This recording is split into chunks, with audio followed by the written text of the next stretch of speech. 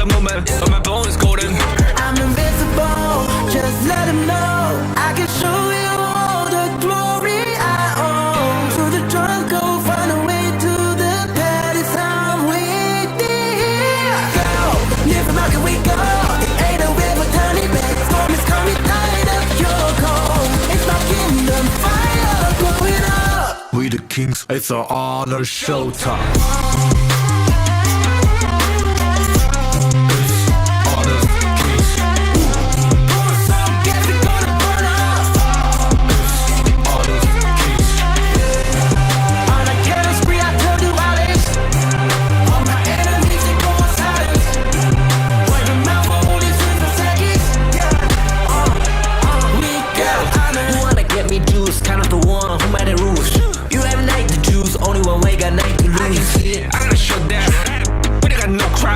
We bound if I'm this one, crashing pieces you can cheat. First blood, double trouble, then I take a pen, I kill. All you do is sweat and look at me stay with the rain. Say. I've triggered my soul down. On my pace. We the champions screaming, I'm invincible. Just let them know I can show you all the glory I own. To the drunk, go find a way to the palace. I'm waiting.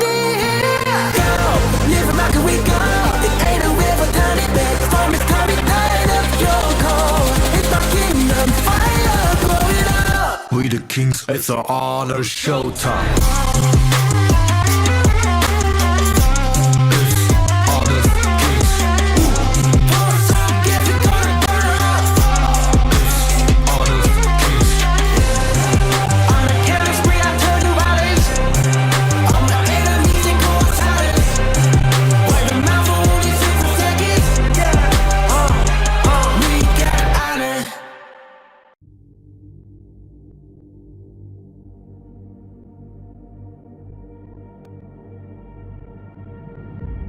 I feel it deep, flowing through my blood.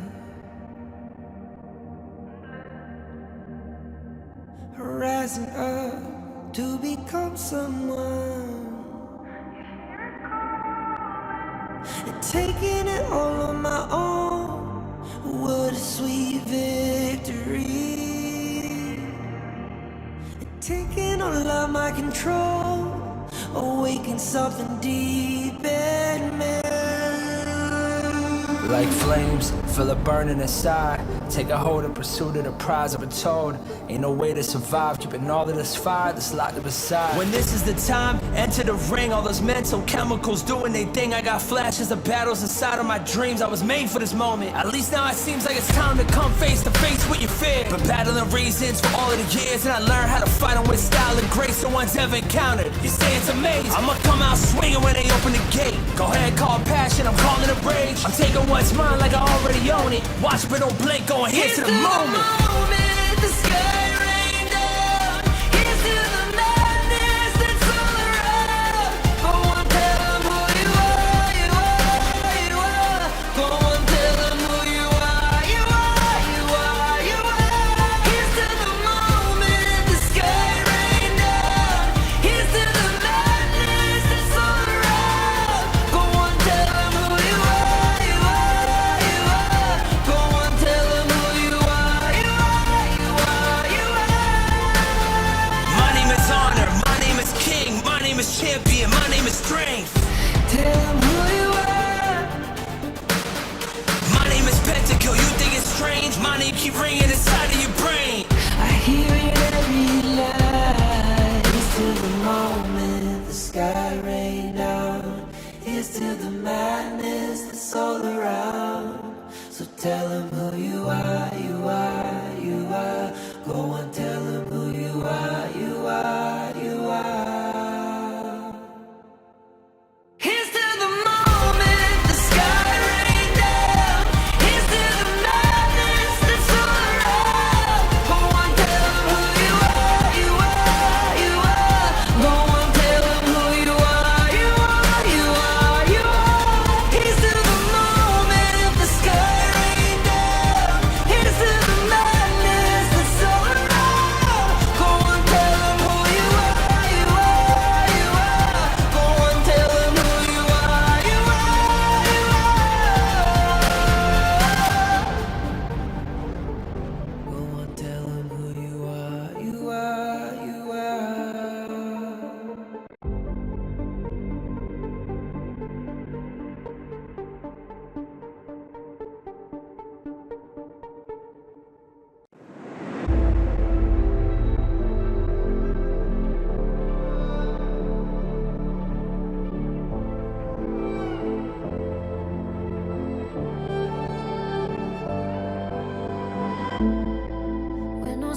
to the fallout.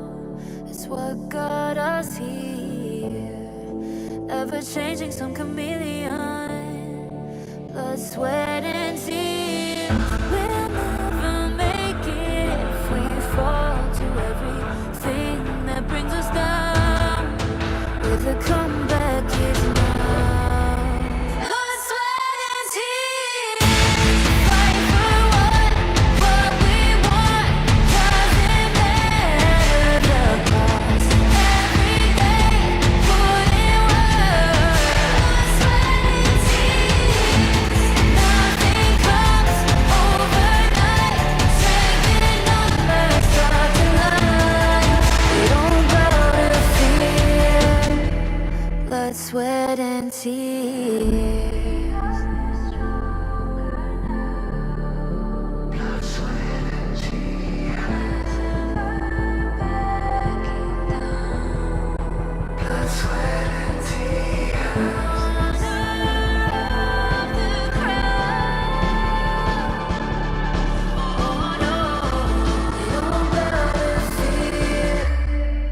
Blood, sweat, and tears.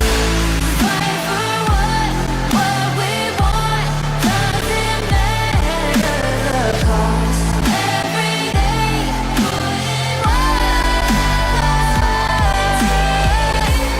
Nothing comes overnight. Strength in numbers, start to lie. We don't bow to fear.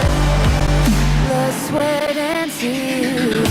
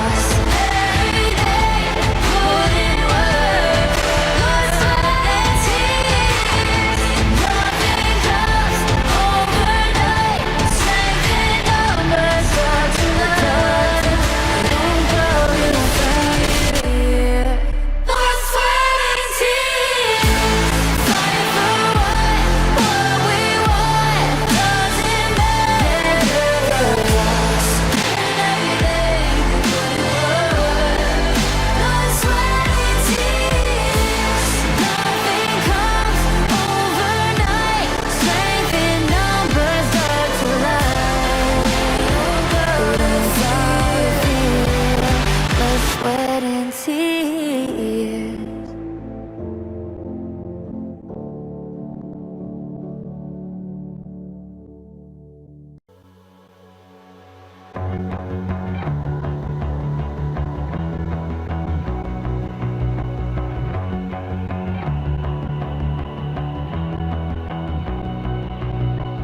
You've walked through the darkest nights. You've heard the crowd, felt the blinding light. You were standing there when your heart comes alive. It's a dream of a head, and it never dies. Right here, right now, give it all, get it out. Never a surrender. I fight and never fail.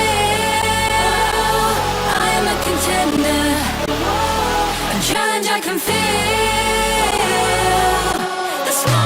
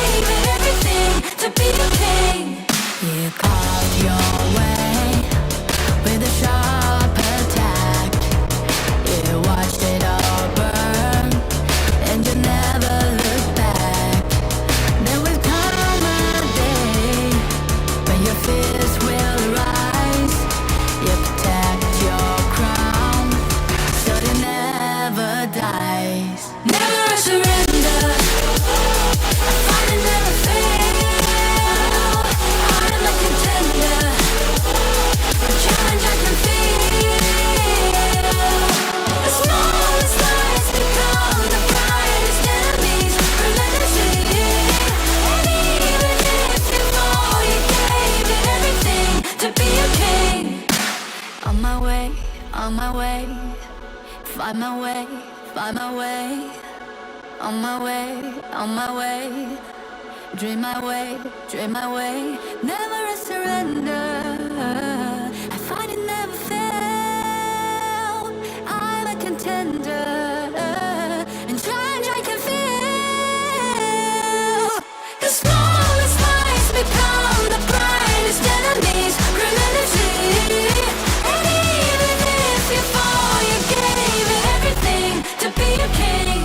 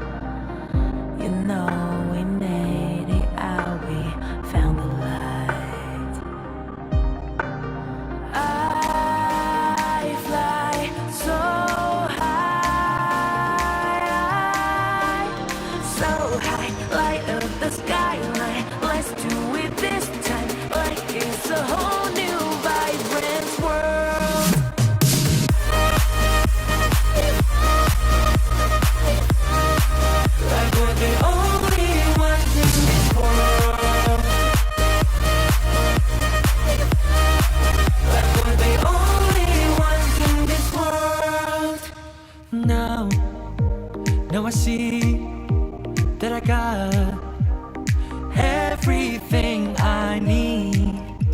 It's alright, I'm on fire, I'm alive, 'cause now I fly so high,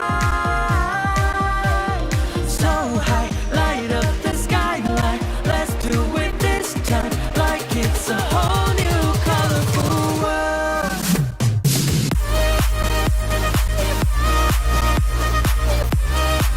Like we're the only ones in this world.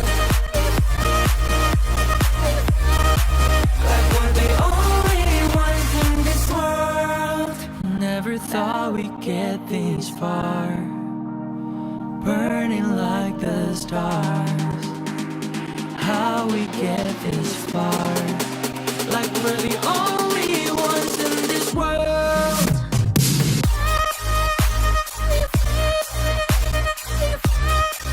Like we're the only ones in this world. Like we're the only ones in this world.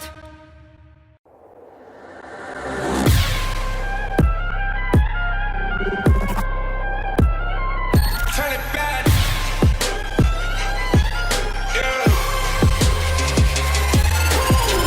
Gear out the weapon, getting ready, counting down. Pay attention to the challenge, tell me where you from. Gotta be tough, gotta be strong, gotta be savage like animal. Every time you try to push me down. Look at me, I'll be lying down when I run around. You don't make a sound, I will catch you. Watch out, it's better for you, got no mercy. Look at me, I'll be rising. Carry the season, you gotta down, gonna wibble. You never hesitate for another moment, but my bone is golden. I'm invincible, just let him know I can show you all the glory I own. Through the jungle, find a way to the palace, I'm waiting.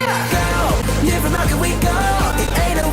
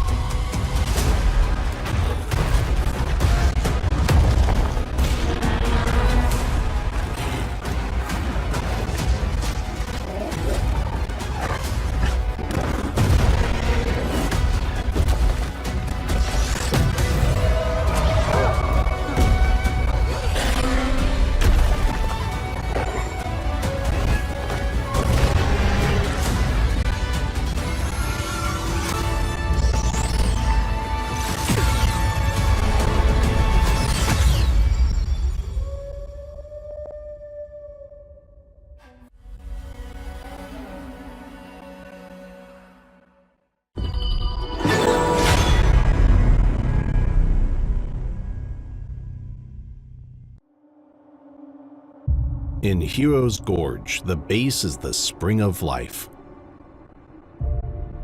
In the real world, every forest and plant is the Earth's spring of life.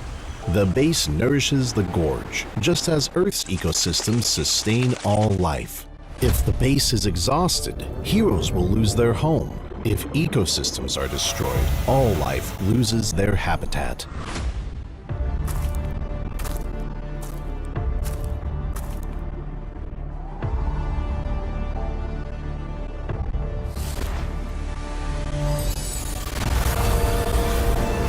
Honor of Kings is working with players worldwide to support real-world environmental causes and protect our planet's future. By participating in Protect Nature, Protect All Life, all efforts in the event will contribute to real-world causes, protect the environment, and let us defend the honor of our planet together.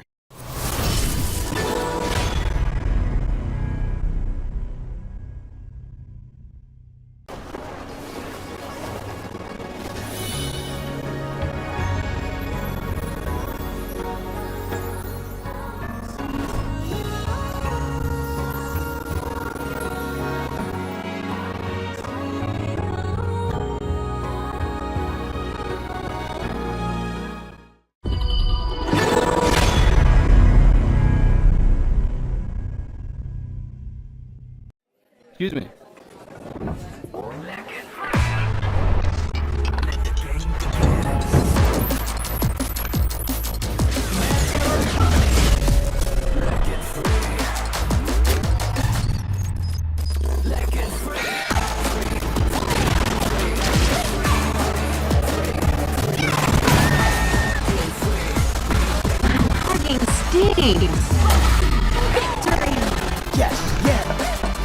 Another round. Sure, but how about a smoother film next time?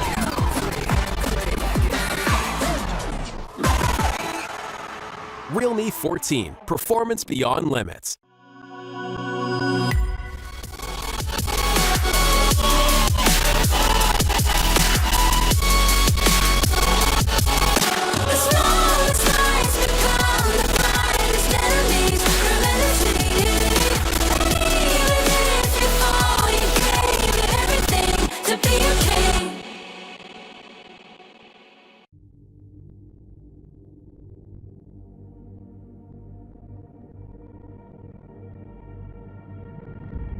I feel it deep flowing through my blood. Rising up to become someone. And taking it all on my own. What a sweet victory. And taking all of my control. Awaken something deep in me.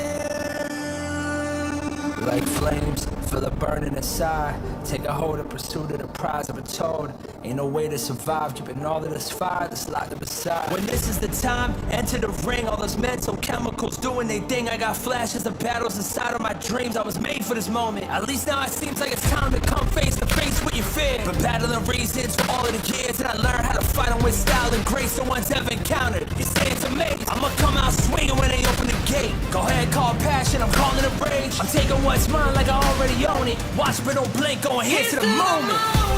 The sky rain down. Here's to the madness that's all around. Go on, tell them who you are, you are, you are. Go on, tell them who you are, you are, you are, you are. Here's to the moment, the sky rain down. Here's to the madness that's all around. Go on, tell them who you are, you are, you are. Go on, tell them who you are, you are, you are, you are. My name is Honor, my name is King, my name is Champion, my name is Strength. Tell them who you are. My name is Pentakill, you think it's strange? My name keep ringing inside of your brain. I hear it every night. It's till the moment the sky rain down. It's till the madness that's all around. So tell them who you are, you are, you are. Go and tell them who you are, you are, you are.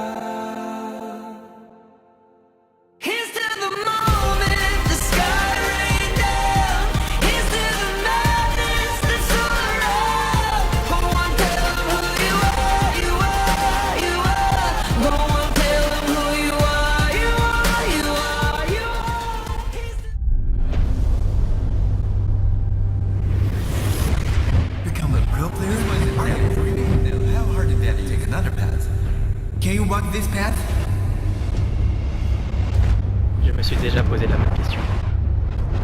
Posso percorrere questa strada? Il l'appelle. Le chemin est le champ de bataille vers le plus grand honneur. Posso arrivare? Je ne suis encore personne. Posso lasciare il mio nome? Inizia a salire su questo palco. But the moment I tapped my first skill button, the moment I stepped onto the stage, I was no longer nobody. Our names began to shine. In facing the tension of adversities, in facing the frustration of defeat, in facing the uncertainty of the unknown, nothing can block the path I choose. With the light of victory, we pierce through the thorns. The path to honor is here. Beneath our feet. Light up.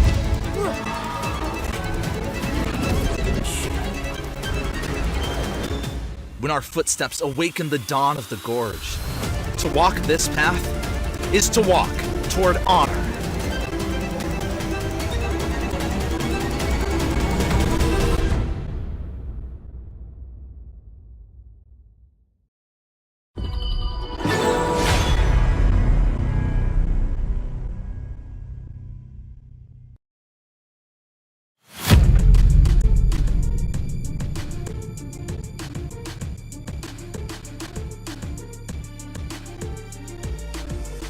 It's not just about adapting. It's about creating your own path. Siamo pronti a sconfiggere chiunque si metta sulla nostra strada. To work down this path, we need to do it together.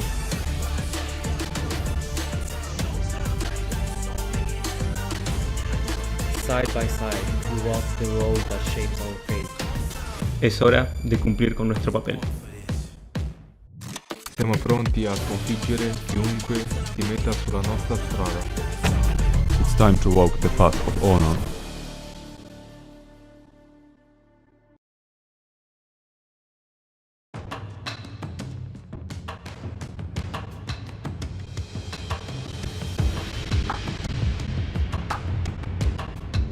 Is yikes get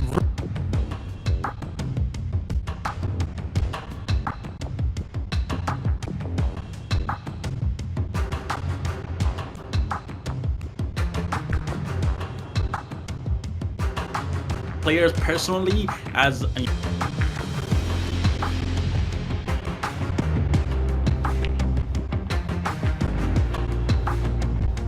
from my perspective, and glad to have you here as well. Absolutely. I mean, it's very good to actually finally have a pro player, ex-pro player on the panel, rather than Kin basically saying that he is an ex-pro player, when we know is not. He takes execute on support hero picks. He's not a pro player. He just likes to believe he is, so we let him believe that thought. But yes, it is going to be a fantastic first day of the West League. I mean, we had a banger of a first day of the East League as well, so some really strong performances there. And I feel like that's going to carry through to the West League as well. Yeah, exactly. I was watching some of the matches. There seems like a lot of brand new heroes are being picked up. Previously we watched some of the EWC matches and some of the the previous tournament matches, and we saw Dune, Ogren, some of the prio picks dominate those matches, the tank junglers. But it seems like that a lot of assassins are playing being played this time around. So I'm kind of excited to see what the brand new compositions are and that these teams are gonna play around. And also with the global and banned pick system, that means their pools, the champion pools, are going to be limited here. So super excited to see how that goes. And again, it's going to be a best of 3 round robin, so they're going to be here to grab these points up for the next couple of days, and these teams are going to give it all.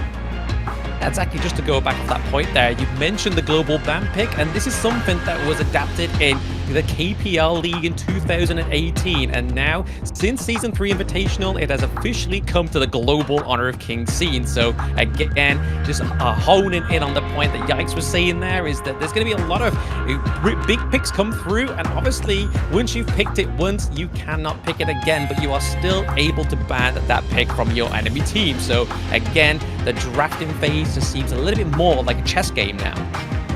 Yeah, exactly. So, it's not going to be the same thing, when you log into the game, play some ranked matches. But jumping right into it, the prize pool, $50,000 USD total, 10,000 going to the champion, second place, 8,500, third place, we're going to have 7,000, fourth place, 6,500, and fifth to seventh place, $6,000 for grabs. That is a big chunk of money here. What do you think about that, Black?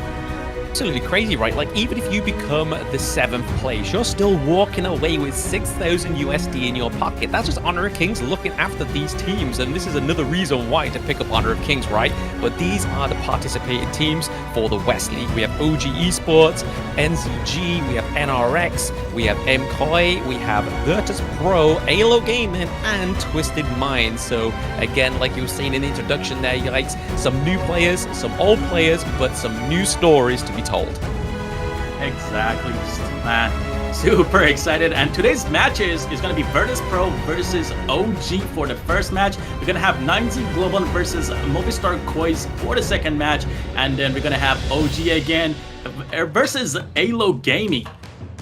Yes, exactly. They do get to go on the board at least twice today. So the OG Esports fan, obviously, for those that don't know or haven't seen it on social media, this was the previous Team Vitality from Season 3 Invitational. So if you were a fan of that team, you're going to be a fan of OG Esports. And you're getting spoiled with 2 games from them today. Yeah, exactly. And for the last matchup that we kind of missed there is going to be Twisted Mind Virtus against Virtus.pro. So Virtus.pro is going to go against both Italian representatives today. So kind of excited to see how that pans out. But yeah, we should be here, starting soon to get into the games and, have a view at the players. So kind of excited to see that coming up very soon. Yeah. I mean, exactly like you said there, right? Like, VP goes against both the Italian teams. The European region, let's say, is having a massive clash within day one of the West.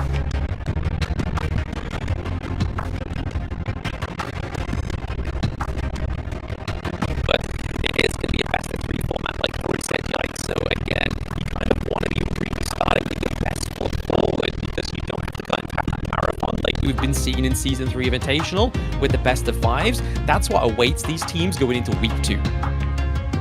Yeah, definitely. And again, as we mentioned, the global ban and pick system is going to be quite limiting here. I'm kind of waiting to see what, which side the teams are going to, prioritize here. Is it going to be the blue side or is it going to be the red side now with the global ban, ban and pick system? So there's going to be a lot of pressure on, the coaches and also the players, see what they want to pick up for their strategy and their lineups and how they want to play it out. So again, super excited to see what's coming up. We don't have any kind of idea because there has been a lot of changes. There has been a lot of updates. Obviously, as I mentioned a little bit earlier, a lot of the tank junglers seem to be falling out of the Pro League meta. A lot of assassins are coming into play. And, we've had a couple of new hero introductions. We had Fate, we had Chano, we had Arc. So I want to see some Arc gameplay. I want to see some Chano gameplay. Chano being one of my favorite heroes. Literally when the hero came out, I did like 3 videos on it right away just because how fun the brand new hero is. So, I'm kind of waiting for the pro players to kind of showcase, the maximum capabilities of these brand new heroes. So hopefully we get to see some of that today on screen. Absolutely. I mean, Chano is definitely one of those more kind of unique heroes, right? He gets to ride a wolf into the gorge. He has the traps that spawn, the wolf spirits as well. He can even take to the skies with his first ability, the soaring signal as well. So again, just like you, Yikes, he's definitely one of my favorites coming into the gorge and one of the newer, fresher additions into Honor of Kings Esports as well. We've been seeing him play quite a lot within the PKL and the IKL. We did see a little bit of a taste of it within the East League earlier, but it was only 1 match, but it's 100% win rate, so that's something, right? Yeah, that's definitely a good start for Chano. And Chano is not the only one taking it to Sky. We have Fate also. He can, he has these wall jumps that could be counted, you know, towards jumping into the sky. But yeah, a pretty great assassin. You know, I've kind of messed around with, you know, going the physical build and also the tank build. I would like to see some of the tank build coming out. He does have a lot of CC, you know, a lot of mobility and execution on that ultimate on Fate is just massive. So again, definitely excited to see what the new heroes are gonna, you know, the opportunities they're gonna offer to the teams and how these teams are gonna be able to abuse that. You know, a lot of times when a brand new hero is released, you kind of don't know how to play against it. So if they haven't played it in scrims against other teams, or even, you know, if they haven't watched other leagues, as you said, the major league in the East, they played Chano a little bit earlier. So maybe the players from the West didn't have enough time to kind of watch the matches and see how Chano was played. So again, super excited to see what these teams are going to be able to come up and if they're going to be able to adapt during the match to counter these brand new picks.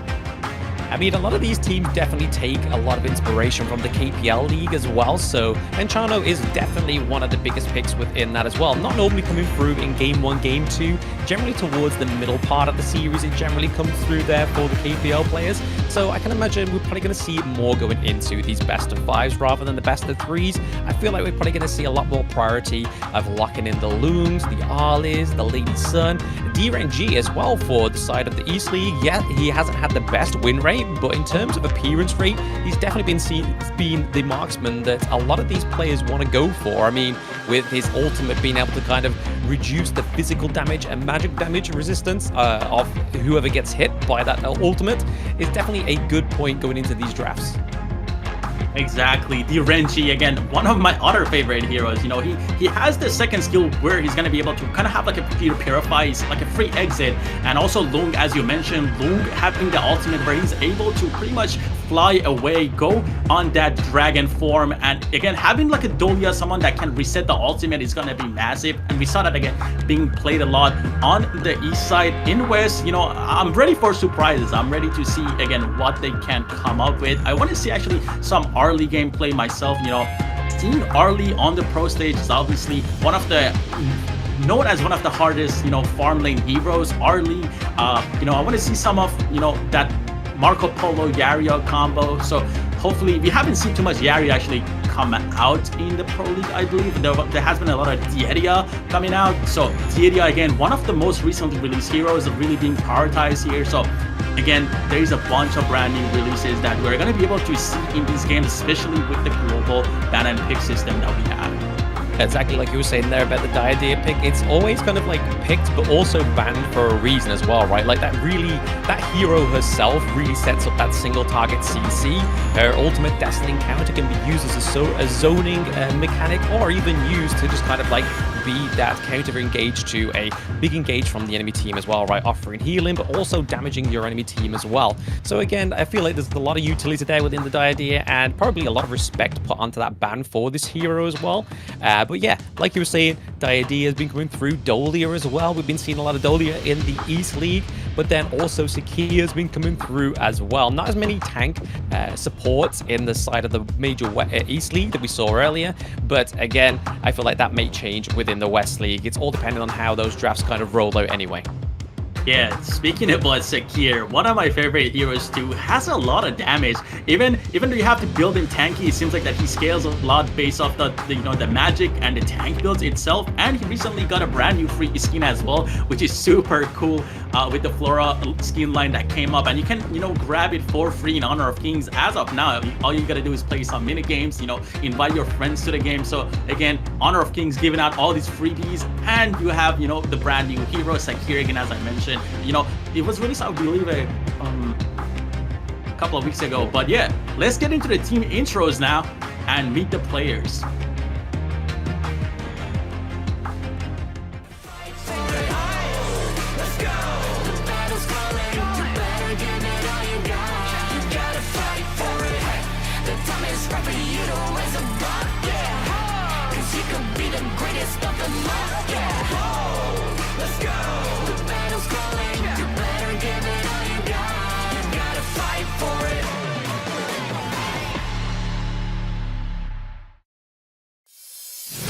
So that is the first team on the board there. It's Virtus.pro. So we have Shisu, we have Alim, we have Red, Prince and Grizzly Q. They are going to be representing Virtus.pro in this lineup. Again, a little bit of a mishmash between these two teams, right? Grizzly Q and Prince returning from 2024's roster, but they have the addition of Major Pride's 2024 roster as well. 3 of them, that is, and that is Red, Alim, and Shisu. So again, 3 great players jumping onto an already great roster. Really gives me a lot of hope for Virtus.pro in this league.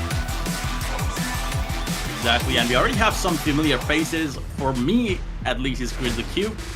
And you can see them on the camera here. They seem prepared. They're kind of getting ready to start the match. And again, they're going to be our representatives from Kazakhstan.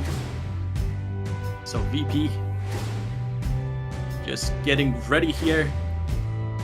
Yeah, so VP obviously going ready here as well. They're pretty much sat here waiting for their opponent, which is going to be none other than OG Esports, right? Honestly, it feels like they're waiting to meet their maker in a way, because OG Esports, those that are new tuning in to Honor of Kings Esports, especially the Major West League, OG Esports was Team Vitality in Season 3 Invitational. They were able to get into the top 4 as well. So there we go. Grizzly Q staring us down. He's like, I'm not scared of OG Esports, but we are going to go and check out OG Esports now.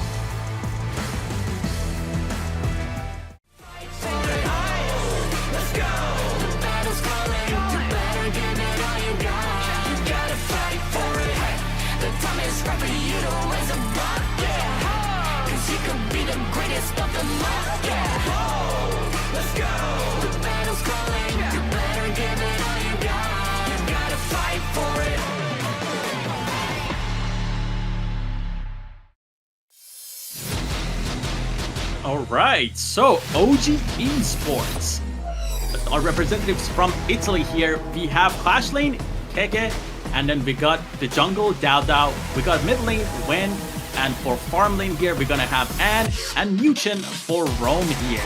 Wow, insane lineup. You know, honestly, just looking at these players, you know, they all seem confident, they all seem ready, and this lineup again is gonna, you know, give Virtus.pro a run for their money here today. Yeah, I mean, this picture right here of OG Esports definitely makes them look like they're more ready. But those introduction ones, obviously Keke with a very cute pose. I was like, bro, don't let that image fool you. He is a Mulan beast. So hopefully we get to see Mulan come through for Keke up into the Clash lane. But this is a team you don't want to underestimate. Yeah, his performance throughout the Invitational, you know, Season 3 was great, and his precise crowd control and setup during fights, you know, is what it's known about. Mulan, Guan Yu, as you said, Charlotte. So, you know, he's going to be definitely someone to look at on the OG side. And again, then we have Dao, also known for his Augurin, Luna, Musashi. I really want to see that Luna, man. We haven't seen too much Luna in the pro play, but imagine, you know, one of these players just pick out Luna, one of the hardest heroes in the game, one of the highest skill ceiling heroes. So definitely cannot wait to see something like that.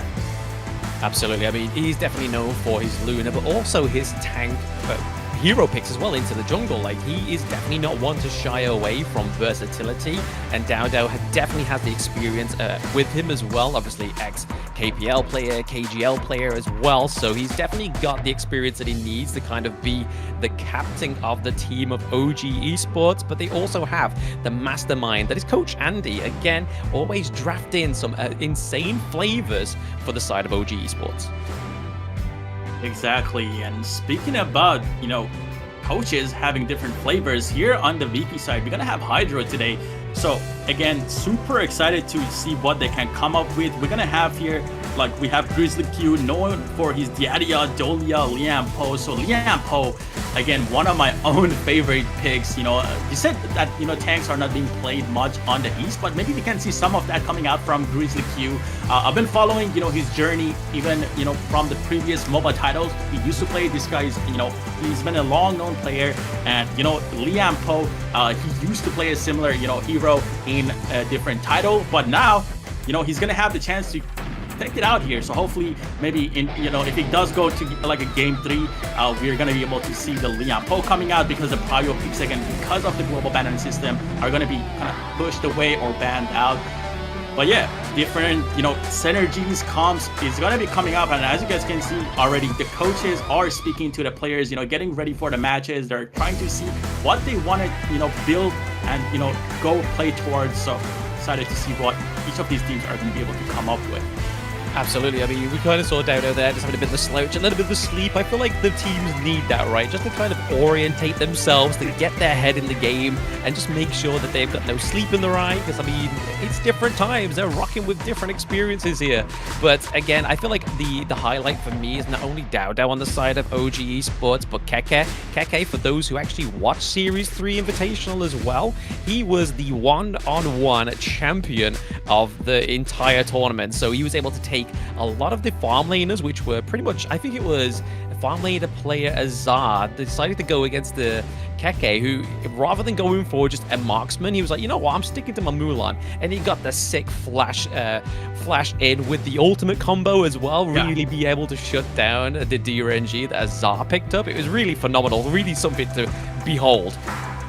Exactly, and as we just saw right there, it seems like OG went with the blue side. They had the selection here. They chose to go with blue, which obviously, again, is going to open up the chance for them to grab a really strong hero. Being on the blue side gives you the first pick, and VP is going to have the red side, which means they're going to have the 2 second picks after that. So, yeah, what do you think about that? Do you think, OG has something prepared? Do you think they're going to be able to lock it down, the hero that they're looking forward to first pick on the blue side? I mean, this is the thing, right? We're getting into the draft now, and OG being on the blue side here, they definitely want to try and, like, prio the biggest pick that they go for, whether they lock in something down into the farm lane for Arn, or even get, like, the mid lane menace, like a Mai Shiranui for Wen. That could be very good for the side of OG Esports, but they're actually going to ban out the Guan Yu, the first ban for the side of OG. Clearly, they are looking at Shizu's hero pool here, and exactly the same thing's happening here for the side of Virtus.pro. They ban out the Mai Shiranui. Yeah, the Guan Yu ban. We were talking about Keke being really strong on the Guan Yu, but them banning it themselves. But yeah, Mai gets banned. Lady soon gets banned here as well on the OG side. A lot of poke, a lot of range, a bunch of damage out of Lady Sun, so they want to try to avoid that. But again, VP is banning now. Let's see what they're going to be able to lock down here and take it away from the OG side. I mean, they've got a lot to kind of think of here, right? They could go for the Ogryn like they have done. It could have been Diadea. There's a lot still on the board there for the Prio first banning phase, but it does mean that Ali is still available. So they're locking in Ali for Arn, but it does mean that Lung is available for the side of Virtus.pro. So will we see a little bit of a tip for tap for Virtus.pro down into the marksman role? It isn't going to be that. It's going to be the Mai Yin paired with the Diadea. So taking off the counter for Mai Yin from the side of OG Esports and getting the Mai Yin, which just had a fantastic performance within the East. Courage is me only and I just saw the Pei pickup here from the OG side. Again, Pei hasn't been played too much, and Pei, again, one of the highest mobility heroes in the game, a lot of damage, and again, it's one of the highest skilled, heroes as well, with the Byron followed up with that. And again, the Diadea and the main pick are very strong here, given the early, and as you said, Lung is up as well, which seems to be what Virtus.pro is looking to ban here, possibly. Oh, they pick it up, actually, so Lung goes to Virtus.pro as well. So, as you mentioned, Arlie versus Lung, it's a bit of a 50-50 matchup, I would say, if the Arlie does play it right. Again, the second skill being able to kind of negate all the projectiles that's coming out from the Lung. But yeah, Virtus.pro has a chance to ban here, and they're gonna ban out the Liang. Wow. Yeah, so banning that the Liang is kind of like just making sure that Mai Yin still has that versatility within her movement to get up and down the gorge. But I do like the fact that they've gone for the Lung here. But like you were saying there, yikes, the fact that Ali has been taken up from the side of OG, she can use her abilities to completely negate those flaming palms. And they are definitely hurting when you've got those two passives coming up, when you already locked in with your first skill. And to be honest, that's what they need to do on the side of OG, right? They don't want to be victims to this great burst damage from the Lung. Yeah, the Duan ban coming out too. Again, he's been really widely used in the pro lane, and Yixin here gets banned out too. A lot of CC. We saw the hero played a lot on the east side of the major league, and now Musashi gets banned out too. again, both teams are having such a solid draft so far. And again, this is game 1, so global ban and picks means the heroes that they're picking this time around, they're not going to be able to play in game 2. So they're going all out. They're picking their best heroes. They're picking all the top tier heroes here. And now it's just going to come down to the last 2 picks on both sides. We have all the bans, and Angela is going to go to the VP side, it seems like.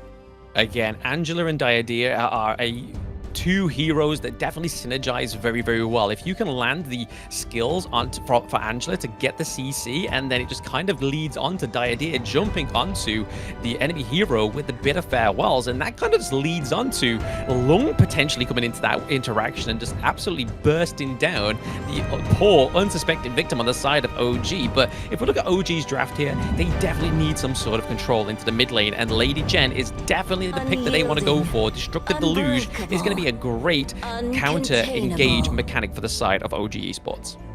Ooh, Lady Jen on top of Mozi. Seems like that OG wants to go for a lot of CC crowd control here. And yeah, as you said, Angela, Diadea combo. Ooh, the Jing pick comes out here.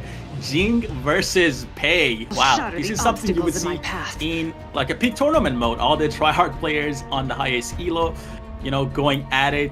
But yeah, Pei, Jing getting locked in. Wow. Excited to see that. Absolutely. I mean, to be honest, to the side of OG Esports, I feel like they have a little bit more of an extra treat there with the Motsu, especially with the Cannon Blast, because you're going to be able to try and deny the side of Virtus.pro ever trying to get into or on top of, say, for example, the Ali or the Pei or Lady Chen into those team fights. So you can expect those Cannon Blasts from Muchan coming in very hard, laying it down thick onto the side of VP. Even if they don't hit, they're just there to kind of try to suppress, to zone away these big mobility picks like the Jing, like the Mai. Yeah, just looking at the draft so far, I would say VP has, you know, a lot of combos to play around. Again, as you mentioned, the Angela, the Diadea combo, and also Main. Main has a bunch of CC and a lot of damage. It's going to be able to kind of control the side lanes, and also, again, if they're able to use the teleport, get into fights at the right time in the clash lane, that is going to have so much value. But again, I'm just excited to see the Jing and the Pei played out, battle it out. Again, very high skilled heroes, known as the high skill heroes, especially like in solo queue. So it's going to be fun. I want to see if they're going to be able to carry and, you know, use those heroes properly on a pro stage. Yeah, I'm going to make the use of having an ex-pro player on the broadcast test today. So with your knowledge of being an ex-pro player here, Yikes, which kind of draft are you favoring most? Because normally I have to listen to Kindo Fu, and he kind of just pulls it out of thin air sometimes, I feel like, with the drafts. So I want to hear it from the guy that's been on the stage, that's been in this predicament himself. So which one are you favoring the most?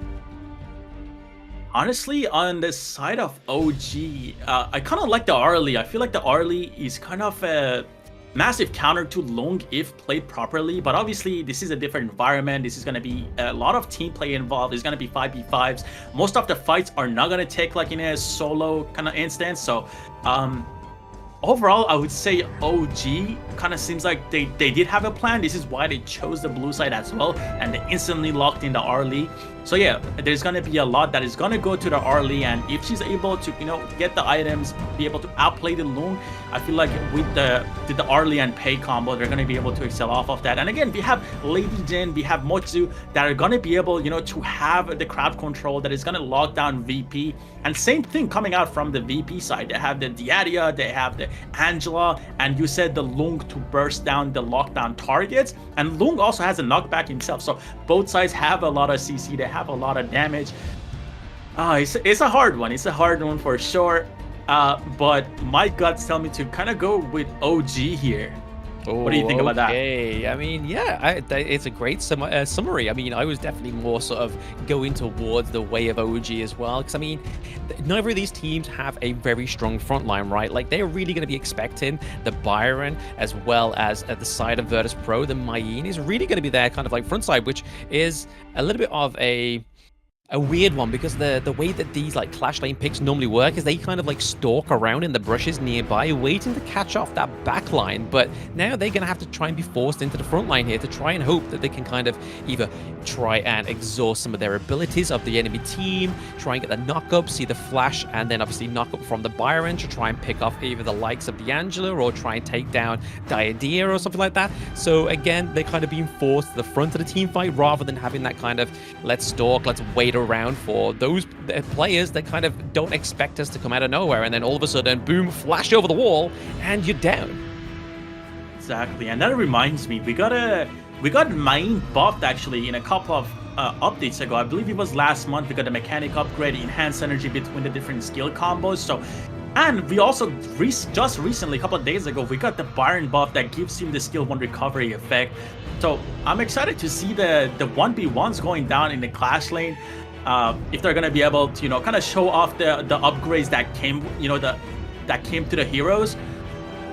Well, yeah, definitely, looking out for the clash lane side of things, see if they're gonna be able to kind of abuse the upgrade on the heroes. But again, it's gonna come down, as you mentioned, to both the Byron and Main being able to roam around after clearing their clash lane. The teleport obviously on that side of the map is gonna, play a big part. We've seen these a lot of times on the pro tournaments. If you're able to kind of push out the lane, take out the teleport, and synergize with your team and dive the other side of the map, that has a lot of value. So kind of looking forward to that for the Main and Byron matchup down in the clash lane. Yeah, I mean, we speak about the actual heroes a lot, right? But again, if we look at the players that are like looking towards this clash lane, I mean, we're definitely focusing heavily on the clash lanes, so we may as well stay on the subject of that, right? In the clash lane for OG Esports, we have Keke, the one-on-one champion of Season 3 Invitational. Most times out of 10, a lot of people would probably say that the Mayin in the early game would be a little bit hard to overcome, right? Especially with no help from your jungler, because she has the HP regen from her passive. But knowing Keke, knowing that he knows the timings of these skills and he is a very skillful clash lane player, I can actually see that if a limb doesn't try and sort of like go up to the side of the clash lane and try and sort of invade to help out Shizu, I feel like Keke could be onto a really good early game. Exactly, but we're gonna jump right into the game. Again, VP versus OG here, and on the blue side we have OG, red side VP, and it seems like we have a. But yes, this is all thanks to our first sponsor of the tournament. The thrilling season of the Major West League is made possible thanks to the support of EWC, helping bring top-tier competition to fans all around the world. Exactly, and it seems like we are having a bit of an invade here from the blue side. Jumping right into that, we have Realme. Our players are geared up with Realme 14.5G, built for moments, made for gaming. Smooth, cool, and reliable, just the way esports demands. Ready for a level up? Get yours now and feel the difference. Yeah, but speaking of reliable, you can definitely see the reliability of Muchin here, rotating very heavily with Ana as well, just trying to keep him protected, making sure that the early game definitely goes into the favor of OG down into the farm lane, because both of these teams have very late game heroes down into that farm lane, right? They need to make sure that that level advantage, but also the gold resources, goes in the favor of their own marksman. Exactly, and just a little bit of ago, we saw that both teams actually got the Azure Golems of each other. So Pei, again, having Pei, you're gonna see a lot of invades, and we saw the invade on the Azure Golem. He got the blue buff, and seems like on the VP side here, we actually got the Angela getting the blue buff, the Azure Golem. But yeah, I mean, pretty, classic gameplay coming out here. Just both junglers clearing the jungle now. Trying to deny any kind of rotation here from obviously Diadea as well as Angela. Red playing a lot of presence down into the farm lane, as most times out of 10 the Angela players generally do, right? They really want to make sure that Prince has the greatest early game as possible, but Dowdell using the teleport mechanic to go down into the mid side of the map to try and clear up some of this minion wave there. The Cannon Blast does connect onto Prince. You've got to be careful. He can't take too many of those in the early game. Yeah, Mogi having the poke with the second skill, and seems like they want to go for an engage now. A lot of poke on Long early takes a lot of damage right back, and now she just want to go for the Farhawk here. Seems like another invade coming out from the OG side, as I mentioned. Pei is just putting in a lot of pressure, and having Byron on the side of, again, OG being able to invade with the CC they have, again, putting a lot of pressure on the VP side. But bot lane seems pretty even at this point. Mozi going for more poke here, and this could be... Okay, they're gonna back off. I thought there was gonna be a 2v2 here for the bot laners. I mean, Wen's rotated down, right? So again, Angela Red has also rotated a limb as well. They really want to try and set up the perfect farm lane here for when the neutral objective comes up in around about 43 seconds. But I want to give props over to Dao there, right? He was able to steal the Crimson Golem from the side of VP, but also exhaust the ultimate of the Blazing Brilliance. But right now, the Cannon Blast did connect, but it's not going to be able to bear any fruit. The Infinite Fastness does get exhausted as well onto the side of VP. Yeah, Lung having to waste the ultimate right before an objective is coming up. That is a very massive pick right there on the OG side. And Lung have to recall again. Objectives are coming up. I feel like both teams are kind of prioritizing the Tyrant. You can see both teams kind of heading down, clearing the mid waves here. And we're gonna see a... Oh, when he's such a good position, gets a stun and a knock-up on the Lung here. But Tyrant is gonna go down to the OG side. It seems like they're gonna burn it through. And Lady Jen is gonna go down here with Mozi going down as well. Wow, VP answers right back, even with OG having the Tyrant buff here. I mean, they get the Tyrant for 2 kills. It's not like they lost on there, so I feel like that's still like a decent trade onto the side of OG Esports. Like, if they lost on, then I would be a little bit more like, uh-oh, this is a bit troublesome, but this is troublesome here, the 3v1. Ooh, Diadio jumping right on top of the Arlie. Lung following right up with the Angela using the ultimate. Lung is gonna go down here. Wow, Arlie surviving that.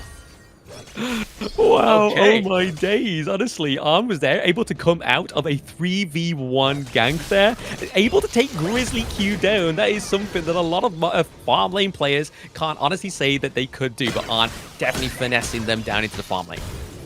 Yeah, and while all of this is happening, OG is constantly invading the entire red side of VP. You can see Jing doesn't even have the Crimson Golem anymore.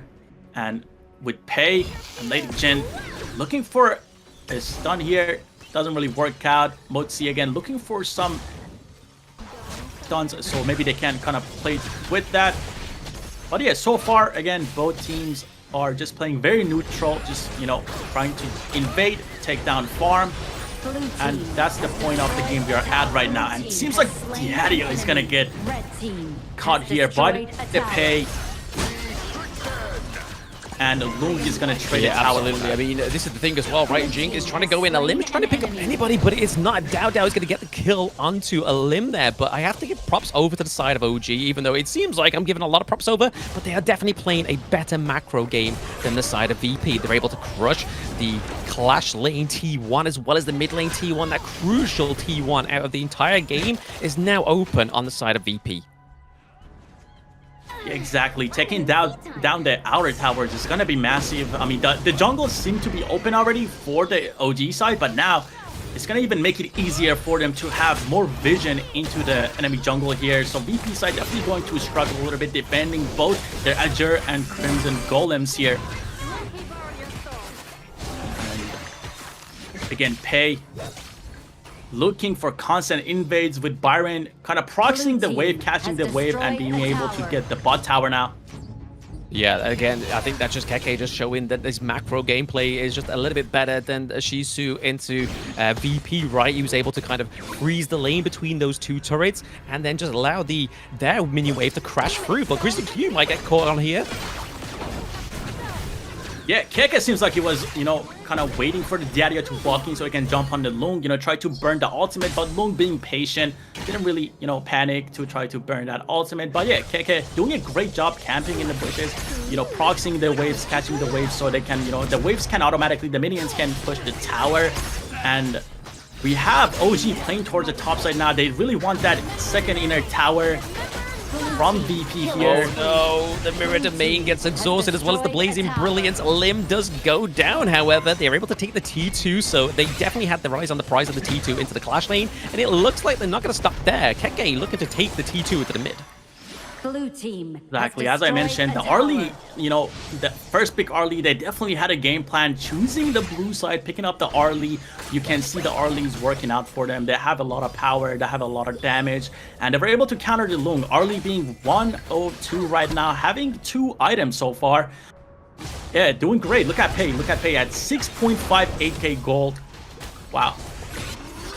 Yeah, Pei definitely putting down the pain in Pei, but right there we do see again another mirror domain being exhausted onto the side of VP. Cannon Blasters connect, but once more, I feel like Virtus.pro is not able to actually go any further than their high ground turret territory. They're just kind of stuck in their base. Yeah, as you said, high grounds. The high grounds are the only thing standing now, and OG, they're trying their best here to get them. Once they get that, the super minions are going to start spawning. Lung is going in here, 1v4. You know, nothing going to come out of it. He's going to have to ult back into the base, into safety. But yeah, high ground, mid-high ground goes down, opening up the map just a little bit more for the OG side. I think this is where the consequences of not having a strong front line really comes through for both of these teams, but I feel like because OG knew that, they were like, right, we're gonna have to play very aggressive into these team fights. The fact that they're able to draft the Motsu towards the end of their PP as well really just helped them have the edge into these team fights, right? Those cannon blasts from Muchen has just been setting up the dream engages for the side of OG Esports. Exactly. And Lady Jin is having a lot of value as well. She's able to like kind of get all the CC out from her side. And now we have a team fight going down. Angela gets a pick with the help of Yadia. And another pick here is gonna go down on the Motzi from the Main. VP hanging on. Byron is gonna flash in, get a kill on the Jing here with the help of Pei. So it's a 2-1 trade for the VP side. 2-1 trade, they do lose a limb, right? But I mean, now they are still able to try and pick off Keke, and Keke goes down by Red as well. So the Blazing Brilliance finally connecting for the side of Virtus.pro, being able to neutralize that kill lead to 5-5. I feel like now that Arn has had that time off of the Gorge, we need to see some of these jungle camps being taken for Prince. But it looks like that Dao Dao's already helped himself to all of the side of Virtus.pro's jungle camps. Exactly, and right here we can see VP wants the Tyrant. At this time, you know, it's 10 minute plus, so the Tyrant is actually enhanced now. So both teams are gonna be kind of looking for this Tyrant or the Overlord, or more so the Tyrant here now. As we can see, they're all pathing towards the bot lane here.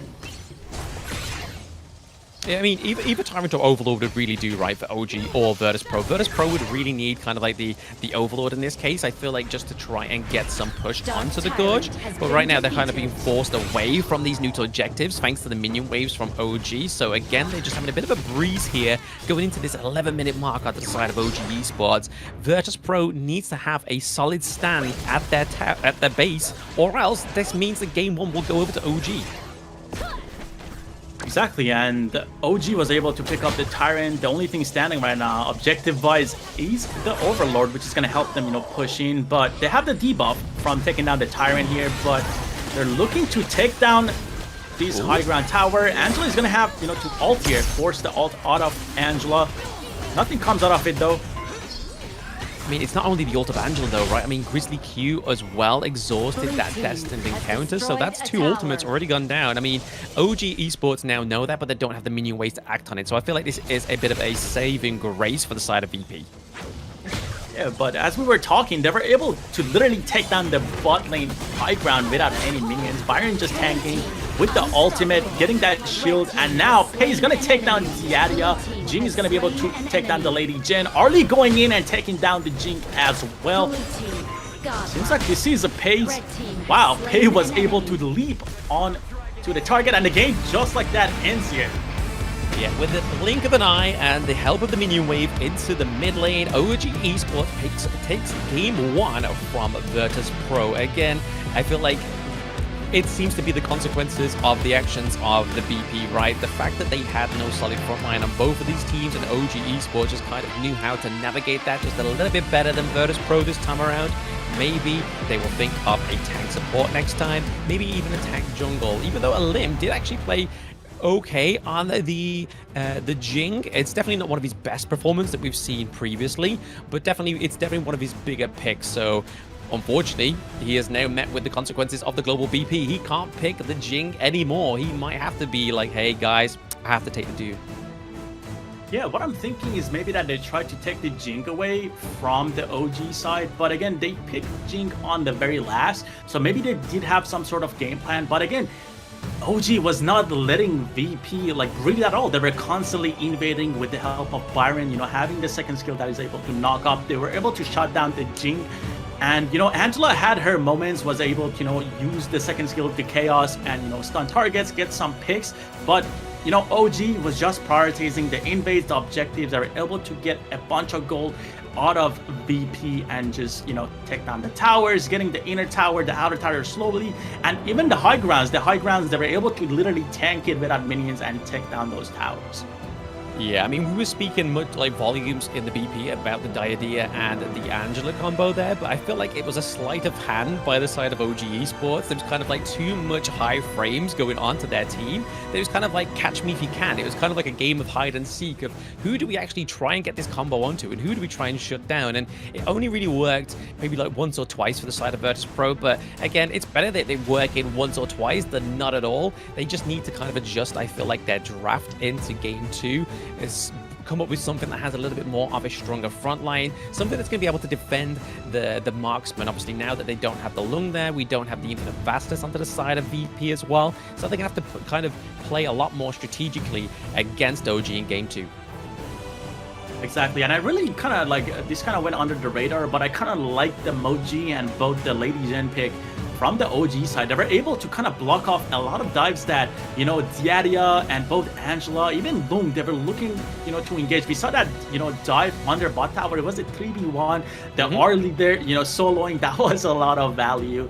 As an early player, that is, super satisfying being able to hold off a dive like that. But yeah, again, Moji, Lady Zen, being able to cancel out a lot of the dives. Diadea has to get in whenever you use a second skill. You're going to have to jump under the target to lock them down. And they were blocking that out with the cannons coming out from the Moji. And Moji was, I think he kind of had like an 80% hit rate on that second skill right there. Lung sometimes had to ult away. There was a lot of plays being started with the Moji landing that second skill, which is the stun.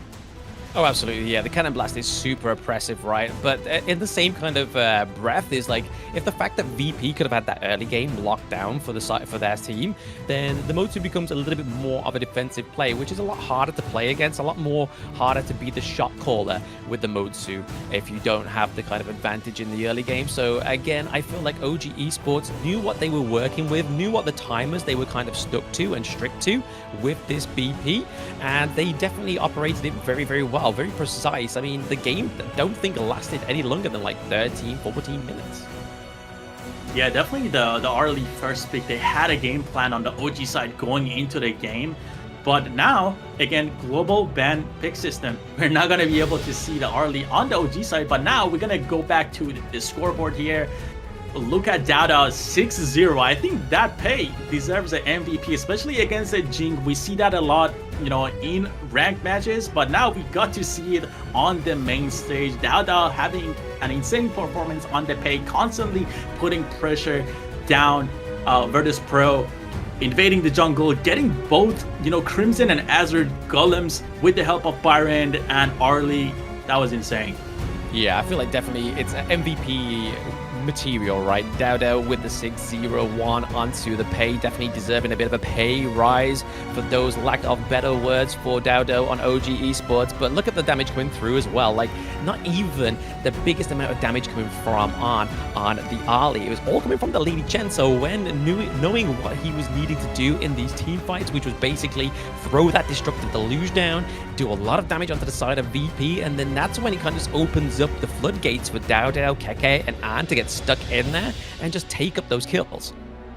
Yeah, Lady Jen, wow, she was roaming around the map, getting all those stuns. As I mentioned, she was blocking off a lot of dives that both Diadea and Angela were looking towards, to start. The VP couldn't really do much, and she was kind of baiting out the skills using her second skill. So, yeah, massive props to the Lady Jen and both the Moji as well. Obviously, he's not going to have too much damage, being the wrong player going the tank build. But yeah, both sides, amazing game. I cannot wait for the second game to see what they're gonna play it's not all about damage, right? Honestly, with Muchin there, just having that main role of just trying to catch out those squishier heroes on the side of VP, just serve the purpose it needed to do. But MVP is definitely going to go over the Dowdell, like I did say. The 6-0-1 KDA game 1. This guy was yawning. This guy was having a nap on the desk. He's woke up. He's like, bro, give me the 6 kills. I'll take it. 23% damage dealt, 13% only taken. So he was dip diving and dodging all those abilities from the side of Virtus.pro, but also gaining 27% of the total gold for OG Esports. Yeah, definitely deserved. You know, Pei can be lethal when played right. I see a lot of, you know, tier lists say Pei is at the bottom, stuff like that. But yeah, Pei definitely one of the best solo queue heroes, and also apparently in the pro play now. So let's just look at some highlights from both teams here. Again, it all started with this fight right here. And Arlie, the 1v3, look at this. Arlie being able to take down the Diario here right away, you know, getting the heal pack under the tower. Wow, that was so massive, you know. And another fight again with Jing trying to, you know, stall it a little bit, try to get some of that life steal, but Pei's going to be able to take him down. More fights coming out here. Again, Angela, we can see the Diario Angela here. They were able to get actually 2 picks here, if we remember correctly. And now right here, this was the high ground fight.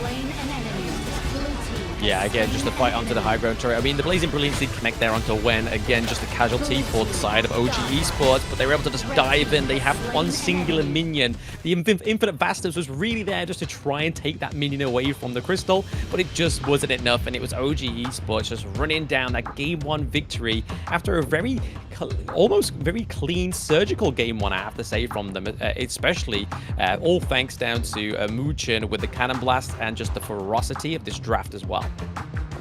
Yeah, just looking back at the highlights, I noticed that the Byron flash plays, they were kind of massive there as well. So yeah, Byron getting in, being able to kind of have the Mutzi follow up with that, it was insane. But yeah, guys, we're gonna go ahead here and take a bit of a break, but we'll be right back with the second game. See if VP is gonna be able to kind of battle it out with OG.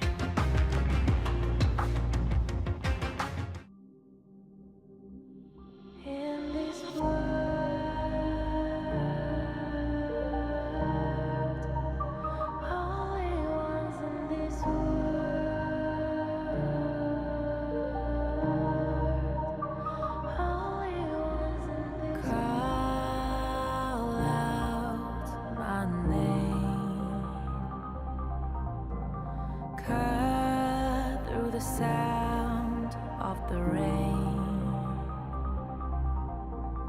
No matter how I feed the flame,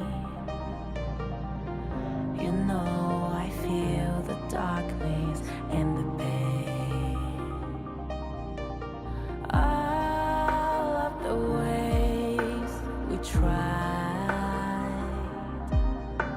to break free from the night, you know we made it out, we found the light. I fly so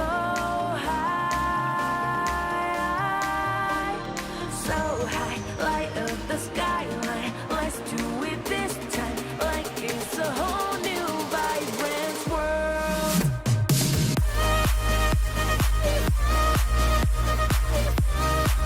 Like we're the only ones in this world. Like we're the only ones in this world. Now I see that I got everything I need. It's alright, I'm on fire, I'm alive, 'cause now I fly so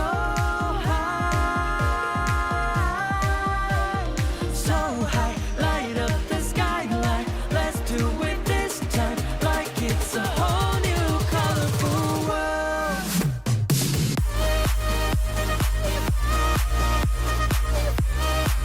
Like we're the only ones in this world. Like we're the only ones in this world. Never thought we'd get this burning like the stars. How we get this far, like we're the only ones in this world.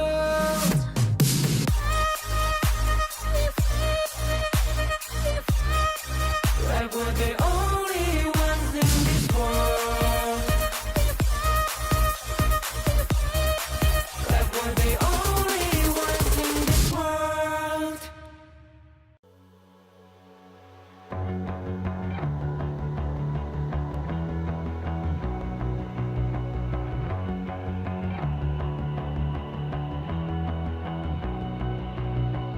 You've walked through the darkest nights. You've heard the crowd, felt the blinding light.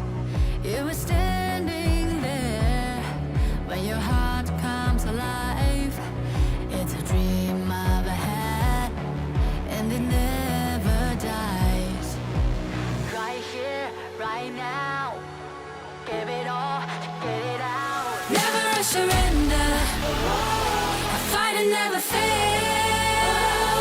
I am a contender. A challenge I can feel. The smallest lies become the brightest enemies. Relentlessly. And even if you fall, you gave it everything to be a king.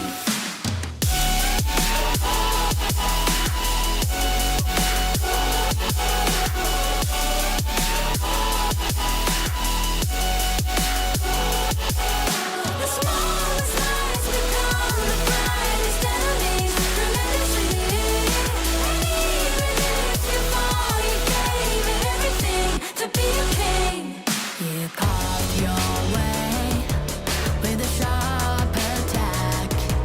You watched it all burn, and you never looked back.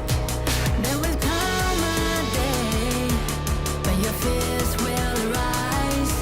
You protect your crown, so they never die. Welcome back to the Honor of Kings Major West League Spring 2025. We just had the game one between OG Esports versus Virtus.pro. A little bit of a virtuous beating there for OG Esports. It seems like maybe just a little bit of a better draft going into this game two. What are we feeling like going into game two? I mean, that was the start I wanted. We got to see Pei, we got to see Jing, we got to see the Diario coming out. You know, obviously, as I mentioned, one of the the heroes that was released a little bit recently. So yeah, going into this with the global ban and pick, I want to see the Sakir coming out, the Chano, the Fade. But man, they've been entertaining so far with both the Pei and the Jing, so I'm happy with that. But yeah, what do you think? What do you think is gonna happen with the draft this time around? I feel like it's just going to be a little bit more coordinated, I feel like, because both of the teams went through a very similar kind of play style. Like I was saying in the BP of game one, they didn't really have that strong front line. It was just all about who was going to be able to set up the better engages, and the fact that OG Esports went for the Motsu just meant that they had the edge. They had that long range from the cannon blast that they really needed to set up Pei, to set up Byron, to get in there, and then that was kind of like the rest was all she wrote. So I feel like onto the side of Virtus.pro, they kind of need to go for a little bit more of a stronger front line, maybe try and lock in something like the Zhang Fei, as well as maybe even the Dune into the jungle, so that you've got just a little bit more of a safety net when it comes to your squishier heroes. Yeah, again, as you said, the Mochi is not going to be playable on the OG side anymore. Again, with the global ban and pick system. So that not being playable, the Pei not being playable, the Arlie not being playable, we're going to have to see a different playstyle from the OG side coming up. So I'm super excited for that one. Hopefully the VP side, they're going to be able to lock down the Diaria. I feel like giving OG with the plays they had, the constant invading, the constant, catching out the players, Diaria is going to be very strong pick that, OG is going to probably look into picking up here. But yeah, for the side selection, do you think VP is going to choose the blue side here, or do you think they're just going to stick to the red side? I think it's all down to the draft that they're going to go for, right? Like, they're going to already have kind of like a preconceived idea of what they're going to go for in this game too.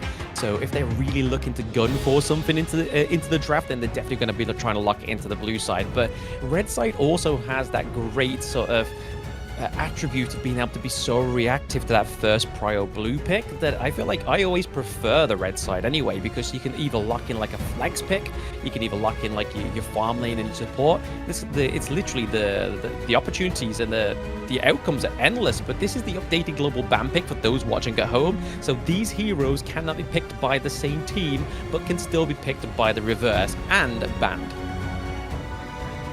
Exactly, and we can see that the players are getting ready for game 2, speaking with the coaches, and seems like that the VP side here is trying to strategize, try to come up with a solution. And yeah, VP is gonna stick with the red side here against OG. I don't know how I feel about that, giving OG the blue side again. Maybe they do have a game plan, or maybe they think that OG only had the early pick for the first pick here on the blue side, so maybe they're gonna be able to challenge him here on the red side. Like I said, with the global BP, the draft now becomes a chess match. It's no longer kind of just like, let's make sure we get this first, let's make sure we get that first, which is where the blue side really kind of shown last year in 2024, is because it kind of gives you the hope that you can try and lock in one of those big T0 picks. But now it's kind of just like, well, if they go for blue and they've already picked something great from game 1, like the Loon, like the Diadea, it already dwindles down what they're actually going to be trying to go for on the blue side, which already gives a lot of intel over the side to your enemy team as well to be very reactive with those 2 picks. Yeah, I think this is going to open the space for picks like the RNG, the Direnji, and the Lady Soon. But yeah, we're going to get right into the draft once again. OG versus Virtus.pro. First ban is going to be coming out from the OG side once again, since they are on the blue side. Kind of excited to see what they're going to ban out here. Is it going to be the early? Oh yeah, it is going to be the early. Straight away they're going to ban it out, so VP does not get to play with the hero they played last game. Yeah, they don't want the Ollie coming onto the board, right? I mean, we saw what Arn could do with it. So again, a lot of players in this kind of environment can do exactly the same thing. Maybe not the 3v1 engage and actually try and survive that, but at the same time they could still be very slippery, very hard to catch. And the fact that they don't have like a Motsu or anything like that, they would be heavily reliant on trying to get this Diadea through onto the blue side if they were successful with the early pick. But banning out the Dharma as well, a big clash lane pick for the side for both the East League and the West League and all the leagues going on right now. Dharma has had a fantastic pick rate and performance rate this far.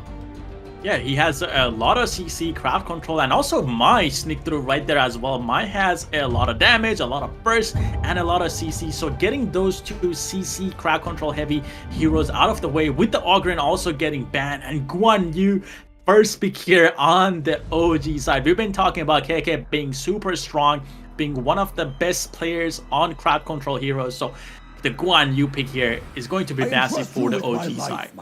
I can't help but feel like game 1 BP was a little bit of a mental mind control, a bit of a mind game here, like, oh yeah, let's prio ban the Guan Yu, let's try and throw them off here, and then all of a sudden, boom, game 2, Guan Yu comes through. Keke has now got a horse. He's going to be able to navigate the gorge a lot quicker, a lot faster. The side of BP, what they really need to focus on here is making sure that Guan Yu doesn't have the prio into the clash lane. Yeah, the RNG and Lady Jin being picked up here for the VP side. I really like the RNG pick here. You get to build a little bit hybrid, so even if they do dive you, you're going to be able to survive a lot of these fights. And again, you have the second skill that gives you kind of like the cleanse, so you're going to be able to get out of a lot of the control that is going to come probably from the OG side. Seeing that they prioritize Guan Yu, they're definitely looking towards that, and we can see that followed up right with Princess Frost, obviously having the slow with the first skill, the stuns, the freezing with the second skill, and the ultimate again followed up right on top of that. So yeah, Darren GA is going to have an easy time on the VP side, and I really like that pick here for them. I mean, how do you counter a massive AoE that they've seen from game 1 for the side of OG Esports, right? The easiest counter is just laying down a bigger AoE, and that's exactly what Winter is here is going to do, but locking in the Liang as well, so already trying to predict that VP are going to try and go for some kind of high frame into the jungle, potentially, is definitely something that OG are trying to catch out, or even maybe just trying to lock down the Diren Jet. Yeah, I was talking about the Renjie here, having the second skill, being able to, you know, get out of a lot of dead situations, but they lock in Liang. OG, man, they're reading VP in the draft right now, I feel like. And also the Lady Jen is gonna get countered by Liang. So both Renjie here and Lady Jen gonna get countered by Liang. And OG is gonna go ahead here and ban Monkey and VP ban Duen here with Musashi followed right up. Last man coming up for OG, they're gonna ban Dian Wei. Yeah, so Dian Wei recently had obviously a buff, right? So again, he's definitely become a lot better with his Leaping Fury, with his lunge from his obviously enhanced attacks as well. But oh, here we go. Yikes, you get your Chano on the Gorge for game 2 of OG, baby. That is going to put some suppression onto the D-Ranger. Trying to get the lockdown onto this pick is probably going to be one of the hardest things for VP. And then not only that, they're like, hey, if you can't catch out Chano, if you can't catch out Guan Yu, try and catch out Luna. You know what? I give up. OG, already my favorite team probably in the tournament. These picks are crazy. Look at Luna here. Look at Chano, exactly what I wanted. And, you know, VP picking up Lamb. Wow, Lamb, it is going to be very interesting here. We've seen Lamb kind of get adjusted a couple of times in the past few patches. He was more like a tank jungler, and then he was adjusted more like a physical build jungler. So I kind of want to see what they're gonna build on Lamb on the VP side here to try to kind of counter the OG heroes here. But again, they have Liang here. I don't know how Lamb is gonna play into the Liang. Obviously the ultimate from Liang, just being able to lock down a target from distance, is gonna be massive for them. So yeah, Lamb, what do you think about the Lamb pick here actually? I mean, it could be huge, right? I mean, it's definitely one of Lim's biggest picks that we've seen historically, as well as his Jing. So it's definitely like a comfort pick that they've gone for here. Maybe it's not the best suited, like you said, especially with Liang and Princess Frost onto the Gorge for the side of OG Esports. But I like the fact that VP has listened to Coach Blam and Coach Hydro, is that the fact that they've actually got a solid front line here. They've got the Zhongfei, but they've also got the Byron as well. So they definitely have the tools that they need to try and set up that big engage. But they've really got to try and dodge both the Winter is here and the suppression from the Liang as well, which is going to be very tricky for the side of VP. But if they pull it off, they could definitely do some damage with this. Yeah, definitely. A lot of crowd control on the OG side. So again, surprised to see the Lamb pick the RNGA and the Lady Jen. Obviously, they're going to be, you know, have a big part of the VP side. They're going to be able to, you know, kind of cleanse and also dodge a lot of abilities. So hopefully they're going to be able to kind of, you know, capitalize on that and annoy out OG, you know, make them waste their abilities on them. So the Lamb is going to be able, you know, to go in and kind of assassinate the backline if, you know, they use a lot of their crowd control. But yeah, Liang having literally a point and click ultimate, one of my own actually most hated heroes. So you know, I want to root for the OG side here, but them picking up Liang, yeah, that might change my mind a little bit. There seems to be a little bit of a bias there just because of the hero that you don't like, but there we go. We all have our heroes that we don't quite necessarily get along with, but hey, it all depends on how these players play it and the function of this hero on this draft, right? And it's all going to be down to locking down a Lim on the Lam, maybe even trying to catch out Chisu on the Byron as well, because we know that we're going to be seeing those big flash knock-up engages if they ever get the chance to do it on the side of Virtus.pro. But I feel like with Grizzly Q finally going for a tank support, having that unbridled outburst as well is going to really set up a team fight with the most potential. Yeah, and we can see that already here. Princess Frost is on the top lane with the Guan Yu. They're trying to get an early pick on the Byron. Gets pushed back. A lot of damage already from Guan Yu's knockback. Yeah, when he has those empowered skills, right, they're going to do a lot of damage to a level 1 Byron. And the fact that he has the most mobility as well is definitely going to be the thing that really shows him here. But OG going for a little bit of switch up in the lanes, right? We see that you've already pointed that out. Yikes, that when rotated up into the top side of the map, we've got Liang already putting pressure and clearing out the mid wave. But then Chano, because he has those Spirits Wolves, he's able to kind of just like 1v1 the Derengi with ease here, because the thing with Derengi as well, right, is that his reach doesn't really quite get to his optimal level until he builds that Sparkforge dagger. Exactly, and it seems like there's a 2v1 going down in the bot lane. Wow, we have Princess Frost kind of roaming around trying to watch for these lanes with the help of Liang. Seems like that Muchen here is kind of taking a bit of a... It seems like they're trying to get Muchen to level 4 really early again, trying to get that Liang ultimate out. And makes sense, right? The fact that Alim's got to be in the jungle, right, and he's going to get to level 4 a lot quicker than the support. So getting Muchen prepared for that point in the game, I think is a very smart move from OG Esports. Yeah, look at him. He's already level 3, almost level 4 right there. Princess, you know, Luna level 4 already. And seems like Azure Golem is coming up for the VP side, but OG is prioritizing the Byron here. Muchen just kind of going into that rush, like, oh damn, like there's 3 members of VP in my jungle. I'm gonna dip. Yeah, it seems like Chano is engaging super heavily on the Direngie. As you said, Direngie doesn't have the range that he really wants to battle out the Chano, and that comes with experience from Anne, being able to poke out the Direngie in these solo fights. So, you know, Direngie has to call out for his teammate.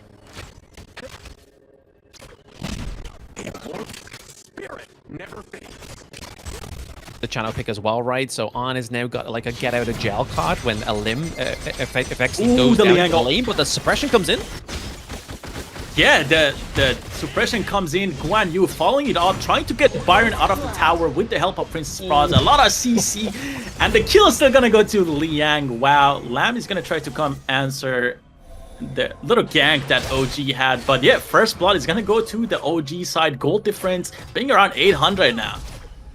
Yes, about 800 gold difference there for the side of OG Esports. So he's got to keep and maintain that pressure to Virtus.pro. But right here, we're kind of seeing that Grizzly Q is definitely sticking to Prince like glue.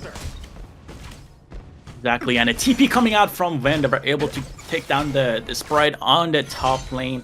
And now Luna looking for a little bit of an engage probably on the Tyrant. Again, Tyrant, the objectives are coming up in around 20 seconds now, and both teams looking forward again to play for the Tyrant. It seems like, I mean, Tyrant seems like he's being prioritized, but you know, by both teams. Again, even in the last series as well. What do you think about that? Do you think Tyrant is the go-to objective now? Absolutely. I mean, especially when you got your farm lane trying to get as much damage as possible, right? Like, you want to try and make sure that your farm lane is getting that carry potential sooner than the enemy team, and going for the Tyrant is probably your best course for the movement speed and the damage here. Exactly. Oh, Lam is able to outsmite the Luna here. So Dada misses the smite. Aline gets that. Pretty massive, I would say. Pretty massive pickup. They didn't even have to be there to even fight for it. You know, Lam is able to walk up and take it from the side of OG. Zhongfei is going to go for an engage on the Liang here. Liang gets an ultimate out down on the Direngie, but nothing is going to come out of it. Lam picks up the kill. Yeah, a bit of unfortunate play there. I mean, Muchen was definitely caught down by Grizzly Q's unbridled outburst here, but Winter is here. It's going to be enough to slow down the Lamb. A limb goes down. Yeah, very nice trade. Princess Frost walking up, you know, slowing with the first kill, with the ultimate followed up. And, you know, we have Chano here. A lot of mobility with the Wolves being able to attack your targets. And once ever, you know, you use your ultimate, you're going to be able to auto-attack while moving around, which gives him even enhanced attacks as well. So, pretty well done. Princess Frost goes down to the Lady Jin. Guan Yu is here, trying to knock back the Zhongfei and the Direngie. It doesn't really work out in their favor. So, it's going to be a kill going to the VP side. Yeah, I mean, a little bit of a misplay there, I feel like, from OG Esports. They definitely don't want to let the momentum, if they definitely want to try and clean this up in a 2-0 victory, they don't want to let the momentum go over to the side of VP, because they definitely are able to kind of bring that gold lead a little bit more familiar into the regions of. But again, we show that Shisu knows what he needs to do, right? He needs to try and get this lane priority into Clash lane, but right now, Grizzly Q looking like it's going to go down. Suppression comes through as well. Muchen getting the kill. Yeah, I mean, it seems like OG is playing really well towards the Chano here. Chano is getting really fed, is able to, you know, move around the map, and with the help of Liang, they're able to lock down the slippery targets here. And again, another kill goes to the Chano, and actually Chano didn't get that kill. Liang gets another kill here. Hey, he's happy about it, right? He's like, hey, give me over those resources. I mean, if you're not going to get that last hit, I'm going to get it for you. Don't worry about it. Exactly. Even getting the assist, again, is good gold going toward the Chano. And now they're going to be able to get the tower on the OG side. So again, Chano getting all the farm he needs. And look at that. He's level 10 while Direngie is level 8. There's a little bit of a skirmish going down. Lam is going to be able to jump onto the Guan Yu. a little careless invade coming out from KK here. I mean, that one target trade here, but okay, Alim maybe get caught out here, but Dao needs to be careful because Shisu and Red are all nearby. But to be honest, the trade for Guan Yu for 2 side lane T1s, I feel like that's a very good trade going into the 6-minute mark. Exactly, and we can see the mobility of Luna coming out, and Liang being taken away from the VP side. They don't really kind of have anything to stop that. They have to kind of fully engage on the Luna here. So she's having a kind of a free game. You can see she's able to reset the abilities with her moon abilities. And over here we have the Rengia just clearing out the mid lane, trying to stop towers from going down. But it seems like the second tier from the VP side, the inner tower, is going to go down here from the Overlord Vanguards. Yeah, I mean, OG's done exactly what I thought they was going to do, right? Just free up the Guan Yu, but okay, KK going in with a Razor Cavalry. Yeah, massive ult on the Zhongfei. They're able to lock him down, but DRG is going to be the person that's going to fall here. Oh no, with the Zhongfei. Guan Yu, man, he's so disruptive in the jungle, and we can see the Liang and Princess Frost combo. I would hate to go against something like that in my rankings. Yeah, there's a lot of frost coming onto the Gorge in this one, right? I mean, those rigid prisons are definitely hitting different for the side of OG, but here we are. We just seen Dao just giving a little bit of suppression over to the side of VP, even though it was a kind of like a 3v1 to begin with, but then Keke was like, no, dude, we know you're good, but not 3v1 good. We could be careful here. But they're going to go for the T2 into the mid lane, just try and get some more priorities in these lanes. Exactly. We see a lot of pressure again coming out from the Luna, from the Guan Yu. They're really slippery, so they're able to kind of pressure on the side lanes. And meanwhile, we have Princess Frost and Chano just, clearing up the jungle, getting the gold, and also taking down towers. And here, it seems like the Crimson buff. Okay, Glam is going to pick that right up, but Luna is going to pick up the Tyrant for the OG side. A bit of an unfortunate unbridled outburst there, right? Like, they was definitely using it as they were meant to, right? Obviously, Grizzly Q knew that Dao was obviously stalking that bush quite frequently, so he used it on a whim and unfortunately didn't connect. So again, they've got to build up that rage again. They've got to make sure that that's off cooldown when this inevitable assault onto the base comes through now for OG. Exactly. That's going to take a little bit of the time. Obviously, OG is going to have a lot of, easier time engaging now because the ultimate on Zhongfei is very massive. Obviously, the knockback is able to disrupt the Princess Frost, the Liang, whenever, it uses his ultimate. So Grizzly Q here has to try to get the rage back as soon as possible for the next fight, which is going to be probably for the Overlord here, as both objectives are spawning in around the 30-second mark. Yeah, around the 30-second mark, it is getting to that 10-minute mark where VP obviously managed to get to in the last game. They weren't able to get any kind of shadow variant of the neutral objective. It was just kind of like an all she wrote at that point for the side of OG Esports. But I feel like if they were able to get a neutral objective at this point, even like an Overlord, they need to try and get some turrets. But that did definitely connected what missed last time. That unbridled outburst came through, shutting down Dao. Exactly, Zhongfei gets a big ultimate on the Luna. They're able to take it down, but Guan Yu is going to answer right back with killing Byron and also taking down the RNG with the help of their teammates. Double kill going to KK, just wow. Double kill also going to and Chano clearing up, showing why this hero, is pretty strong even after release. But yeah, it seems like the game is going to go to OG here. Lady Gen not going to be able to hold down any further, and OG with the clean 2-0 sweep.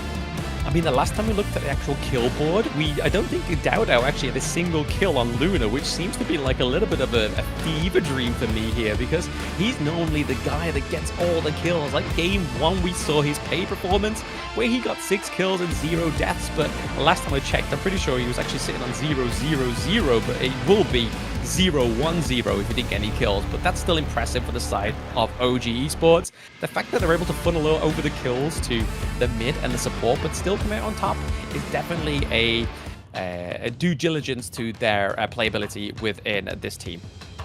Yeah, definitely the Guan Yu pick being prioritized for OG shows how, confident they are in KK. Honestly, I wouldn't allow my ranked teammates to, first pick Guan Yu. But yeah, here they got the blue side. They were able, to understand that they can build around the Guan Yu pick here. And right after that, they picked up, Princess Frost, the Liang.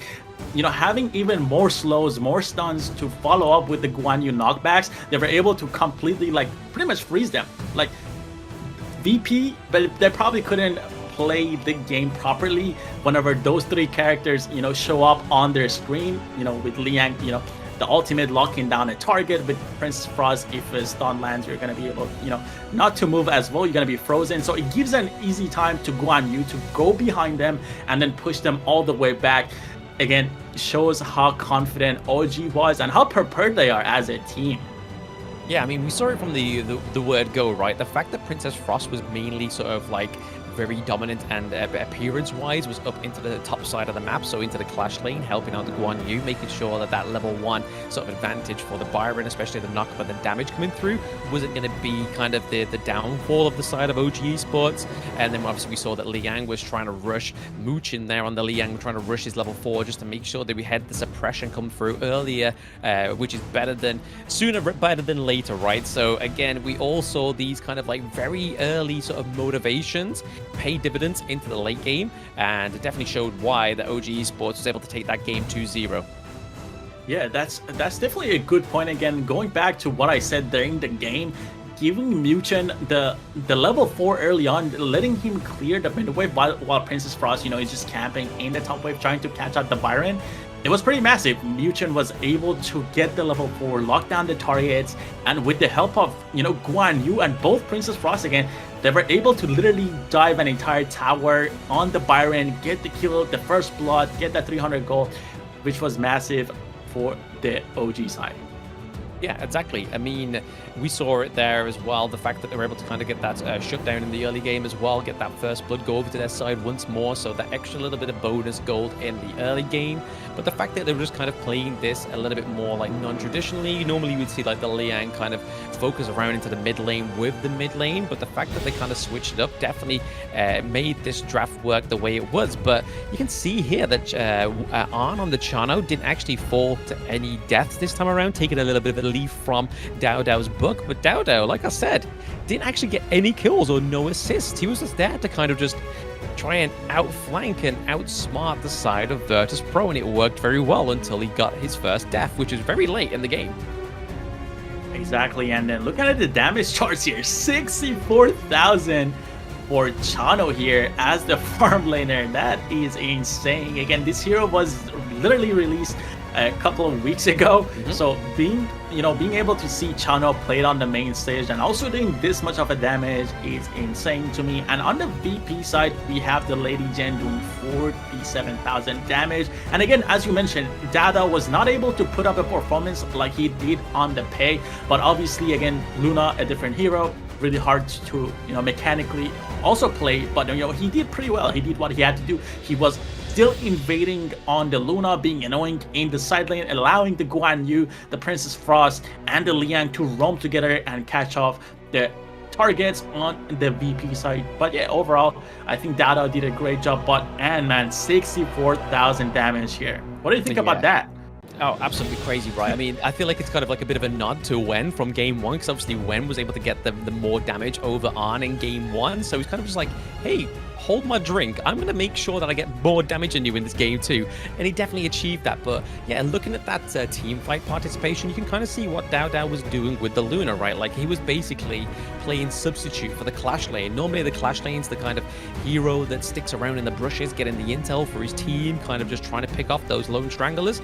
And because he had very little team fight participation, it kind of just written there, and the proof is in the pudding that he was kind of just being a little bit of a substitute, just giving over the intel to his team, kind of playing a little bit more of a support Luna pick in a way, which is definitely unheard of, but it definitely worked for them.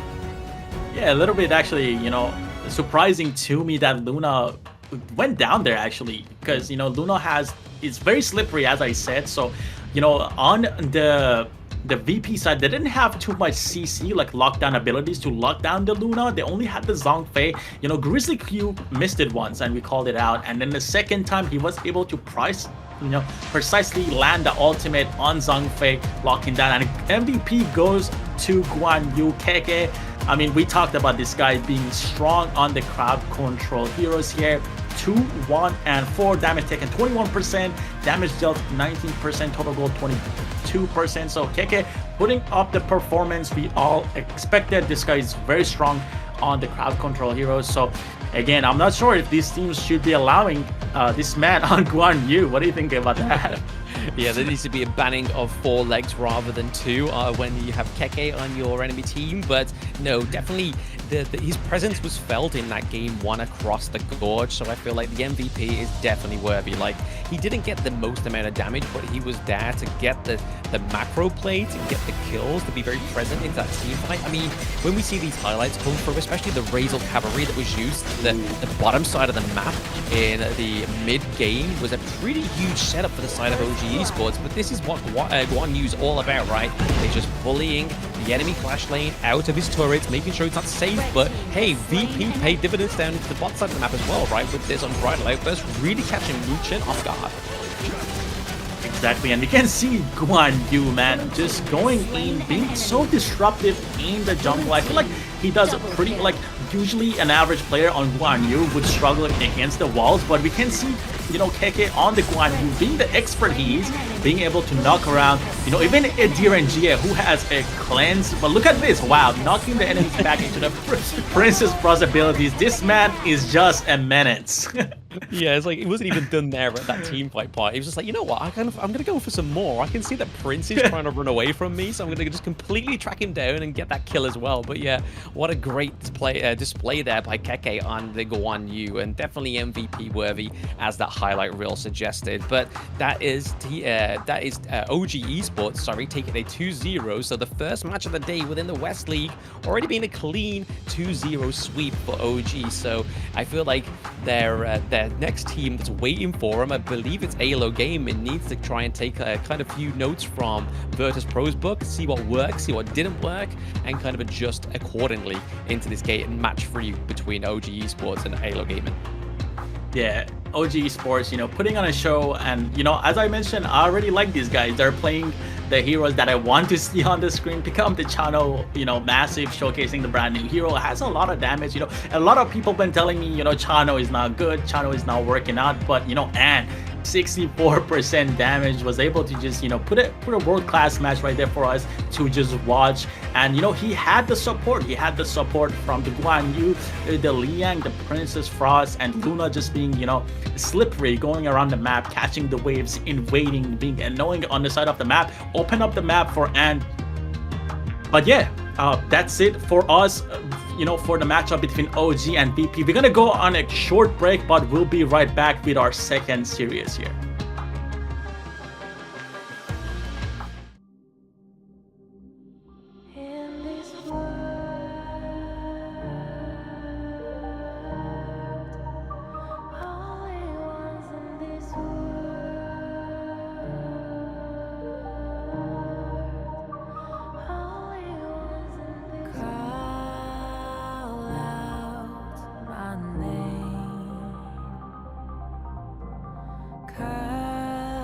The sound of the rain.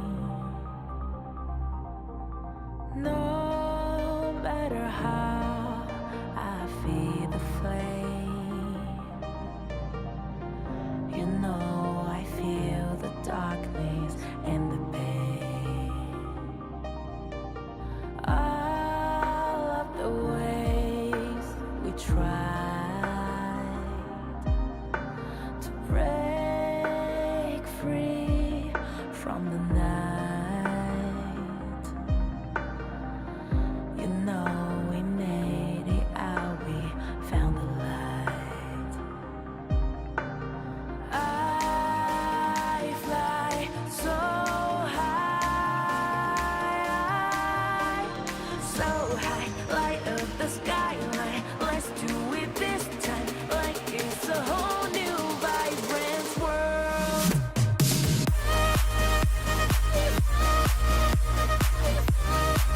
Like we're the only ones in this world. Like we're the only ones in this world. Now I see that I got everything I need. It's alright, on fire. I'm alive 'cause now I fly so high, so high. Light up the skyline. Let's do it this time, like it's a whole new colorful world.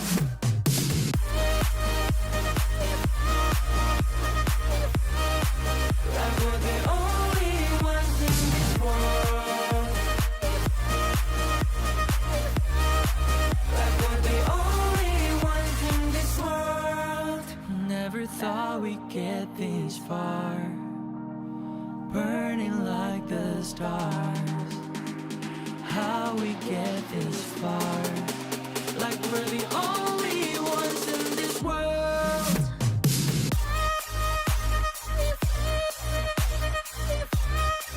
Like we're the only ones in this world. Like we're the only ones in this world.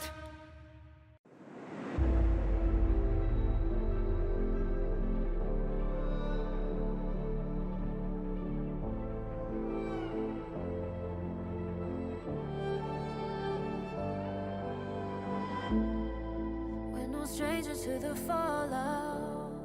It's what got us here. Ever changing, some chameleon.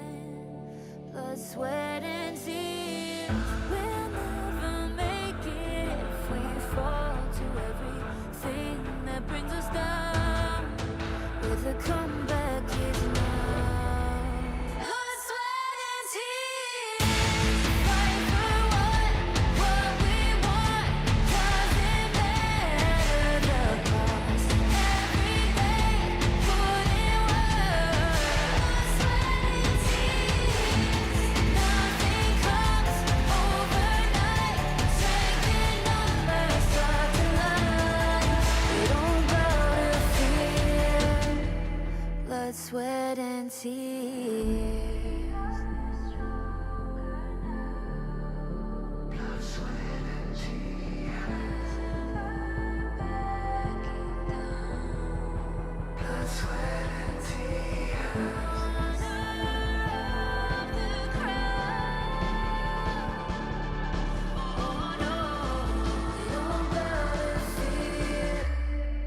Blood, sweat, and tears. Fight for what we want. Doesn't matter the cost. Every day, put in work. Nothing comes.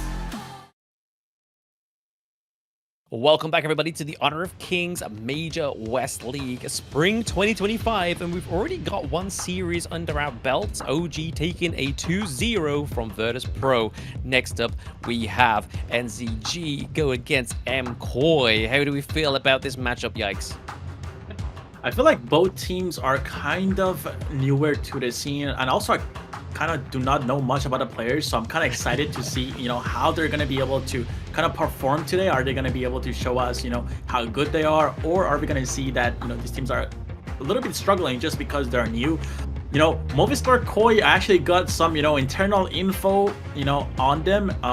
These players, their mid laner known to be really versatile, being super strong. So I'm kind of looking out for that. He used to go under different alias, and also in the farm lane, MKOI, having, from what I heard, one of the best earlies in the entire North America scene. So yeah, we're gonna have to see how these teams are gonna battle it out. Obviously, 9ZG being from Argentina region, which is LATAM, and then we got the Movistar Kois from Canada, the North American representative. So yeah, I'm excited. This is gonna be, around the same region that I play, so definitely gonna be rooting here for both teams, more so for the Canadian representatives here.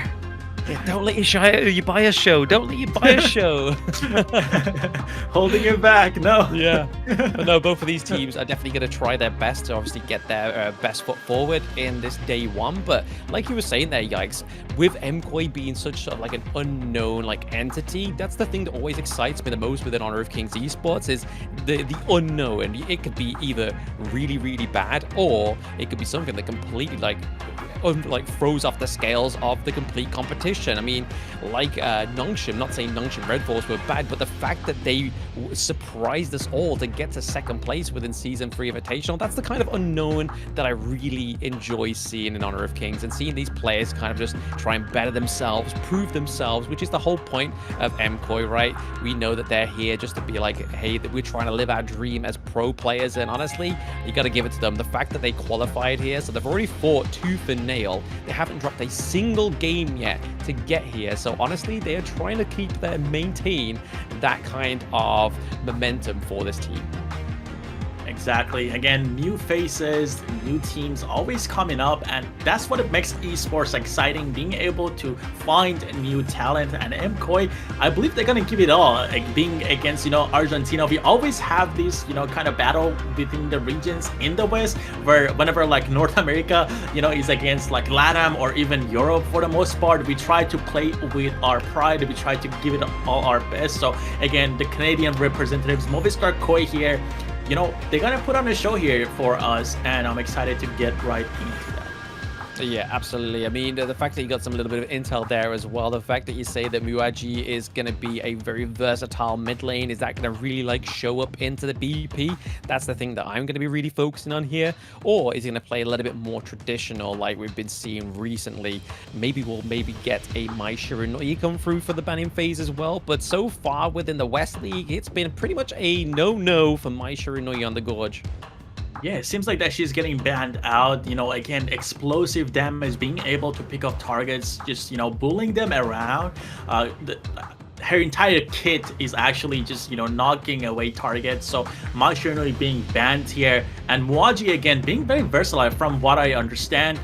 This guy is able to, you know, he has a lot of knowledge. He knows how to counter their own, you know, mid lane picks. So the draft is gonna play a massive part for MKOI here, and I believe they're gonna try, you know, put all their resources into the farm lane. Obviously, having one of the best, you know, Arlies known in the North America on your team is, you know, it's gonna make Arlie that project. So I'm wondering here, you know, are they gonna go with the blue side on the MKOI side, try to, you know, pick that Arlie just like what OG did here, picking up that Arlie, being able to put down the pressure, the mobility, being able to dodge the projectiles.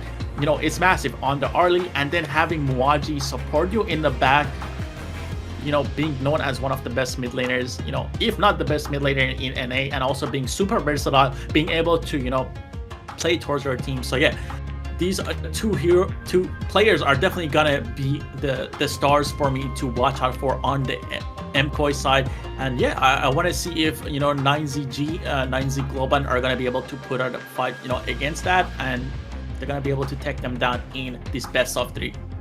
Exactly. I mean, like you were saying in the break, right? I mean, the 9ZG aren't just kind of like newbies to the game. They have a lot of experience within Honor of Kings because they've been partaking within the Chalk BR scene as well. So these are players that definitely have experience into the competitive scene, and we've got to hope that either MKOI have that same kind of attitude about them, that safe behavior, that they'll be like, right, okay, we've only really just kind of scraped the surface here of the competitive scene. This is the next step that we have to kind of like make sure we're playing with respect and not kind of trying to sort of like overthrow the enemy team too much and kind of get too cocky with it. So I feel like that's maybe like their biggest hurdle within this one, right? Because like he was telling us, Mooji and Lilu as well, both being two great players with a lot of potential. They got to make sure that the ego's in check and make sure that they're playing with respect, being quite new to the global esports scene.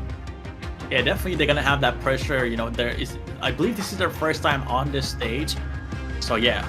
With that being said, we're going to jump right into the team intros, so let's check out the teams.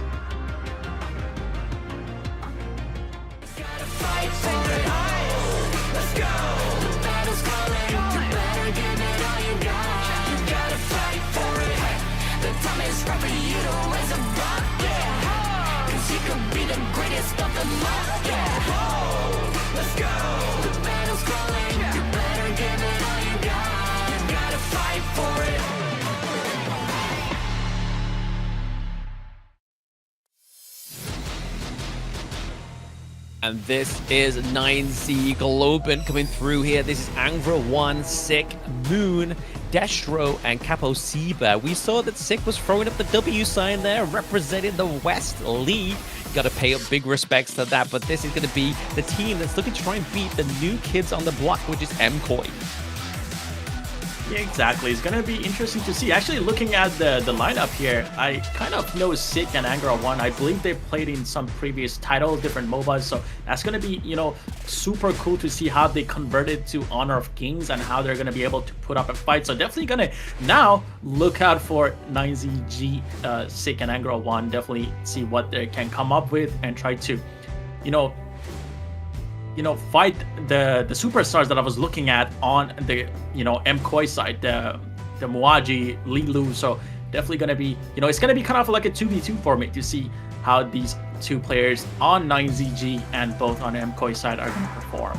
But yeah, it's always nice to have that kind of like focal players to be looking at whilst you're watching these new teams, especially some of these viewers that are quite new to Honor of Kings Global Esports, because you might be finding your next new favorite player within these next two teams, right? And like you were saying there, Sick and Angra 1 being pretty much very familiar to you, as well as being familiar to the Chuck BR scene as well. So they're going to have a lot of experience to come through with this game. But we're going to see and look at MKOI with this intro.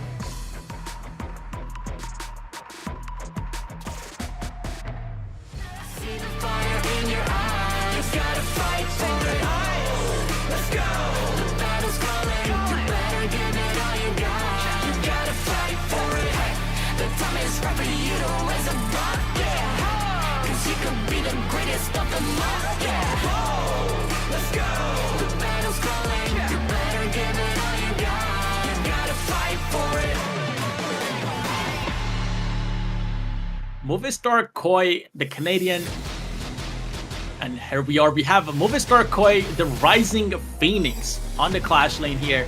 We're going to have Goose, Jungle, Demon Cat. Again, for the mid lane, we have Muaji, Lilu for the farm lane, and Scene for the roam. Interesting lineup again. As I mentioned, there's going to be two superstars that I'm going to be looking out for. Muaji in the mid lane, and also Lilu in the farm lane. Seems like both teams are getting ready, and now we have footage of MKOI. Seems like they're speaking to their coach while they're trying to start edge and get into these draft picks. I mean, you say you're looking at Muji and Lilu there, right? But I mean, we saw Goose in that introduction. He had Lucian as his top pick into the Clash lane. So I was kind of just like, is he just like giving us the Goose here? Is he living up to his actual player name? Or is this actually going to be something that comes through onto the Gorge, which would be definitely something that's completely unheard of? But hey, I'm all here for the unheard of. If you can make this work, I'm super duper excited for MKOI. Honestly, Liu Shan would surprise me if it was to be played in a competitive pick. But, you know, as someone that plays a lot of solo queue, Liu Shan is one of those fun heroes you can pick up, you know, disrupt the towers, do a lot of damage to towers, and also, you know, heal yourself. And it seems like MKOI is gonna go with the red side here. Kind of surprised they kind of selected that, knowing they have one of the best, you know, early players on their team. But yeah, we're gonna see 9ZG on the blue side and MKOI, you know, going for the red side. So it seems like MKOI is comfortable being second pick here and picking up two heroes instead of one, you know, which you get to prioritize when you're on the blue side.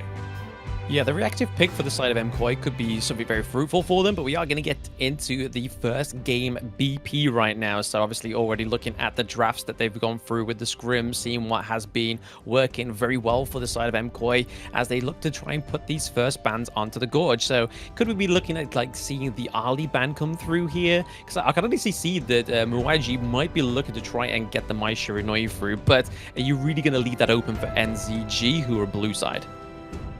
Yeah, letting Mai Shiranui might be a very big mistake for 9ZG, but I don't think they would do that. I don't think that, you know, Mai is going to get through. Kind of looking back at the first series we had, OG versus VP, but Diadio is going to get banned right away again, being one of the most annoying heroes. And MKOI are going to be the ones that are going to ban out Mai again. Not being on the blue side means that we're not going to be able to kind of prioritize and get that Mai, and they had to give it away to 9ZG. So again, banning that Mai is going to be massive for them here. And now 9ZG with the second pick, seems like they're kind of talking it out to see how they feel. And they're going to ban out Pei from the MKOI side. Feels like a little bit of like intel being leaked out here, it seems, with NZG knowing something about this pay pick for maybe Demon Cat for one of his top picks, right? But MKOI locking in the Dune as a second ban for that side. So obviously leaving over the Ali there was a bit of an interesting play here from MKOI.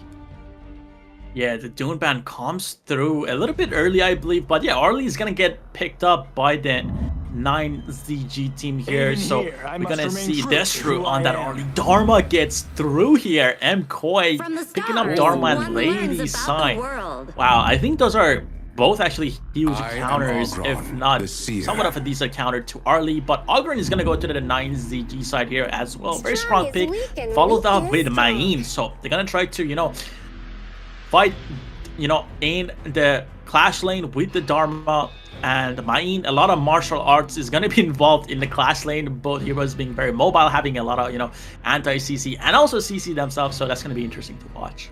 Yeah, picking the Ogre in this early, obviously, just closing out that first part of the pick phase as well, means that they need to either try and lock in some CC for the side of MKOI, or that they are going to have like a bit of more of a game plan, right? They go for the Ming and Lady Sun combo, a combo that is tried and tested, very traditional within Honor of Kings Esports, because obviously giving over the enhanced power to the whoever Ming links onto, but then also reducing the damage and the healing onto the enemy team that it links to as well. So again, we could be seeing here a potential like hyper carry coming through here for Lilu on the Lady Sun, but they got to be careful though, right? They got the Ogre and they got the Mayin. That's quite already a strong front line, and they haven't quite locked in their support yet for the side of NCG.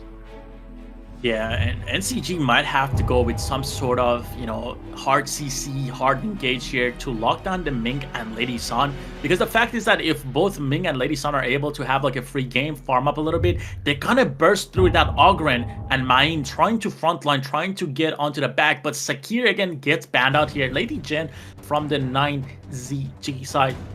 And let's see what they're going to go with the last ban here. They have a couple of seconds left here. Oh, man. Liang being banned away again, very massive for MKOI here. Lady Sun, Ming again, they were gonna be suppressed by the ultimate, and they don't want that to happen.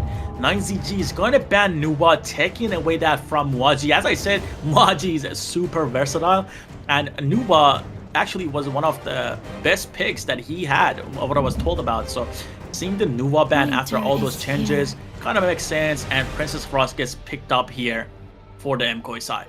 Yeah, I feel like the Princess Frost was definitely the natural call to go for here, especially with the Ogre, right? Like, if you see him come in with the Path of Passing and he's about to lock down with the Death Precipice as well and the Conductor of Souls, you really want to be having some great AoE that can kind of slow his way out of that AoE and also do a lot of damage as well. But right now, the side of MKOI are really lacking a tank, and they only have the jungle option left open, right? So in terms of tanks of the jungle, Dune's been taken off, the Ogren's been taken off. We have seen Gen G play Kaiser in their first game of the East League, so Kaiser could come through, or they may have to resort to something like Monkey. Wow, I like the Ganon Mo pick here, and Sun Bin coming a lot through. of burst. Yeah, Ganon Mo is gonna play a big part here, especially against Lady Sun and Ming. You know, Lady Sun and Ming are known for, you know, abusing their range, especially Lady Sun being able to roll around the map, have that enhanced auto attack with the first skill. So now they're gonna literally combat that with the Ganon Mo, who has a lot of, you know, burst, a lot of reset on the abilities.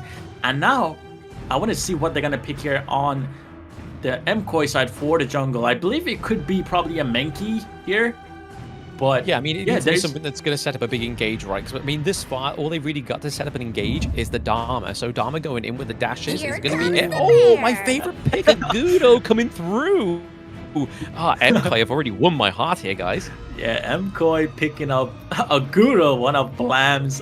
I mean, I see this guy post about Agudo pretty much every day. So Agudo being picked up here, and I believe that's gonna be. What do you think it's gonna be? Is it gonna be an attack Agudo, or is it gonna be more of a tank build here? It's definitely gonna be tank. I mean, the most times we see in competitive, it's always gonna be tank. We don't really see that damage build come through for Agudo, because this is where she really starts to shine. Even though she's been given over more of a marksman role, and obviously with a new release mechanic, getting over those gratitudes and those blessings from certain camps, but but I feel like just having that extra, the tanky jungle item just gives her a lot more damage, gives her a lot more health, and just a lot more sustainability into these team fights. And she has an AoE heal, so it's already going to be a good counter for when we see those Conductor of Souls being put down.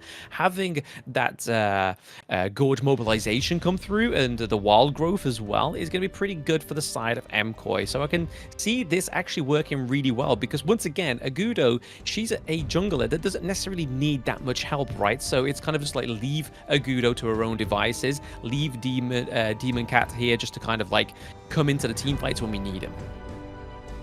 Yeah, exactly. Agudo again being an interesting pick, and it kind of, as you mentioned, is gonna go well with the Mink and the Lady Sun. The prio here is definitely the Lady Sun, getting the Lady Sun fed and having the Mink already healing Lady Sun on the top of Agudo now. That is gonna be massive for the MKOI side. And again, he's gonna be going tank on Agudo here, which is, you know, gonna give them that front line they really needed.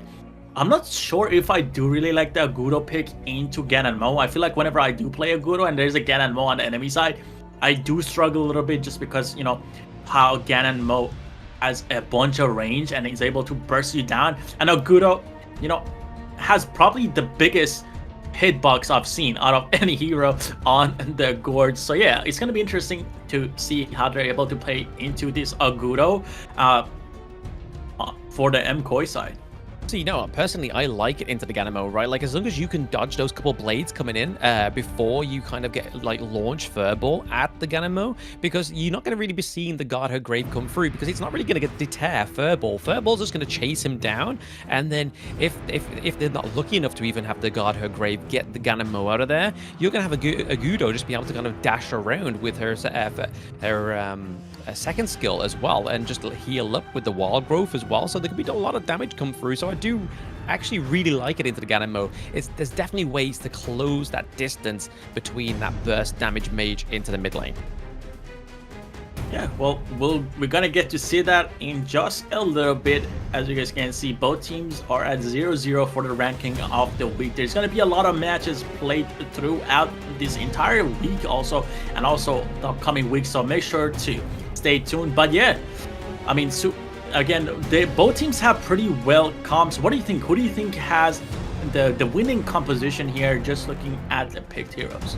I mean, you're asking an Agudo main who's got the winning comp here. I mean, I'm always going to go put all red in on Agudo here, but to be honest, over to the side of NZG, I feel like the one pick we're really overshadowing in here is a Capo Sipa onto the Sunbin, right? Like, using the time lapse and the time bomb is going to be really a great disengage tactic for the side of NCG to actually be putting down.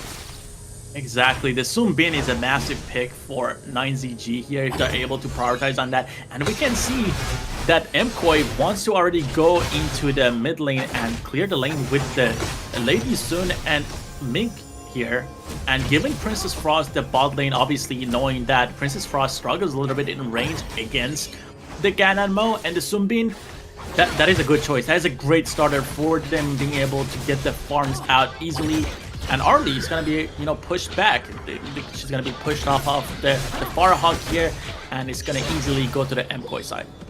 It's not only that, right? I mean, the fact that MKOI have locked in the Lady Sun, right? So they're giving Lilu like 2 minion waves rather than 1. So rather than just consolidating just the farm lane one, we saw that Princess Frost was just there to kind of nurse it. But right now, they got to make sure they actually do something with that lead, because the XP is currently going in favor of Lilu, right? He's level 3 over the Arlie on the enemy team. So right now, Destro may be getting caught out here, but also a bit of a rotation here from Moon. Yeah, we can see that the frag grenade, the second skill from Lady Sun, coming out and constantly hitting the Sunbin here, and then followed up with the rolling raid, which gives you the enhanced attacks. You know, the penetration that comes through from frag grenade is playing a big part right now, and Sunbin just getting poked out instantly. You can just look at that. But yeah, looking at the mid lane here, we see that both junglers again just clearing their jungle, going to the mid lane, clearing up with the, you know, the mid laners, and then heading down. And it seems like it's gonna be a bit of a camp here from the 9ZG in the bot lane, but now Mink knows that they're in the bush, uses the second skill, gets some vision. Ganonmo is gonna try to catch someone off, but not successful with that. this is the thing with the Ganamo though, right? Like Moon knows that he needs to get his resources up to make sure that those freshly forged couple blades actually do a lot of damage earlier on within the game, but they've also got a really intense, heavy farm lane pick like the AYLO, so they've got to really try and split these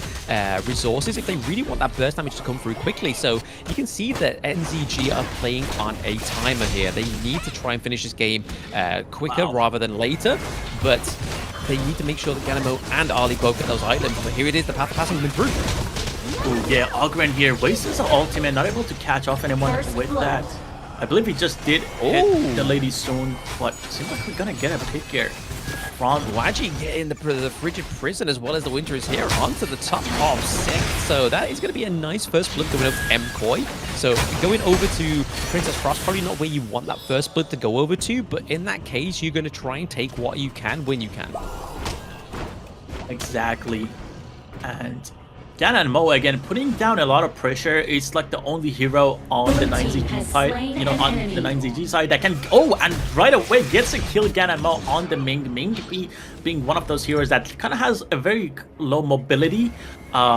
It's gonna get caught out. It seems like that actually Gan and Mo is kind of focusing down the Ming this entire time. The entire game we've been seeing Gan and Mo pat down to the bot lane and try to get the Ming off of the Lady Sun, and he was successful this time around.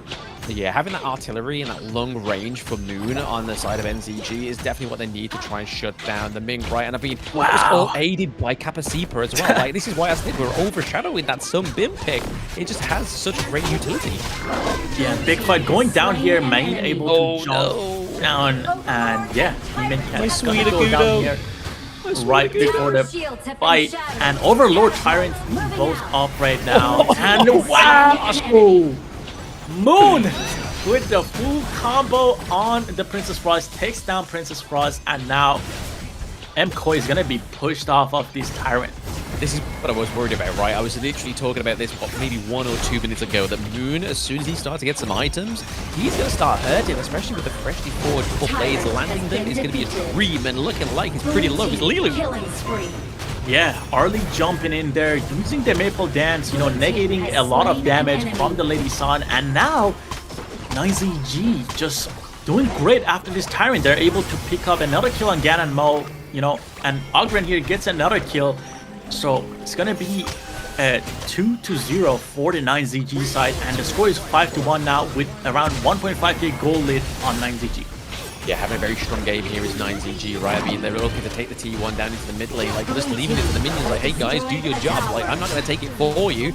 And then we have something like a pressure putting down here into the mid lane as well, thanks to Moon, thanks to Kapasipa as well as Sick. They are definitely maneuvering around like a unit. Exactly, and again, this just all comes down to experience. Seems like the 9ZG side is a little bit more comfortable on the stage at the moment. MKOI, again, being the new bloods, they're getting used to the stage presence and also getting used to the match right now. So, you know, I expect them to play a little bit better in the upcoming few minutes. But so far, Lady Sun getting the farm that she needs. Ming needs to not get caught out here, and yeah, it seems like they're just gonna back here. But so far, 2,500 gold on the 9ZG side. Seems like the gold, you know, difference is becoming a bit of a problem here now. Yeah, man. Honestly, Kapasipa on this Sunbin, I keep like glazing it a little bit, but it's just because it's just giving such great utility. It's just shutting down any kind of like aggressive play that MKOI thinks they've got going in their sails. We just see the time bomb come down. Everyone starts to get slow. Everybody on the side of MKOI is just like, guys, run away. Yes, giving a lot of mobility to the Gan and Mo. We usually see Gan and Mo being a little bit stationary, but now with the Sun being following right up there, Gudo is gonna get caught out once again. Seki is gonna pick up that kill. Very nice from the 9ZG side. And we have Lady Sun and Ming rotating back down to the mid lane since Gudo is down now. Try to hold the mid lane tower. They're trying the best, right? But I mean, the fact they're able to shut down Demon Cat as well, I mean, that's another kill going over to 6. 6 now level 10 as well, and Demon Cat is way behind in the XP as well, so they're already having such a great lead into the jungle, and their global gold lead is looking around about that 3k gold now for the side of NZG. MKOI really need a good team fight here. Seems like the Gudo is struggling a little bit They put a lot of the resources into the Lady Sun, it seems like, and it's really not working out. As you said, the Sunbeam being able to kind of turn back the time, you know, get that damage taken from the Lady Sun healed, not, you know, helping out a lot for the MKOI side. Seems like Princess Frost might be caught out here again. No. And Mo picking up the kill with the help of the Sunbeam silence on the ultimate. Yeah, a little bit of a struggle here coming out from the MKOI side. Yeah, NZG definitely trying to rock this game and close it up, right? I mean, they're able to take the whole of the clash lane other than the higher ground turrets. It's like, we'll just leave you a little bit of a sweet, bitter farewell note there. And that is the high ground turret, just letting you know, a bit of a reminder from NZG, like, hey guys, we could take this with an easy, very quick, strategical blow here. But right now, MKOI just really need to try and force some kind of, like, pickoffs here. Maybe even try and pick up the Sunbin, but Kapasipa's just always got either Moon or Destro right near his side, like he has his bodyguards. Yeah, and it seems like, I mean, it's really hard for MKOI to kind of get in and try to get the Gan and Mo. I feel like they don't have the engage for that other than like Dharma. And Dharma not being able to set up is hurting them a lot as well. Just look at this. Dharma is all the way pushed back under his tower, trying to catch these waves. And on this other side of the map, Princess Frost again goes down to the Gan and Mo. Yeah, this is just a perfect game for Gan and Mo. They fought range with range on the 9ZD side, and Gan and Mo is coming on top, man.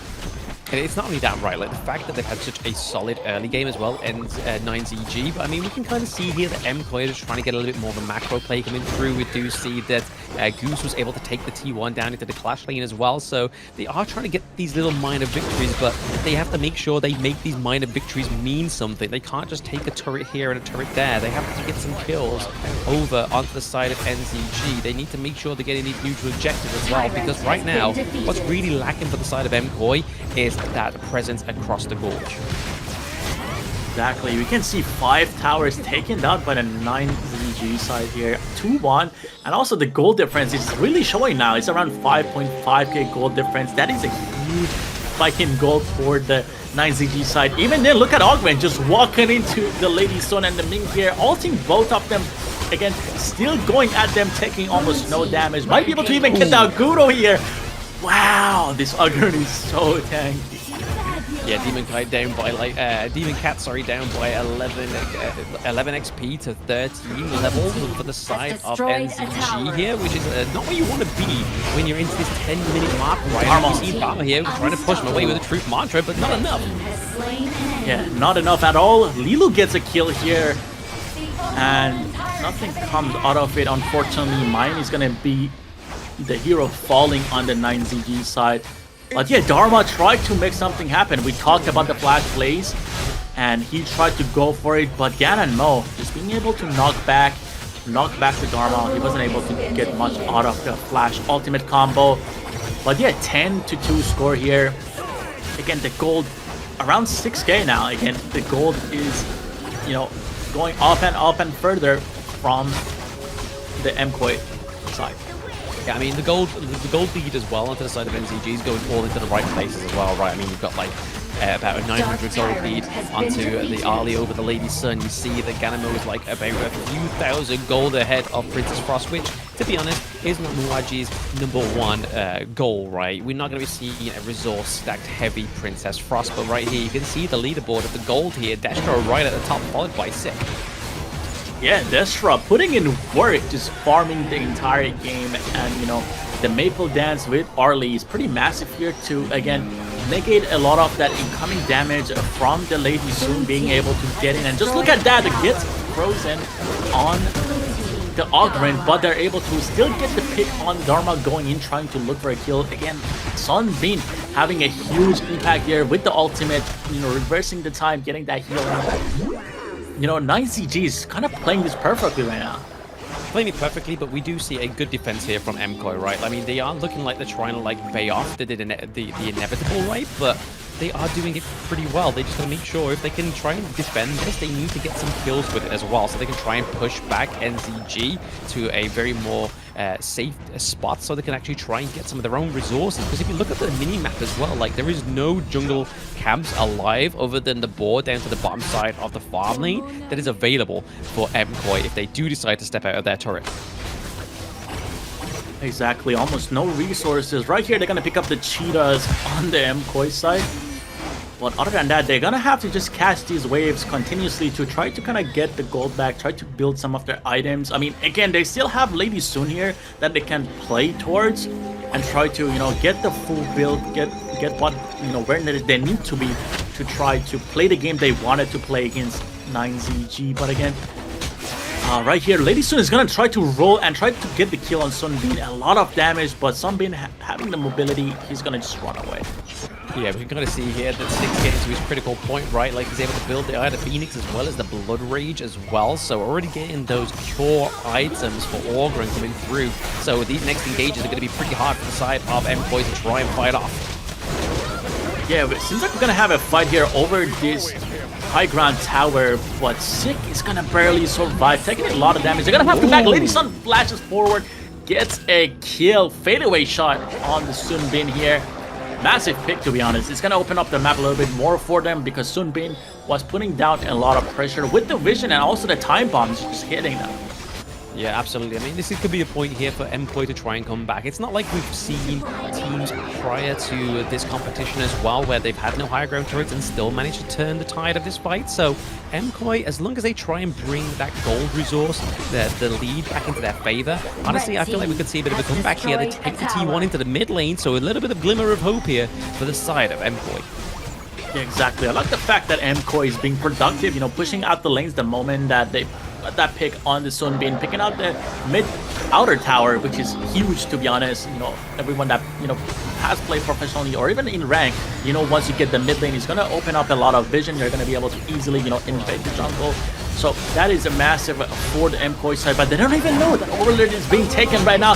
Augurin gets the Overlord, and a nice attempt by Demon Cat, but it seems like that they're going to be caught out in the jungle now. Mine gets a kill on Lady Sun here, and Mine going even deeper now with a kill coming out from Moon on the Ganon Mo on Agrudo. Wow, and Orly gets a kill on Ming here. Yeah, I mean, it does seem like the game is about to be over. Overlord going to the 9ZG side and the minions pushing in. Princess Frost and Dharma being the only ones alive. They're gonna have to look for a play here. Possibly Goose looking for some flash play here. But no, that is not going to happen. It seems like the crystal is gonna go down and 9ZG is gonna be able to end the game here. Wow. Yeah, I mean, that 3-0 trade towards the end there is definitely not what you want to be seeing at that late part of the game, right? You don't want to be losing 3 of your team and nobody else onto the enemy team. And there we go. We can kind of see NTG kind of just with pure jest like, hey guys, I thought we were gonna have a bit more of a challenge there. What was going on?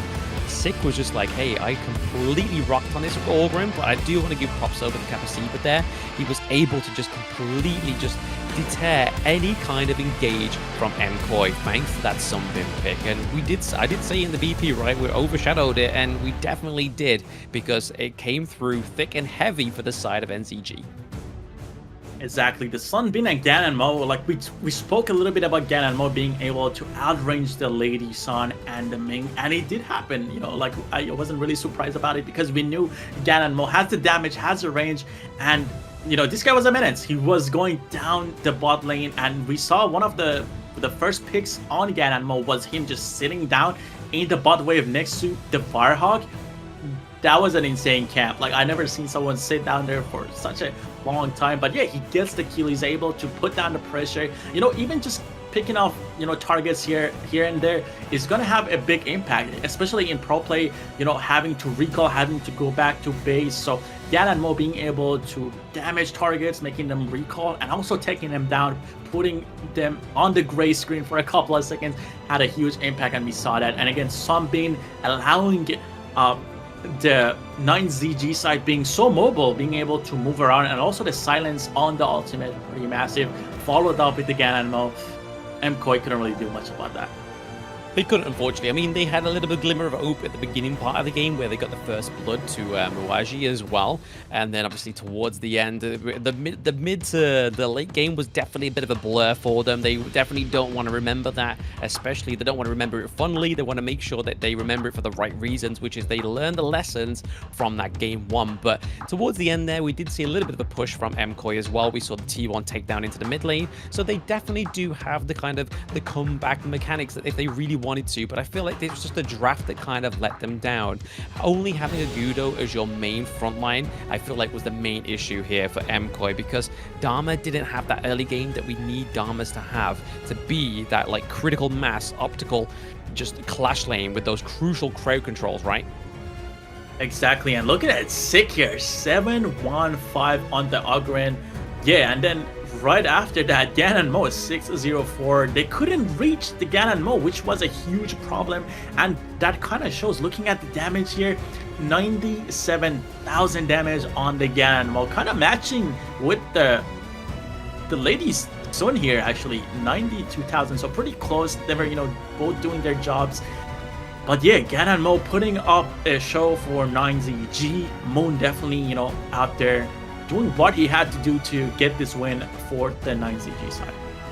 Yeah, 9ZG Global did very well in that game, right? I mean, we saw that Angry One was just playing the main into like more of a macro playstyle, which we generally see. Kind of the team fight participation for Angry One wasn't quite the same as what we saw from Moon, Destro, Capo, and obviously Sick as well. They were pretty much traveling around as like a 4-man unit, and just being able to just have everything within that unit. They had the range, they had the damage, they had the counter engage as well as the healing, and then they had the Organ, which was basically just a huge front line that they needed. And Sick, honestly, picking up 7 kills and only dying once is a huge performance here from them. But there is, like I said, little glimmers of hope from the side of MKOI. And it obviously pays dividends to the intel you were giving us in the early game, right? The fact that Muaji and Lilu, yeah, played the best in terms of getting the most damage and obviously trying to give the most pressure onto the team really showed in the intel that you gave us in that early part of the BP. But looking at here, the gold graph just never seemed to give way to the side of MKOI. Yeah, exactly. As you mentioned, like they put a lot of resources into Lilu. It seems like this time Muaji had more of a supportive role playing that Princess Frost, and I mean, it really didn't work out, especially with Princess Frost having to kind of slow down during the animations to try to land those freezes. Ganon Mo just had an easy game being able to target Princess Frost. Again, Ming also having to kind of pause a little bit to land his skills here. But yeah, again, shout out to Moon playing a perfect Ganon Mo match with the help of the Sun Bean and the Ogren. I mean, sick, man. We didn't really see much, but whenever he was active on the screen, he was able to tank a lot, you know, be able to kind of execute the targets, especially the Agudo here.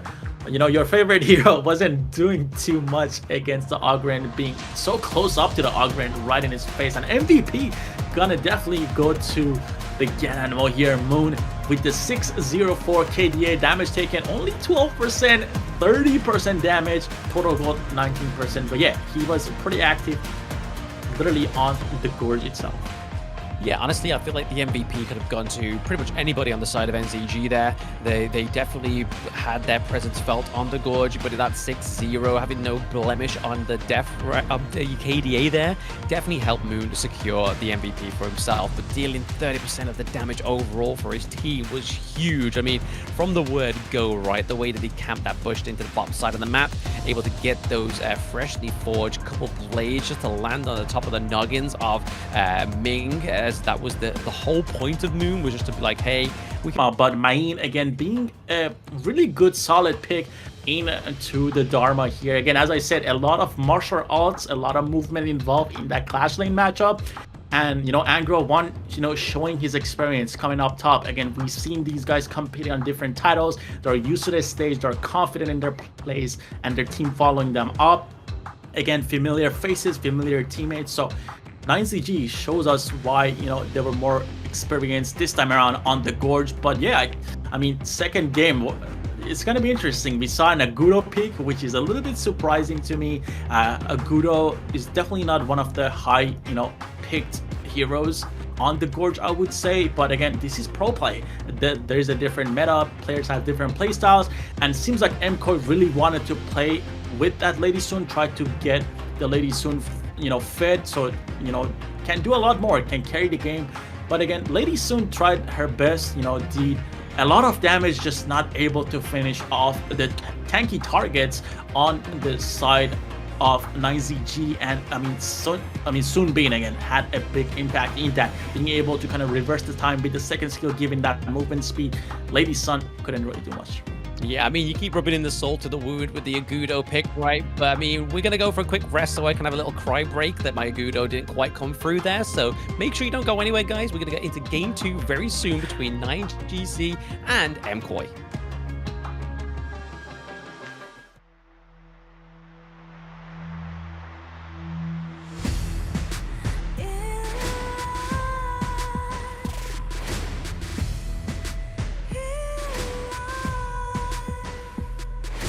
What's a life without its worth? Compromising with what hurts inside. When you let fear decide your fate, you don't choose which path to take alive. In life, I'm finally letting go of everything that still holds me. I'm against all odds, but I won't give up, 'cause it's my time to shine. Standing in the spotlight, and no one let me down. Destiny is calling high. I'm not afraid to fight for everything I love. Victory's on my side.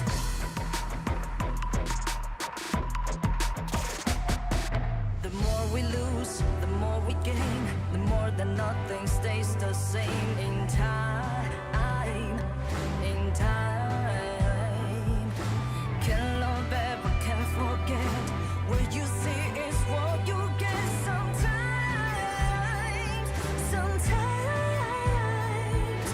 gonna show the world tonight.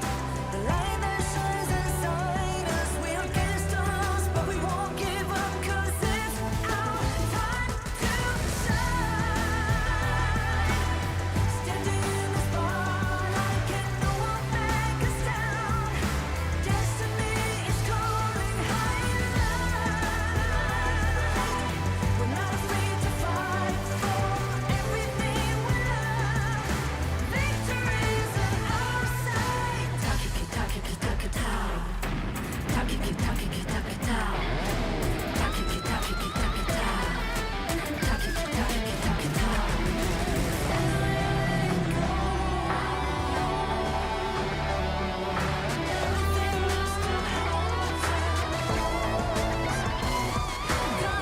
Standing in the spotlight, can no one back us down.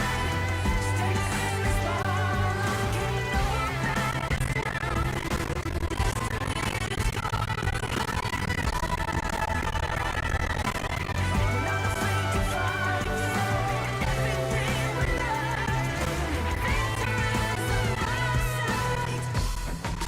It's our time to shine.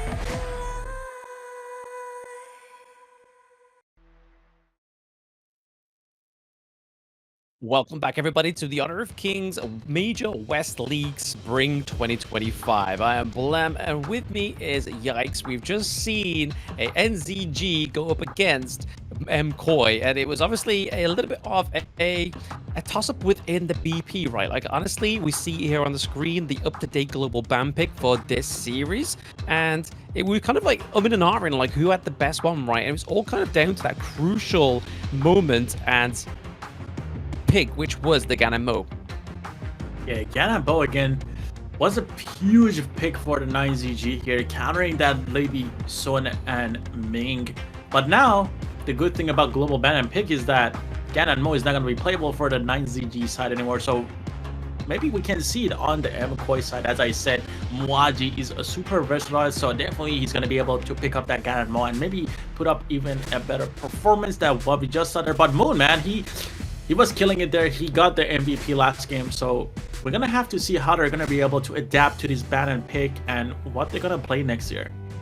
Because I mean, this is the thing, like you were just pointing out there, right? Like they've exhausted the Genemo in game 1. This is a best of 3, so it's always kind of better to kind of put your best foot forward. But there's no other like mid lane that kind of compares to the Genemo in terms of like great burst damage, other than like the Mai Shiranui, which we know gets banned endlessly. But it'd be interesting to see how Moon actually switches up his playstyle to go for something more like a control mage, maybe like something like an Yixing or something. Yeah, it seems like MKoi went ahead here and selected the red side once again. So I feel like they do have some sort of strategy, or they feel a little bit more comfortable getting 2 picks instead of 1. But again, now 9ZG is not going to have the early on the blue side. So what do you think is going to be the prio pick here as we get into the draft? I mean, you could go over, it depends on what comes through with the BP here, right? I mean, we saw last game that 9ZG banned out the Diadea as well as the... Ooh, what can I remember? It was the pay, wasn't it, right? So the pay came through as a ban. So again, it seems like a little bit of a focus pocket pick ban there for the side of MKoi. So we could probably see the Diadea come through again if they lock that down in the BP. Maybe try and go for something like the Loom, because again, I don't feel like that was banned in the last game. No, it wasn't. So maybe they'll try and lock in the Loom this time around. Yeah, and then we got an MKoi. They banned my last game. So let's see if they're going to actually do the same thing here, or try to kind of play a little bit of a mind game. As you say, this is going to come down very similar to like a chess match. These teams are going to be able to, you know, have to kind of adapt here and try to see what the enemies pick here. But Duan is going to go down from the MKoi side. Maybe they do have some sort of intel on 9ZG, so they're kind of banning it out in the early phases. I mean, it's just a solid substitute for Orgrim, right? Like the fact that if you can't play your Orgrim, you're definitely going to be going, especially if you're more a tank-orientated jungle player, like it seems that Sick is right now. In fact, already from what we know, obviously the Orgrim first pick, Dune would be your next go-to. So MKoi taking it off the cards here is a good pick, but it means that if they don't ban out the Mai Shiranui here, it could go over to 9ZG. And we know that Moon, given the distance, is able to do the burst damage, but can he play the upfront nitty-gritty playstyle of the Mai Shiranui? Yeah, I feel like giving up Mai to Moon might be just a, you know, huge problem. Okay, they're gonna ban it. I was gonna kind of go on that point and say Moon played really well from the range, and Mai kind of has a similar playstyle. You're able to, you know, poke with the second skill, and you know, Moon was really good at landing those skill shots with Gan and Mo, so that was going to have a huge impact. And obviously with Mai, it's a little bit different because you can, you know, go in and dive the targets once you make them a little bit weaker with the second skill. But yeah, we're not going to, unfortunately, get to see that. But now 9ZG has to think about their first pick. What are they going to pick? They're going to pick up the Loom here. It's as if I've been doing this for a while now, doesn't it? The Loom coming through of the 9ZG was obviously something that was definitely on the cards, especially getting Destru a solid pick into the farm lane. It means that MKoi could still go for something like the Chano a little bit down the line, or even maybe a Marco Polo, but they're locking in the Byron here, so going for a Clash lane pick so that the side, so for the second side of the banning phase, they don't lose out too many Clash lane picks because they've already exhausted the Dharma, sorry. So they want to go for something that's a little bit more hard hitting in the early levels. Yeah, I'm a bit surprised. They could have picked up the Mine here, but they decided to go with Byron and Dolia. Maybe they're starting to kind of go for the comfort picks here instead of playing the meta. But now that leaves 9ZG with the choice to go with either Dharma or Mine in the Clash lane. Diadea gets picked up on the 9ZG side. And it seems like this time it kind of slipped through because of the fact that Diadea was banned out by 9ZG themselves last round, and now Yixing is gonna get picked up. A lot of CC coming out back to back from 9ZG side. Yeah, a lot of control, right? I mean, we can kind of see here that MKoi, now that they've picked into the Dolia, they could honestly be either going for the Ganon Mo, but I thought they probably would have gone for the Ganon Mo here to kind of lock it in, because now 9ZG, sorry, could actually ban away the Ganon Mo, because most times out of 10 when we see a Dolia get like drafted quite early on, we see the Ganon Mo come into the draft there, but locking in the Hou Yi means that they're going to get those 2 Burning Sun arrows. So again, MKoi could be cooking up here. Yeah, MKoi going for those Dolia resets on Hou Yi, trying to probably catch off, you know, targets on probably the other side of the map or even close up. Gonna be a little bit interesting, and I believe they're gonna try to play towards the Gan and Mo here, as you mentioned a little bit earlier. But Monkey is gonna get banned here. Very solid frontline tank jungler to kind of ban out here from the NZG side. As you mentioned, seems like Sick is doing really good on these tank junglers. We saw that on the Ogren putting up around 80,000 damage on a tank build, which is pretty massive. But yeah, MKOI seems like they're trying to cook something here, and Peg gets banned out again from the 9CG side. Yeah, so again, it kind of opens up very interesting picks here for the side of NZG. We could honestly see them go into something like the Kaiser here, or even pick up the Gudo for themselves, because I feel like the Gudo pairs very well with something like the Diadea, and the fact that you got such a great control with the world is my board, and there we go. MKOI even noticed that and it's like, you know what, we gotta take the Gudo off the board. That's another tank pick taking out the jungle for the side of NZG. So again, they're looking pretty low. They're gonna have to probably go for something like the Kaiser if they really want to go for a tank, or even a Dion Wei. Yeah, with this, there is a lot of jungle bans this match, as we can see, and Gan and Mo gets banned. So now Muaji is not going to have the option to kind of lock down targets with the Hoi ultimates, the Byron, and then follow up with the Gan and Mo. Yeah. But yeah, as you mentioned, a lot of tank junglers are getting banned out here. That's going to take the options away from Sick, and Nuwa gets locked in here. You know, I've heard stories about Muaji on the Nuwa, so kind of interested to see how that's going to play out against a Yixing. Yeah, again, I feel like with the Nuwa into this draft, you need to have a solid early game. You can't be playing like a hero like Nuwa from the behind, especially like when you're like maybe 2 to 3k gold behind. This is where she kind of loses her effectiveness. Yes, she can kind of still get the stun and the CC and the annihilation, maybe the clutch mechanic that you need to get those crucial kill thefts. But is it going to be enough for the side of MKOI? But it's going to be NCG going for the Lamb. So we're getting 2 Lambs already within the West League.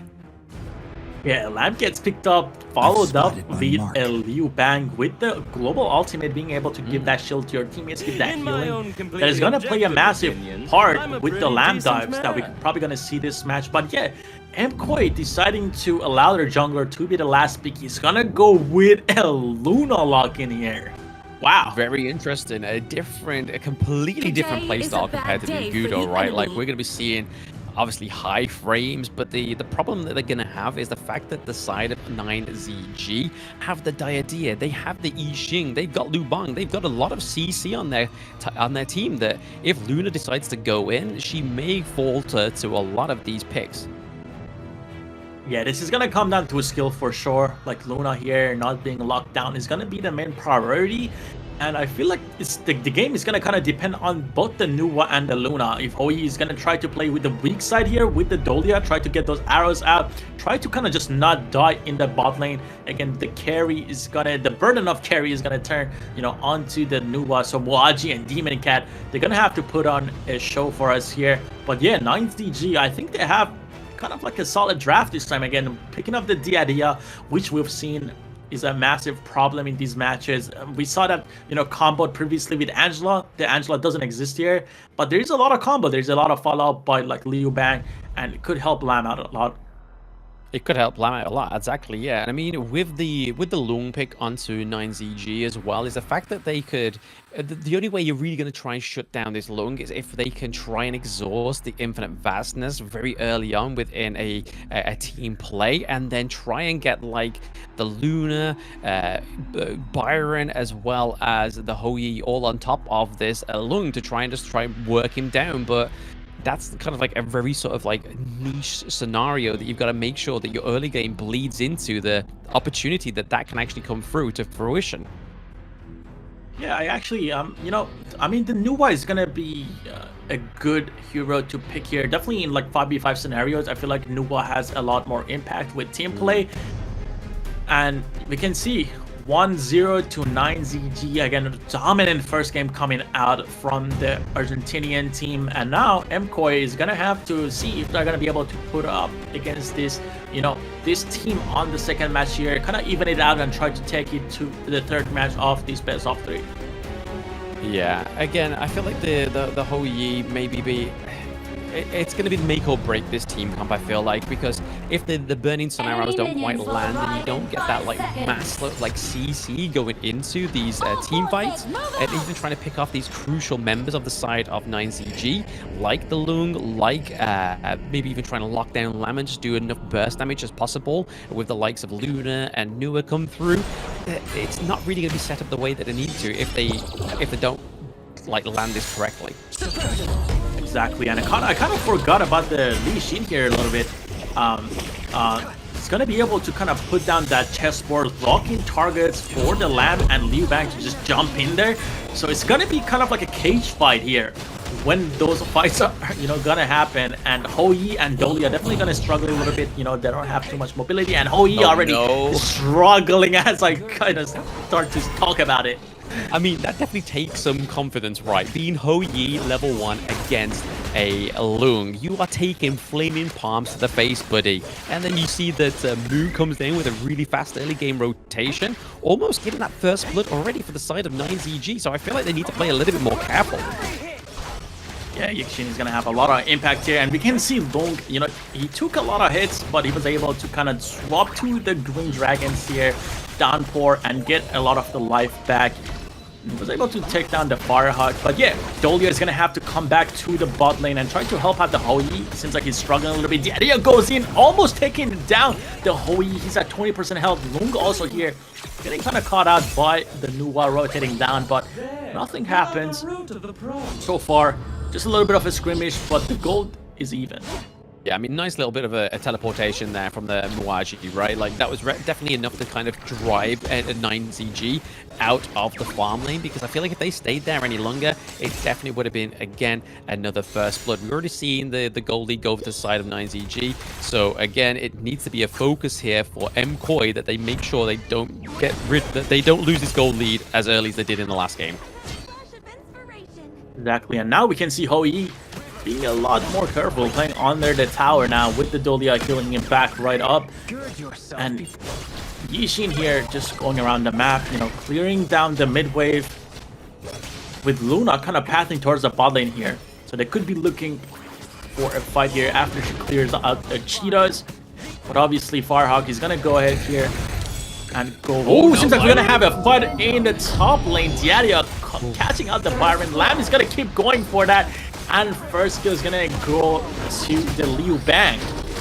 Yeah, Goose almost managed to escape the fate there of the side of 9ZJ. Obviously, the world is my board, got laid down there, but he's able to kind of just run out of it. He sprinted out of there alive, but it was actually Liu Bang that came through and got the kill there as well. Angry One definitely played a more angrier game too. Exactly. But yeah, I think the kill going to Liu Bang definitely, you know, not the best, especially when you have a Lamb on your side. But again, a kill is a kill. First blood going, it's going to create somewhat of a gap. There's almost like a 1200 gold difference right now on the 9ZG side. And again, objectives are coming up. 30 seconds here. They're going to have to fight for this Tyrant, I believe, on the MKOI side. And we can see a fight here. Luna going in solo, and she gets caught out. Boom is going to be able to take her down. And Lamb, again, as I mentioned, the chessboard's coming down, locking in targets. Lamb is going to have a field day, and it's showing. Yeah, I mean, there was a point in time there that could have been a completely different team fight for them if Liu was able to actually get that burning sun arrow landing onto one side of NZG. That could have set up such a great team fight and a great comeback to the side of MKOI. But it just did not hit, unfortunately. So that part of history will never get played out unless they are able to do it later on in this game. Yeah, just kind of, you know, putting all your resources into a Hou-Yi ultimate is definitely going to hurt here. Again, they have the Dolia that can reset the ultimates, try to get the picks. But here, it didn't really catch on. The ultimate didn't really catch on to anyone. And Luna was not able to get any kills right there. And again, the world is my board is being massive here. Being able to lock down the target. And as I said, oh, we might have a pick here on the Liu Bang side. Doesn't really work out. But yeah, as I said, the world is my board. Is going to be able to lock down the, you know, targets on the MKOI side with Lamb having a field day. With the Liu Bang jumping in too, with just the ultimate coming in. Yeah, ultimate coming in. They do lose the T1 down into the farm lane as well, so that's already a lot of macro come through there. We do see the more than my board get trapped in. It just trapped one, it traps Sin. Yeah, the world is my board. That is gonna be MKOI's nightmare tonight. Going to sleep because they're getting locked in left and right. The moment Moon gets that ultimate, Moon having such a big impact in these both matches, and now playing a supporting role. You know, last game he was going crazy with the Gana and Mo, you know, bursting down targets, and now he's just locking them in, you know, tossing them around with the chess pieces he has. That's it. I mean, like I said, that was probably like the next big pick for him to go for, right? I mean, Mai Shiranui was definitely not going to be on the card, but Yixing definitely replaces that Gana Mo. Yeah, and we can see 9ZG being so proactive, invading the Azure Golem now. Lamb ults it out from the entire enemy jungle, gets the smite on it. Nicely done, securing. Was it just out of smite or just out of spite there? Because he was just like, no, this is my Azure Golem. Yeah, he really didn't want the MKOI side to get that Azure Golem, waste an ultimate for it, and now he has all his Lamb stacks available. The 3 stacks is gonna go in for the kill. Luke gets the kill on Nua, followed up in Angro one, getting the kill on the Domia, and another kill coming in on the Byron. Wow, this is a bloodbath. That was some great intel there from 9ZG, right? They was just like, this is either a shot in the dark or a really good intel, but there goes Demon Cat as well. That's a 4-0 trade. World's my board, it's not quite hitting it. It's more like a rectangle this time around. But they're at the high ground turret. They could try and just do as much damage to the base and just as much damage to the enemy team's Gorge here by taking the T1 into the mid lane, maybe even taking this T2. 6 minutes. Just look at the timer. 6 minutes in, and we already got a high ground on the 9ZG side. Wow, this team, I think they have the best synergy we've seen today so far, especially with the Yixing pick here with the Liu Bang and the Lambs following up. We saw Sick stack his second skill with Lamb, obviously giving the enhanced auto attack passive, being able to maneuver around, you know, the targets whenever you land auto attacks after you have the enhanced autos. He was able, you know, get the vision in that bush, jump in, and clean up the kills with the help of his teammates. And again, they're doing the same thing with the Azure Golem coming up for the MKOI side. Yeah, absolutely. I mean, we can kind of see here globally, they're 25k up to the 17k on the side of MKOI. So MKOI are very far behind by 8k gold. And there we go. Lamb going straight back in, takes down Goose, takes down Sin. That is a double kill going over to the side of 9ZG. Yeah, man, Sick is being sick, one might say. Putting an amazing performance up. I mean, we saw him last game. He had a lot of impact on the Ogren, and now he's just getting these easy kills, double kills, you know, the catching kills, just catching people on the side. And with the help of Liu Bang and the Yixing, just, you know, using the world is my board, locking targets in, he has a field day. Has a field there as well. Yeah, he counts. I mean, you see that Demon Cat's able to get to the right far corner of that world is my board, but that was not the main goal. They were looking to get the high ground turret into the mid lane, and that Burning Sun arrow from Ho Yi just was not quite hitting the pale there. So Lu Liu needs to go back and reconfigure his aim on that ultimate. Yeah, seems like that, you know, the game is again up on to Li Lu, but he's not able to do much this time around because obviously he's on the Ho Yi here. The only thing that depends on him is the ultimates landing, but we haven't seen any of them kind of land. There's a lot of pressure across the map, and also, you know, 9ZG is doing a great job opening their own side of the map, giving almost no vision for these arrows to land. You can see that the Ho Yi here is 0-0-0. There's almost kind of like no impact because he has to play so passive here. And yeah, I mean, it's just a knock-on effect, right? The fact that 9ZG had such a great early game, it just means that Moon, Destro, Capo, or even Sick as well, they're just moving as a 3-man this time around, but their moves are moving with motive, right? They're not just kind of like aimlessly going around the gorge, kind of like, hey, we'll pick up this jungle camp, we'll do this. It's kind of just all seems very coordinated, and right now back into the team fight. Yeah, we have Diadia locking onto the Ho Yi, actually killing him for the first time in the match. Angro 1 following up with a kill on the Byron. But man, just look at how coordinated 9ZG is. I think they're going to be able to actually end the game here with the waves pushing in the mid and bot wave. We could see a fight here. Luna probably wants to jump in here, try to stop them from ending the match. Lamb goes in, gets a kill on the Luna, not even being able to use any abilities. Wow, 9ZG 2-0. I think that's the quickest game in West League this far. We haven't even seen the shadow variant of the neutral objectives come through in this game 2 between 9ZG and MKOI. So a very good play there by the side of NZG. I mean, I feel like the coach was a little bit too eager there. He was like, hey, just have a full camera of my face. I need to go and dab up my boys. Yeah, exactly. 9ZG having fun and also showing how confident they were this match compared to the unexperienced team that MKOI is. Obviously, again, we can't blame these guys too much. They haven't had this stage experience. Hopefully, this helped them out a little bit. But yeah, I mean, choosing red side again was a little bit questionable for me. And, you know, I don't know. Like, it seems like Muaji was not able to have the impact that I thought he would have. They put a lot of, you know, eggs in Lilu's basket, and he wasn't able to kind of capitalize on that either. So hopefully they can, you know, go back, study the game against 9ZG today, and try to pick it up in the following days. I mean, we were seeing in the opening statements of today, right? We know that teams try and want to get their best foot forward within this ranking week. But for the third team like MKOI, it's not the end of the world. They just need to make sure that they learn the lessons that need to be learned from that defeat.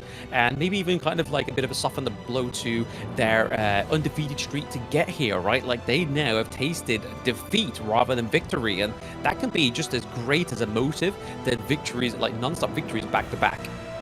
Yeah, exactly. Whenever you're winning, obviously, it's similar to ranked games. Like, you know, you kind of gain this kind of confidence and ego moving forward. You think, you know, every match is going to be as easy as the previous one, but we actually, you know, saw that is not the case here with 9ZG. You know, we came in here, we thought MKOI, they're going to, you know, show up, but 9ZG proving us both wrong here. And, you know, we obviously we got to see your favorite hero, Guro, being both picked and banned here. So hopefully we can see some more of that. But yeah, both teams played amazing. Kudos to both of them. Hopefully, again, MKOI is going to be able to go back, study, and, you know, hopefully they got some experience out of this match. So I'm excited to see them in the following days and how they can, you know, come up and perform a lot better. Yeah, it's going to be super interesting to see who actually gets MVP of Game 2, though, right, for NZG. Because, again, I feel like Boone was definitely a force to be reckoned with in that one, but he didn't get a single kill. He just got 10 assists. Yeah, I think this one is going to have to go to Sick. You know, he was very active across the map. And, you know, the World Is My Board had a lot of, you know, huge impact. I spoke about it during the draft, being able to lock in the heroes for Lamb to go crazy, kind of like a cage fight. So Lamb did what he had to do. He was able to invade, and we saw him even ult out the Azure Golem. It got to the point where he was really doing that. He doesn't even care about the CD ultimate. And we can see that Sick with 52,000 damage on the Lamb, you know, followed up with 43,000 from the Lung. So huge impact from the farm lane and the jungle. You want them, you know, to carry you. And from the MKOI side, we have Muaji doing 47% damage despite the game being so short. The game being so short, but that is what Nua does, right? Nua can lay the smack down, but the whole problem is when you're playing from Nua from behind, like I was saying in the BP, it's a very hard pick to come back from, and you can kind of see there with the team fight participation for MKOI being 0, just showed the domination that 9ZG had from the word go, is the fact that they couldn't even bundle together as a team. They just weren't alive long enough to actually formulate as a team and take a team fight from 9ZG. But here's the gold graph, and another thing that MKOI was struggling to actually try and get a hold of was that gold lead. Yeah, 13-0-40 stats, crazy stats from 9ZG. I mean, we didn't get to see who got the MVP here, but definitely I would say Sick is going to be my pick for MVP. Again, he had a lot of damage. He was able to kind of clean up the fights. You know, whenever you have a Lamb, you want to see him clean up his fights. And he, again, Lamb gets the MVP, as we can see here. Sick, 5-0-6 line, taking damage 18% only. Slippery as he's supposed to be. Damage dealt 30%, gold, total gold 28%. So yeah, they played the Sick, I would say, both matches, and yeah, definitely one of the top junglers in this tournament. Yeah, throwing in that dub because he got the W, right? I mean, does it stand for West League? Does it stand for West Side? Does it stand for the dub? I mean, clearly it stands for everything here for 9ZG. Able to get that on the board, their first dub on the board. 2-0 as well, just as clean as OG Esports, I have to say there, because there was this clear domination, and especially from the word go. Yes, the world is my board kind of whiffed here, but Angro One was able to claim that first blood to the side of NCG. Burning Sun Arrow there from the word go just didn't quite connect for M-Coin's Luli. Yeah, I feel like that was the chance for M-Coin to kind of get a couple of kills with the Luna camping there. Just the arrow not connecting kind of threw off them off their game, the game they wanted to play. And again, we can see Lamb and Liu Bang just being minutes. It's like they're just going in, followed up again with the World is my board, locked in all these targets. They're not able to move around. And obviously, whenever you are locked in with a Lamb in a 1v1 or even in a team fight situation, the Lamb is just going to dance around, get all this healing off of you with enhanced attacks, push you back. And Sick just did that, was able to grab the MVP, and we saw that just right there in the highlights. Yeah, I mean, that was definitely more a fruitful performance on the Lamb, right? We saw already a Lamb today on a limb from Virtus.pro. Didn't quite make the mark that Sick did in this game too between 9ZG and M-Coin, but man, it definitely made me more excited for Lamb picks to come through, because this one was definitely just like a non-stop kind of just circulate, just going around, roaming the gorge, taking up the enemy's Azure Golem, which if you take away Luna's Azure Golem, it becomes a lot harder to perform on that hero. Yeah, exactly. And with that being said, we're going to wrap up things here and go on to a short break. And when we come back, we're going to have more insane games for you guys.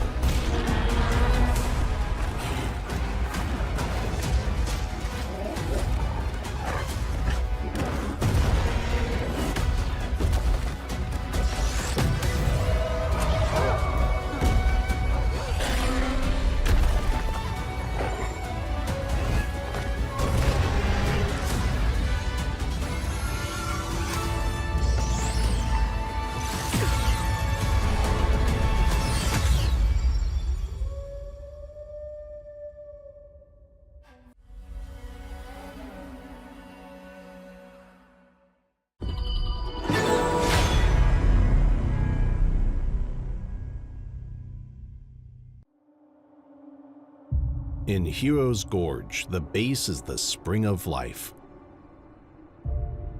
In the real world, every forest and plant is the Earth's spring of life. The base nourishes the gorge, just as Earth's ecosystems sustain all life. If the base is exhausted, heroes will lose their home. If ecosystems are destroyed, all life loses their habitat.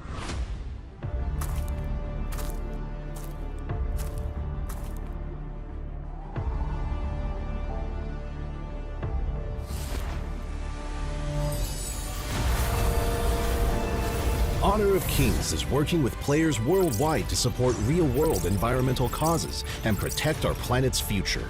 By participating in Protect Nature, Protect All Life, all efforts in the event will contribute to real-world causes, protect the environment, and let us defend the honor of our planet together.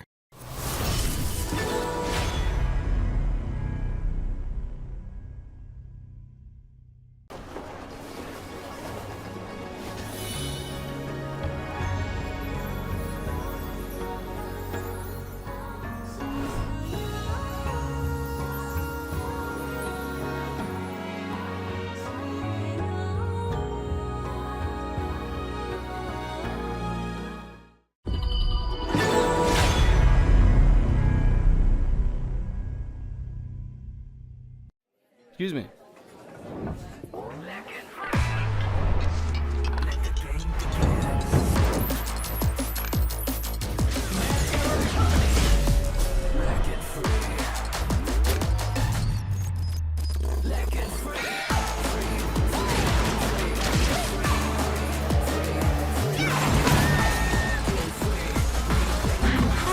Stings.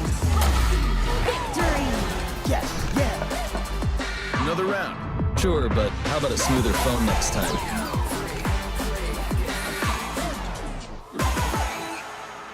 Realme 14. Performance beyond limits. Welcome back, everybody, to the Honor of Kings Major West League Spring 2025. We are now getting into the third series of the day. Who would have thought? We've had 2 series under our belts already, yikes. How are we feeling going into this game? Actually, match 3, sorry. Yeah, so far it seems like that the first 2 races, the 2 series, we had dominant teams. We obviously had OG and then 9ZG, you know, just dominating Movistar Koi. But yeah, now we're gonna have OG again back on the stream against AYLO Gaming, this time from Peru. What do you think about that? Again, like I was saying in the break, right, I think AYLO Gaming was probably the only team I could not find any little bits of details on, which again either excites me for the right reason or the wrong reason. And I really hope that they do the right reason, because obviously MKOI, I was honestly hoping for a little bit more from MKOI, but honestly, the experience from 9ZG honestly really showed in that match 2, sorry.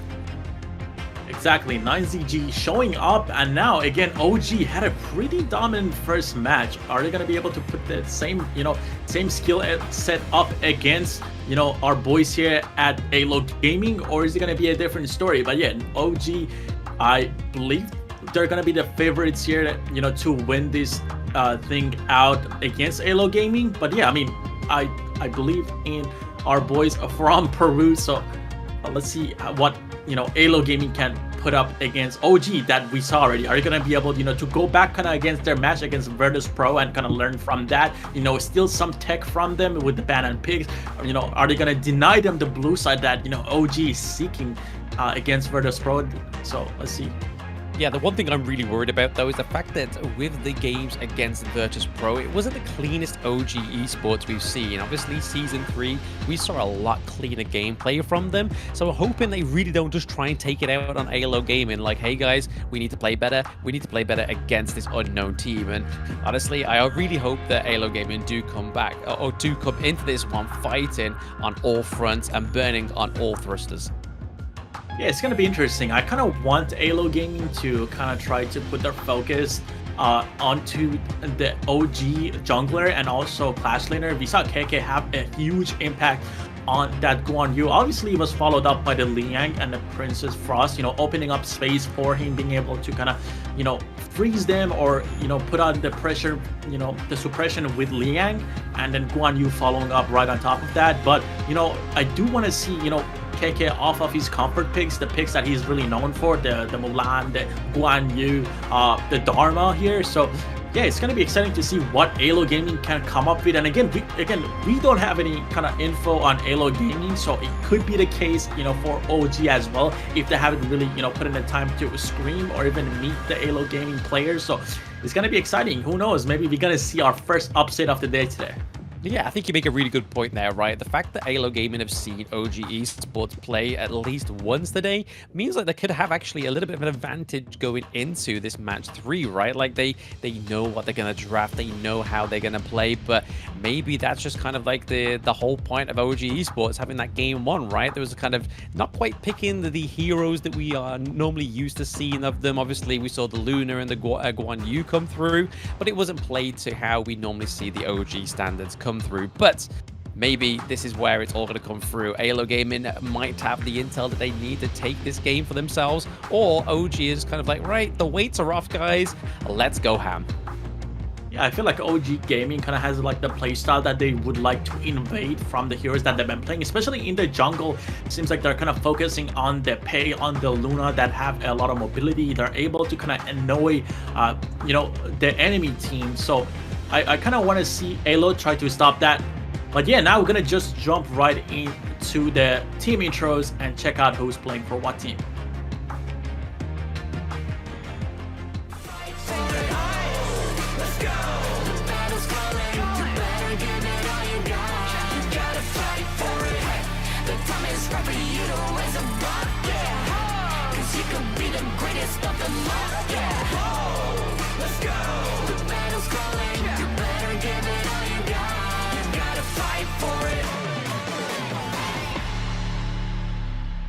Have it. It's OG Esports coming through here, and once again, this is Keke into the clash lane, Dao into the jungle, Wen in the mid lane, on as the farm lane, and Muchin once more in the support role. Again, Muchin played a fantastic Motsu, right, with those cannon blasts. I hope we get to see a little bit more finesse from the support player. Yeah, I'm definitely excited to see Muchin on, you know, different support heroes. We saw the Motsu. Motsu is super strong with those cannon hits, and he was able to land that consistently, which is pretty hard. But yeah, it seems like that OG here, they're ready kind of to win it all. You know, they're yawning a little bit here, having a little bit of a fun. You know, they're taking it easy. Obviously, again, they don't have any info on AYLO Gaming, so there's almost probably no pressure. You know, they're laying back almost. Breaking the chair here. From Dao. We honestly don't want him to get a head concussion going into this major West League. Someone take that man away from that chair. Yeah, having a little bit of a nap here. Seem pretty confident. I mean, this is the fun part, right? Whenever you don't know who you're going against, you're gonna have this time to kind of chill, relax a little bit. But who knows? Again, Peru coming out of nowhere, AYLO Gaming. They might take, you know, OG for a ride here. They may. I mean, that's what we're really hoping for, right? We don't want to see just the stomps all the way through, but we are going to check who is going to be responding to AYLO Gaming.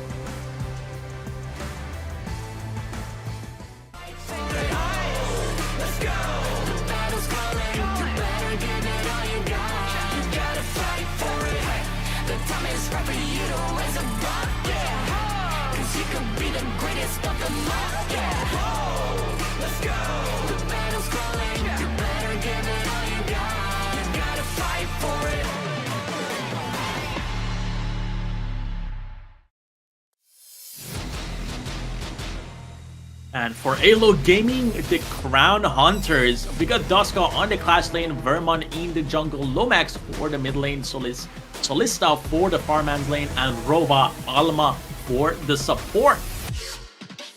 Some interesting poses there. We saw Vermon going for a little bit of jutsu stance there. Maybe he's going to deploy some clones onto the Gorge and get us all thrown off of the Gorge here. But yes, what a title, the Crown Hunters.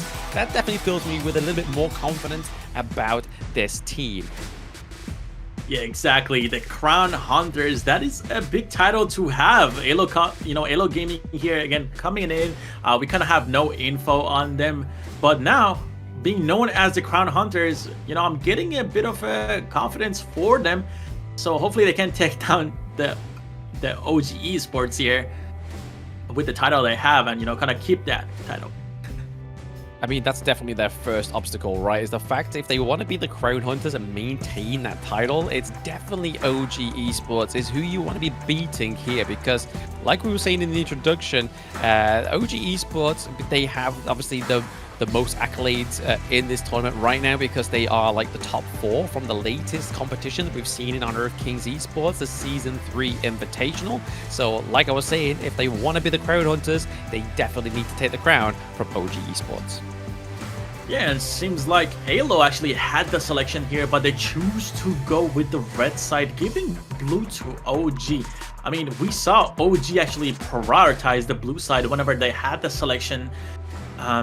But yeah, again, coming AYLO here, taking the red side, again, is a little bit questionable. As I said, OG seemed comfortable on the blue side. It seems like they're coming in with a strategy. So maybe AYLO here is going to try to ban out the Arlie so they don't give it away, because Arlie had a huge impact in first match that OG had. Yeah, I mean, we've been seeing a lot of Ali bans in this matchup, right? So Ali into the first banning phase, I can imagine would come through here for both OG and AYLO, unless they have some pocket picks and some kind of intel here that both their coaches know about. But let's see who they decide to go for. Will it be something like the Diadea? Will it be the Mai Shiranui? It's actually going to be the Lady Sun for OG Esports. Yeah, taking down the Lady Sun pretty early, and again, the classic Mai ban. Seems like Mai is never gonna get through the major wrestling here, and Guan Yu getting banned for OG once again. Seems like they did actually ban Guan Yu last time as well, so they're gonna ban out, you know, the Guan Yu themselves as well. And Pei gets banned from the AYLO side, knowing that Dao Dao had a huge impact against the first match against BP, and Arlie getting picked up on the OG side with Dharma going to AYLO Gaming. Yeria picking up here.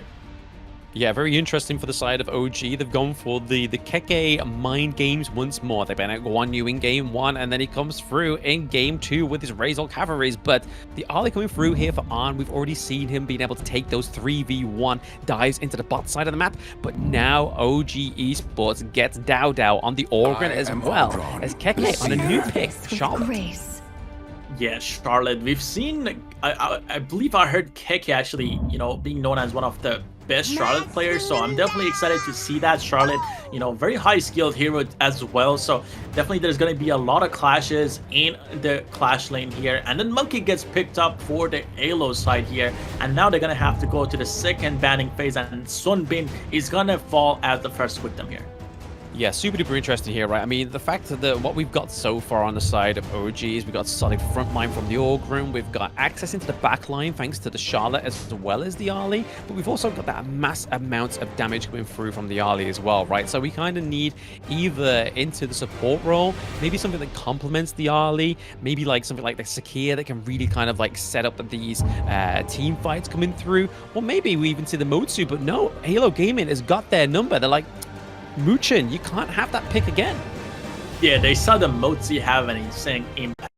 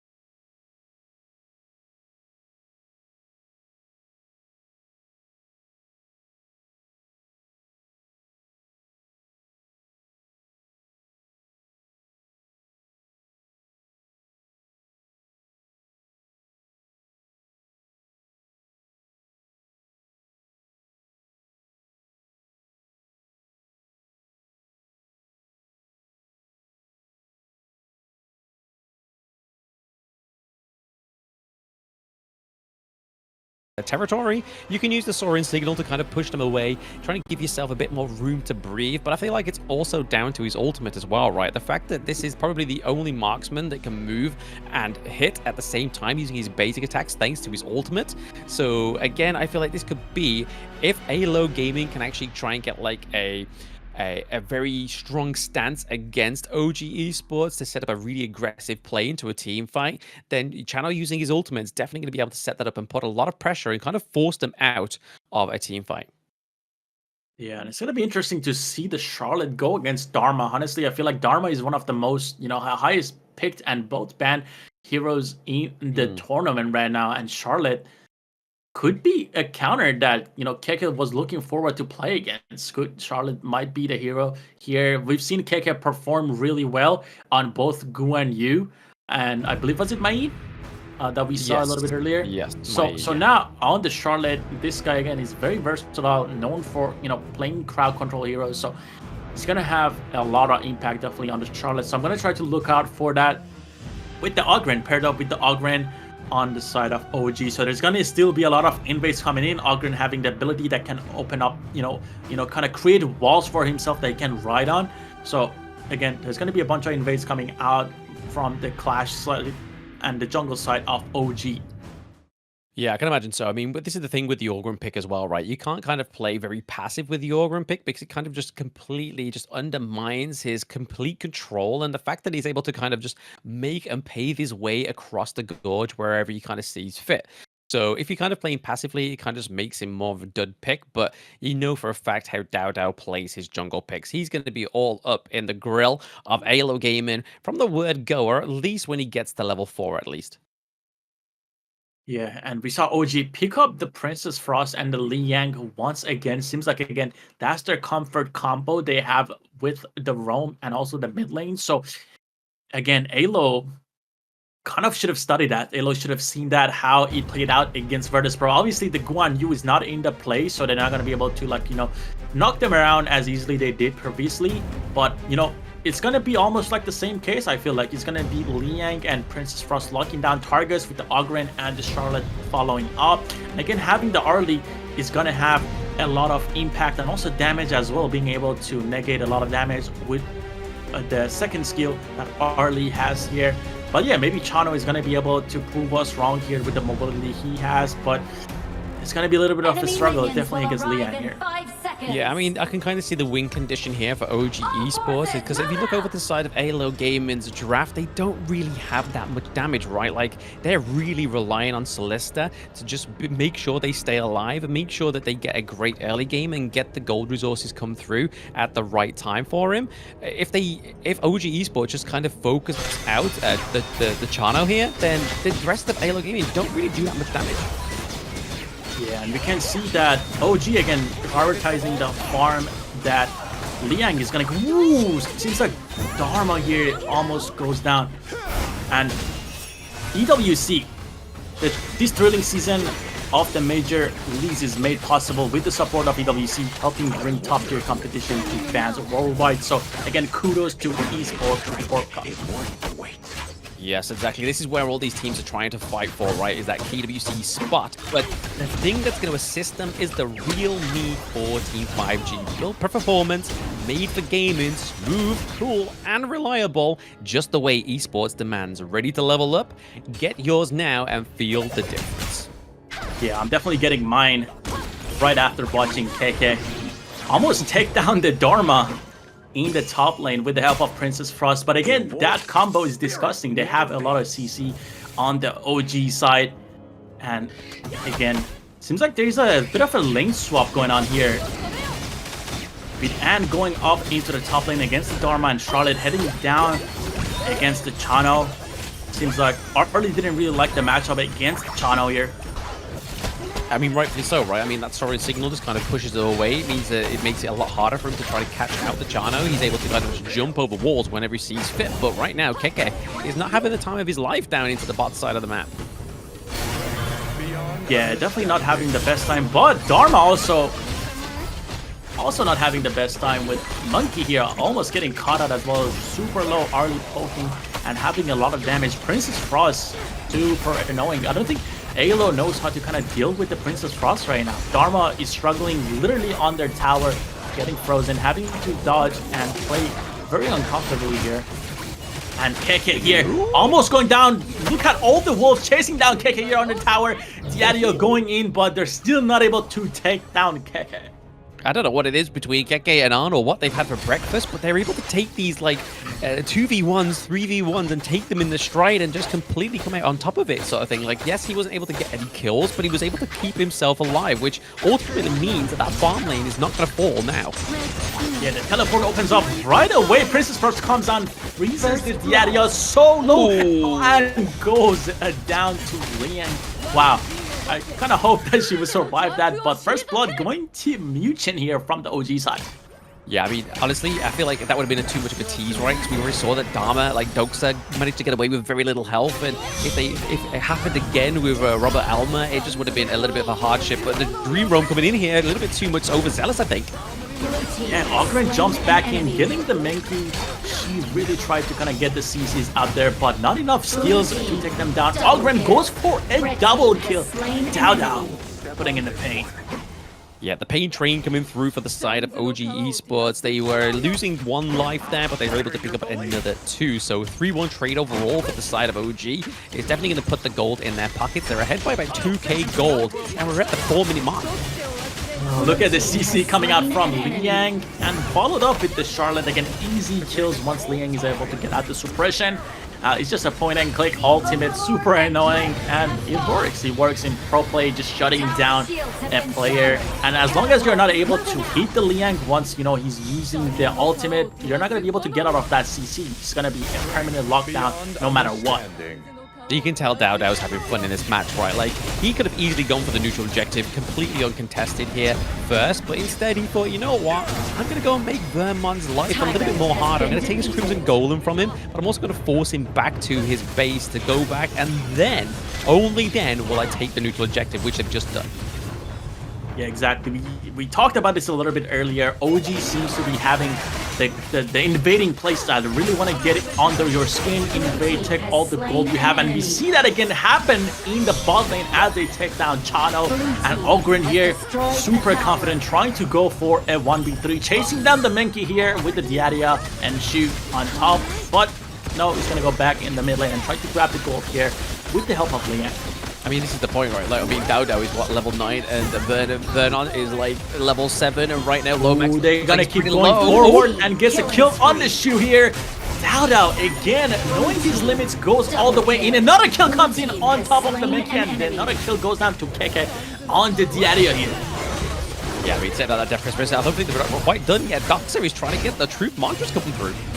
Yeah, but it doesn't go into his favorite, and Dao unstoppable. Keke on the killing spree. This is the combo that I was talking about. These guys on the Clash lane and the jungle on the OG side are just insane. Yeah, I mean, while we're at 6 minutes in, we're looking at like a 9 kill lead, as well as about 6k gold, and there's suppression coming through thick as well. Dream Roam coming in, trying to take off the side of OG in this fight, but we're already seeing that Roba Alma is looking pretty low, but they do get another kill onto the side of AYLO Gaming. That is a takedown onto Muchin. Yeah, it seems like that. OG got a little bit too confident fighting between 2 towers. I wouldn't really recommend that. You know, if you're playing rank, don't ever go between the 2 towers like that. But yeah, I mean, they paid for it. Muchin is going to go down, obviously. And now Monkey and Ogren are kind of fighting it out with the help of Princess Ross. Keke comes in, calling in for his teammates. They're going to get the tower down. Keke gets a kill, but goes down. Chano is going to fall, and Ogren goes in, gets another kill on the Monkey here. Godlike coming out for Dada. Yeah, absolutely. I mean, they're able to take the T1, get the 2 kills into the mid lane as well, and even take the Azure Golem. And like, hey, do you fancy Azure Golem? Because I'm giving him out free right now. Like, the jungle is in my command, and Dao is level 11, whilst Vermont is level 9. They need to make sure they're doing something on the side of AYLO Gaming. They need to bring themselves back into this game 1. Yeah, the jungle is in my command would be the appropriate name and title to give to Dada right now. Look at the gold, 7,000 gold, and he almost has like complete item. I believe that he has a couple of components here. Once he finishes up that Blazing Cape, unless he wants to, you know, convert that to another item. But yeah, once he's able to finish up the jungle item here and also finish up the Blazing Cape, I feel like nobody could really fight him. He's going to be able to block off that healing from the Diaria, and also seems like they're going for another fight here again. The jungle is being permanently locked down on the OG side, being able to invade. It seems like they have a double jungle here.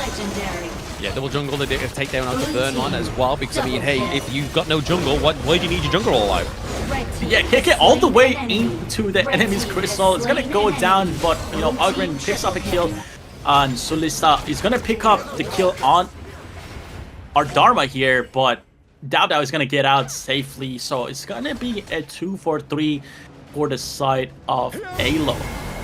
Yeah, I mean 9-0-3 with Dao Dao, right? Like that's crushing it. He's walking away with the path of passing with like, hey, I've got my new Giant's Grip as well, freshly built.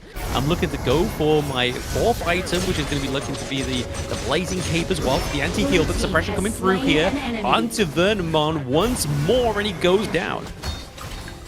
Yeah, it seems like OG just loves invading and also suppressing their enemies. Again, the Princess Frost and Liang being prioritized. I feel like teams need to kind of really pick up on that and try to ban those heroes out a little bit early. But obviously, again, we have the global ban pick, so OG is not going to be able to kind of play those heroes. But I believe they're going to ban it out from the AYLO side on next draft, so we'll have to wait and see. But yeah, the Princess Frost and the Liang being so suppressive, blocking down targets, and just Dao Dao and KK following up, even being so confident to go up until the enemy's crystal here. Yeah, I mean, forcing the enemy right into their base territory here, or like the high ground territory, is probably a good call here for the side of OG Esports. They need to try and just create room for themselves to take the T2 into the mid lane, which they have done. But right now, they need to just make sure they're pushing this further. But KK is just trying to make sure that Vermon is not getting any of these jungle camps. Exactly, Vermon is struggling a little bit, I would say. 6 towers down on the AYLO side. And the objectives are gonna be enhanced very shortly at the 10-minute mark. We're gonna get the Shadow, Tyrant, and Overlord. But yeah, seems like just yet. OG still wants to go for the high grounds.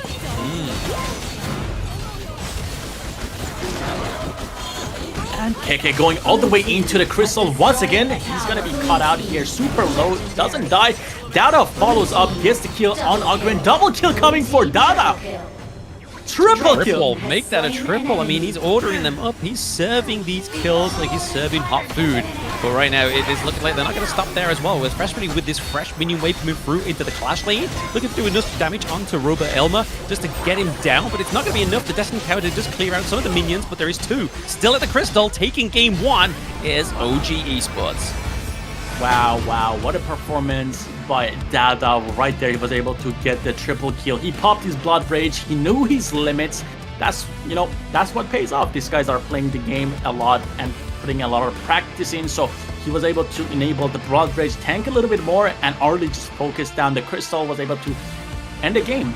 A lot of damage coming in from the early on to the tower. But yeah, KK here was super aggressive. Obviously, he knew his limits on the Charlotte. Charlotte doing a bunch of damage as well. Didn't disappoint me. A great Charlotte gameplay. But again, our MVP here, I believe that was Ogren. Ogren, you know, was able to move through the map freely again, invade a lot. What do you think about that? Yeah, I mean, definitely. He had a great performance on the Aura and Dao Dao, definitely showing that he dominated the jungle in that game 1 against AYLO. So, not quite beating NZG's quickest game yet within the West League, but they're definitely trying to make that staple their own, right? But AYLO Gaming, they are the crown hunters. They need to do something different in this game too. Yeah, and kind of looking back at the game, I feel like, you know, Chano could have done a little bit better. I'm not the big, you know, fan of the fact that Chano is now at 50% win rate on the Major West League. But yeah, AYLO Gaming, obviously, you know, they tried to hold tight. They actually picked up a couple of kills here and there, which is pretty massive for them.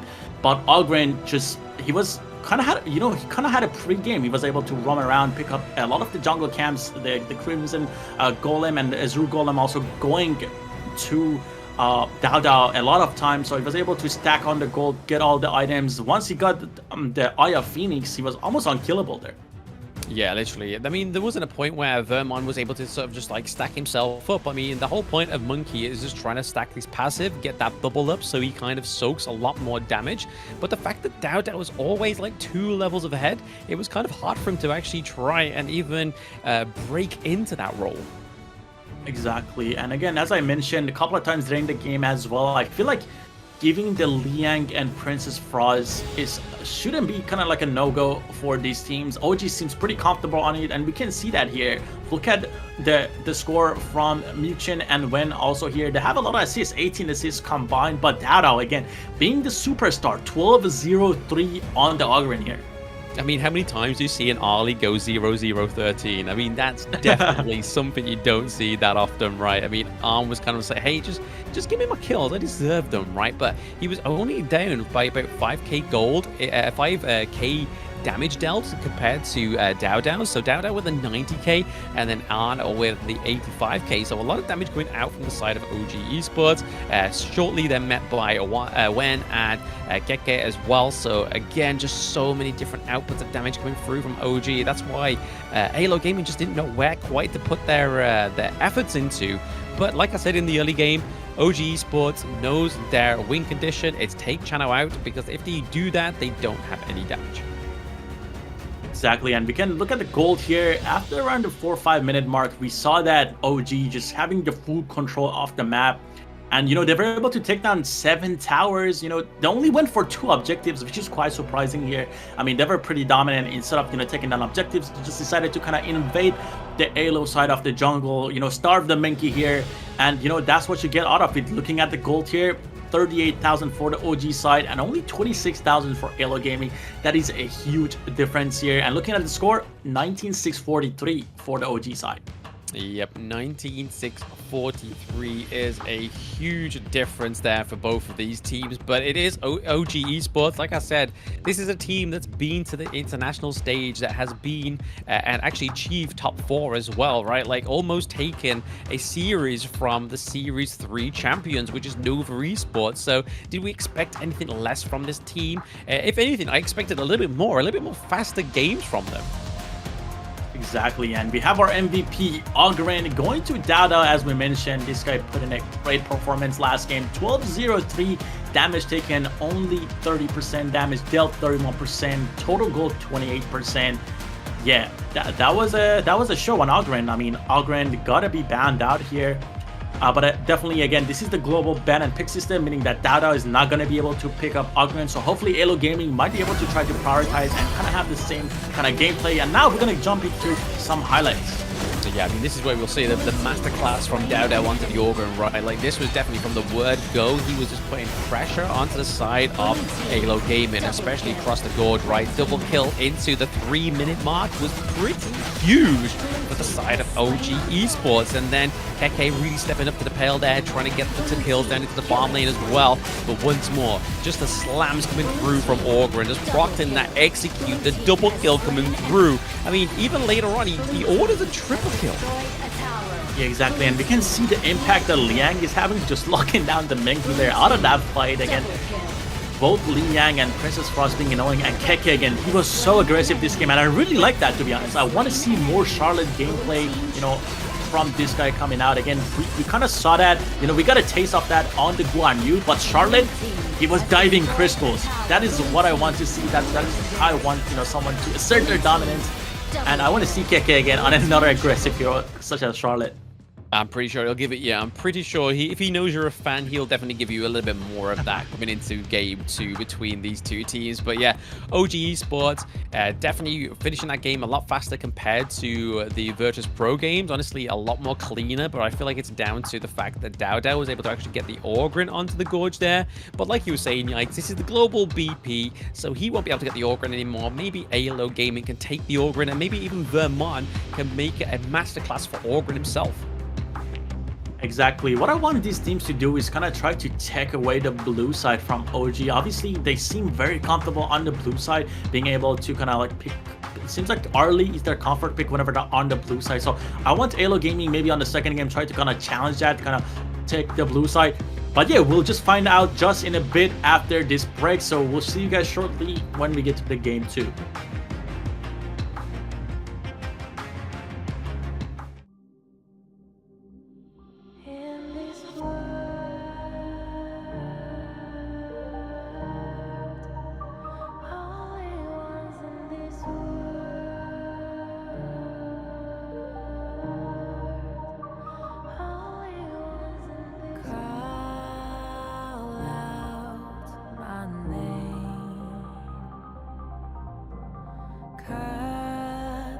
Sound of the rain.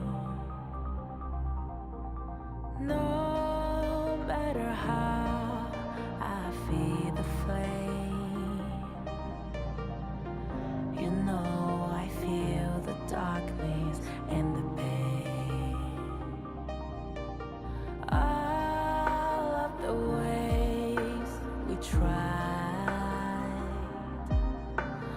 break free from the night. You know we made it out, we found the light. I fly so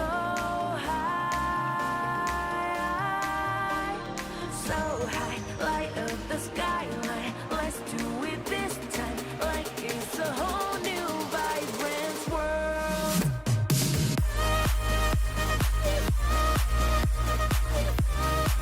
Like we're the only ones in this world. Like we're the only ones in this world. Now I see that I got everything I need. It's alright, I'm on fire, I'm alive, 'cause now I fly so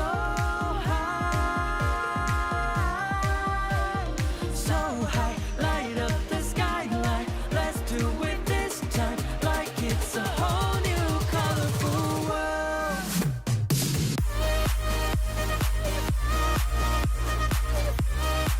Like we're the only ones in this world. Like we're the only ones in this world. Never thought we'd get this far, burning like the stars. How we get this far, like we're the only ones in this world.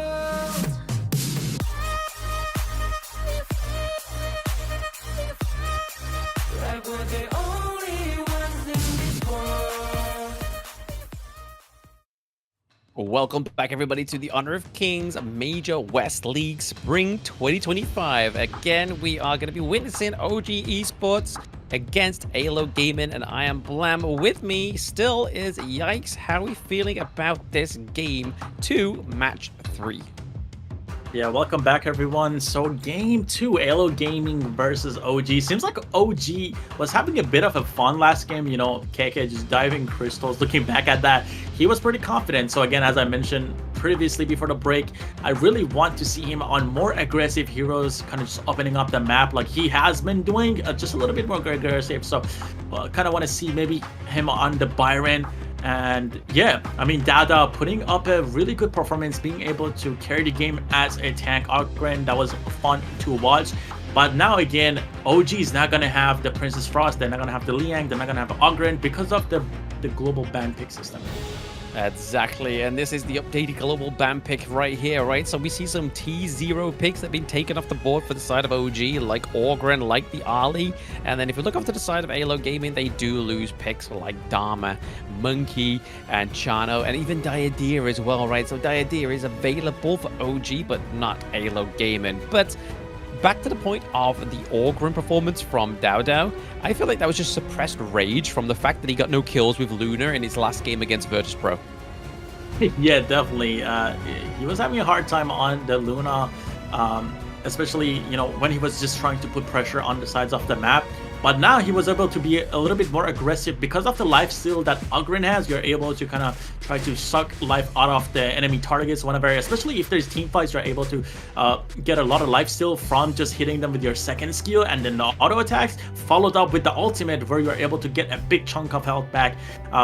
So yeah, Ogren was having a lot of fun this game, and Keke just being on the back line and knowing the carries of the AYLO Gaming side. Oh, absolutely, yes. They got to make sure they try and find their comfort picks for AYLO Gaming. Maybe they just need to go back to a little bit of basics for themselves, go for something that they're used to, and try and claim victory in this game too. Because right now it's looking like OG Esports are going to be going for like another 2-0, which would put them in a great stand-in from day one in the ranking week, putting them probably at the top of the charts. Yeah, exactly, and we're about to find out if they're gonna 2-0 AYLO Gaming just like they did to Virtus.pro here as the draft starts, and seems like OG once again has the blue side here and red side going to AYLO. So it seems like that OG just, you know, they're super comfortable with the blue side. They pick it, and whenever, you know, the opponents give it to them, they're just as happy with that. I mean, they're probably just deciding their side of their the team of what they pick by just looking at their the jersey. Like, I mean, it's predominantly blue, so hey, we'll just go blue side. Exactly, and Liang getting banned out by OG again. This is something they play a lot themselves, knowing that Liang is just such a suppressive hero. They don't want to go against it, and followed up with our early my pay, you know, classic bans coming out from the AYLO side. They definitely don't want to give pay back to Dadao after we saw what he did with the Ogren. Lady Sun getting picked up here for the first pick for OG side. Yeah, again, just locking in Arn's pick here because we know that he's such a sort of mechanical player. He can, like we saw with his Ali, right? Like, he was able to take that 3-1 dive down to the bot side of the map, but AYLO Gaming taking a note out of Muchin's book, and look at him lock in the Motsu here for Roba Elman. Yeah, Motsi followed up with a Main. Definitely a strong pick right now in the Clash lane, but that leaves OG open with the Dharma. But they're gonna try to lock in the Diaria here. Yeah, Diadia is definitely a direct counter here for the Main. It definitely makes a great pick as well onto Muchin. Muchin we've seen many times be able to make a great support shot caller for Keke and other members on his team. Yeah, Diadia gets picked up with the Dharma, so that's gonna be another CC chain combo that OG is looking to go for. Yan and Mo here gets picked up for Lomax on the AYLO side. What do you think about that? I feel like that might not be the best pick just because of the fact, you know, they have the Dharma, they have the Diaria, but also Yana Mo is a good counter to Lady Sun, so I feel like this is a 50-50 pick coming up here. I mean, what they're really hoping for here for the last two picks of AYLO Gaming is just some solid front line, right? Like, they've still got the marksman to be picked up, but at the same time, they've still got the jungle to be picked up as well. So they're hoping that there's enough jungle tanks to actually survive through this second ban phase so that they can rely on the Mayin and maybe even potentially something like the Dune or even Orgrin if it gets through. I don't think OG Esports is going to give them the Orgrin, but if they do, then I can imagine that OG Esports is going to look for some more control, some more CC coming through if they do lock in the Ogre for the side of AYLO Gaming. Yeah, it seems like AYLO Gaming instantly bans the Luna as well. So we saw, you know, Dada, as you mentioned, play both Luna and Pei in the series against VP. But now that gets taken away. Musashi followed up right by that. And Lung and Darren Jie gets picked up here as well, getting banned. So yeah, it's going to be interesting to see what they're going to go with. AYLO locking in the Ogre, so it seems like OG is comfortable with giving it away, and instantly they're going to pick up the Angela to combo with the Diaria as we've known. Ooh, they're going to swap to Shu here. Yeah, potential though. I mean, they've got to lock in something with some kind of control, right? I think the Lady Chen would probably do the best here because of the Destructive Deluge on top of the Conductor of Souls would be great for them, especially if we see Wen actually build the Venomous Staff, right, to get that anti-heal from the Orgrim. But as soon as we saw that Masashi ban come through, we knew exactly what AYLO Gaming we're going to go for here. But no, they are definitely flickering to and from, whether it's going to be Angela, whether it's going to be Lady Chen, they're going to lock in the Angela as well as Fade. This is the first Fade of the West League. Fade. Wow, I was talking about this hero being one of the, again, recently released heroes, and seeing Dowder on Fade, this is going to be an amazing experience. This guy obviously knows his junglers, knows how to, you know, play against it, and now it's going to be an execute versus execute battle. Obviously, Fade having the execute on his ultimate.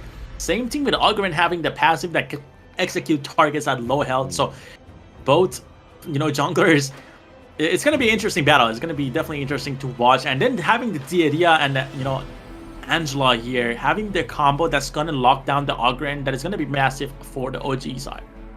Yeah, I feel like what the side of OG is definitely lacking though here is a consistent front line, however, because they only really have, I mean, if you really want to stretch it out, right, the Dharma going in for the initiations or trying to go into the back line for the pickups, if that's the case, then Muchin is really only going to be the person that's going to be trying to face the enemy team head on. So I can really imagine that the aggression this time around from OG Esports is going to be amped up to 11.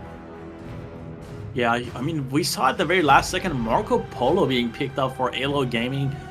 Not sure how I feel about that, having the Diadia and Angela on the side of OG. They're definitely going to be able to kind of lock him down unless, you know, he takes Purify and plays the game perfectly. But again, Dia is going to have that lock on that's going to be able to jump right on top of them, and having the Dharma too. So Marco Polo is definitely going to have a hard game. Definitely want to see how AYLO is going to play with that. But yeah, 1-0 right now to OG. We are going to be jumping right into game 2 right after this.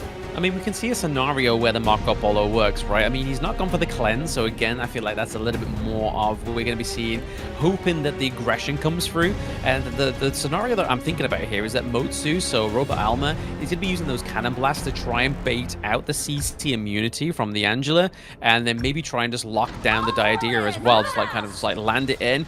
Then we see the double stun come through, because we know for a fact that Solista, given the chance, will more likely build the Frigid Charge midway through the game as well.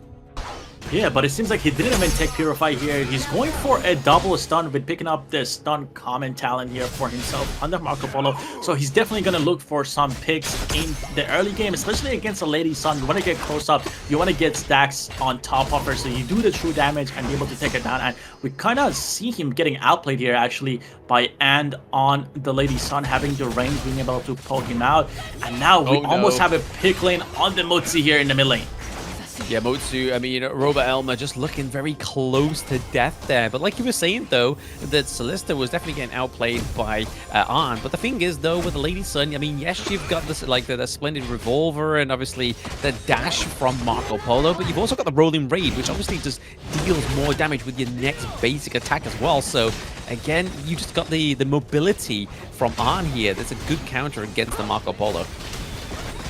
Yeah, and it seems like this game, AYLO is looking more towards the bot lane as they come rally towards the Marco Polo lane.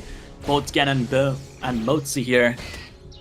And Dia and Lady Sun gonna have to back here. Algren being back in the mid lane, waiting for the waves to crash so he can't pick it up. Dao and Keke looking for the main here. I mean, it makes sense though, right? Like the fact that they're trying to shut down on here is because they don't want him to get ahead of the side of Solista. They want to make sure that Solista has the best game possible. Exactly, and Fade up on the walls, coming down, trying to go towards the bot lane. And I think he got some vision on the Ganon. Mo tries to walk in a little bit, but to run right away. And the boars are getting a little bit invaded by the Ogren here. It did seem like he took one of them, but a clash going between the junglers here down in the mid lane doesn't really happen. But bot lane again, Lady Soon and is able to get some hits on the Motsu here after he misses the cannon shots. Absolutely. I mean, no blood has been spilt just yet between both of these teams, but you can kind of see that OG is just ever so slightly ahead in terms of the goal, which is not normally the pace they're going at. They're normally much further ahead, so AYLO Gaming may be onto something here. Yeah, the Motsu is putting a lot of pressure on the Lady Soon. We saw Lady Soon having to flash here, and Dia Angela combo showing itself, getting a pick on the Motsu here, getting locked down. First blood going to win here. First blood going to win as well. Yep, again, this is definitely where they want to kind of try and focus into the resources, right? Going to Angela, giving over the damage as well. Just the connect from... Oh no! The Fever Barrage having to be expanded there to be defensive, but he didn't need to do that. Yeah, exactly. Marco Polo also almost got one-shotted by Wayne. Again, that comes with the Dieria and the Angela combo. It's just securing the last hit. Securing the last hit, yes. I mean, they're able to try and beat these minions away from the T1 into the farm lane. They don't really want to be losing any kind of real estate at this point for AYLO Gaming. They're able to just kind of bail away the side of OG Esports. But like I was saying moments ago, they're only a few hundred gold ahead now. We're looking at a few K. Oh, seems like there's going to be an engage from Fade in the mid lane. Angela again picking up another kill. The amount of CC and, you know, just organization following up from the OG side is so good so far. And Marco Polo gets a solo kill on the Lady Sun. Fade again with another kill on the Marco Polo. So Fade so far doing very well. Dao, known for his jungle plays. So far, seems like another game for Dao on the OG side. Like Dowdow loves to give masterclass of the jungle, right? Like this is what he's known for. This is his staple, just being so aggressive and just also owning the gorge when he needs to for his team. And there we go, Tyrant goes down. So first, a neutral objective going up to the side of OG Esports, and it is going to be the Tyrant once again. He's giving more damage over to the likes of Angela and also the Lady Sun. Yeah, Ven looking pretty confident right now. He does have the Venomous item, the anti-heal to kind of counter the Ogre in here. And I mean, he's doing a great job. He's gotten to the point he's using Blazing Brilliance for, you know, the ultimate to kind of just clear objectives here. We saw him use it on the Tyrant. Seems like they're going for a play down on the Dharma here on the AYLO gaming side, but they're not quite able to finish off the kill. But again, Dharma gets hit with the Mutsu second skill here. They're able to take down every tower on the AYLO side. Again, they're being productive now, which is quite good. Hey, here's a bit of improvement for them, right? They're able to get the first T1 in this game. I mean, it was reciprocated by the side of OG Esports. The top side of the map, we saw that Arn and Muchen were able to get the T1 up into the Clash lane. So again, just trading turrets across the gorge right now. But again, they get a kill onto Doxa, which is a bigger trade here. Yeah, Mine going down here is going to open up the path for them to get the inner tower. Obviously doesn't really work out, but Woodsie's going to flash in, get a full-on ultimate on the Lady Sun here, get another pick here, and Algren is going to get a double kill on the OG side. Fade on the back, getting Gan and Mo. Dowdow going in, another kill from Dowdow. Dowdow is like, yeah, I'm not finished, guys. Yeah, Vermont got out of that battle without getting scarred, but his teammates can't say the same thing, right? Lomax and Roba, Armor were able to just be taken down by OG Esports, but Dowdow really working with him from the backline there. Yeah, he has the mobility. Again, Fade, one of those heroes that has a bunch of mobility, is able to invade, and also, as we saw right there, be able to jump through the walls and jump onto the backline. The Ganon Mo thinking, you know, he was about to recall, go back home, gain his health back. Nope. Cancel those plans. Yeah, absolutely. I mean, that's exactly what they need to do on the side of OG. Just put the pressure on to make sure that they aren't able to sort of like go back to their respawn and go and get the necessary things that they need to, like health and mana. But right now, we're seeing that 22k against the 18k gold here. So 4k gold, again, a little bit overzealous here with a bit of farewell.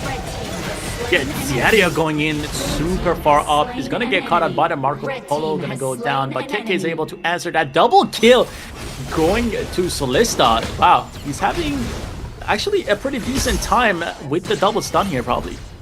Yeah, double stun came through. It was a double kill for Solista, so double stun equals double kill. He doesn't have the free to charge just yet, so he's doing this with all the single skill, but think inside the box is not going to be enough. KK gets the kill on Roba. Wow, KK getting the kill on the Motzi again here.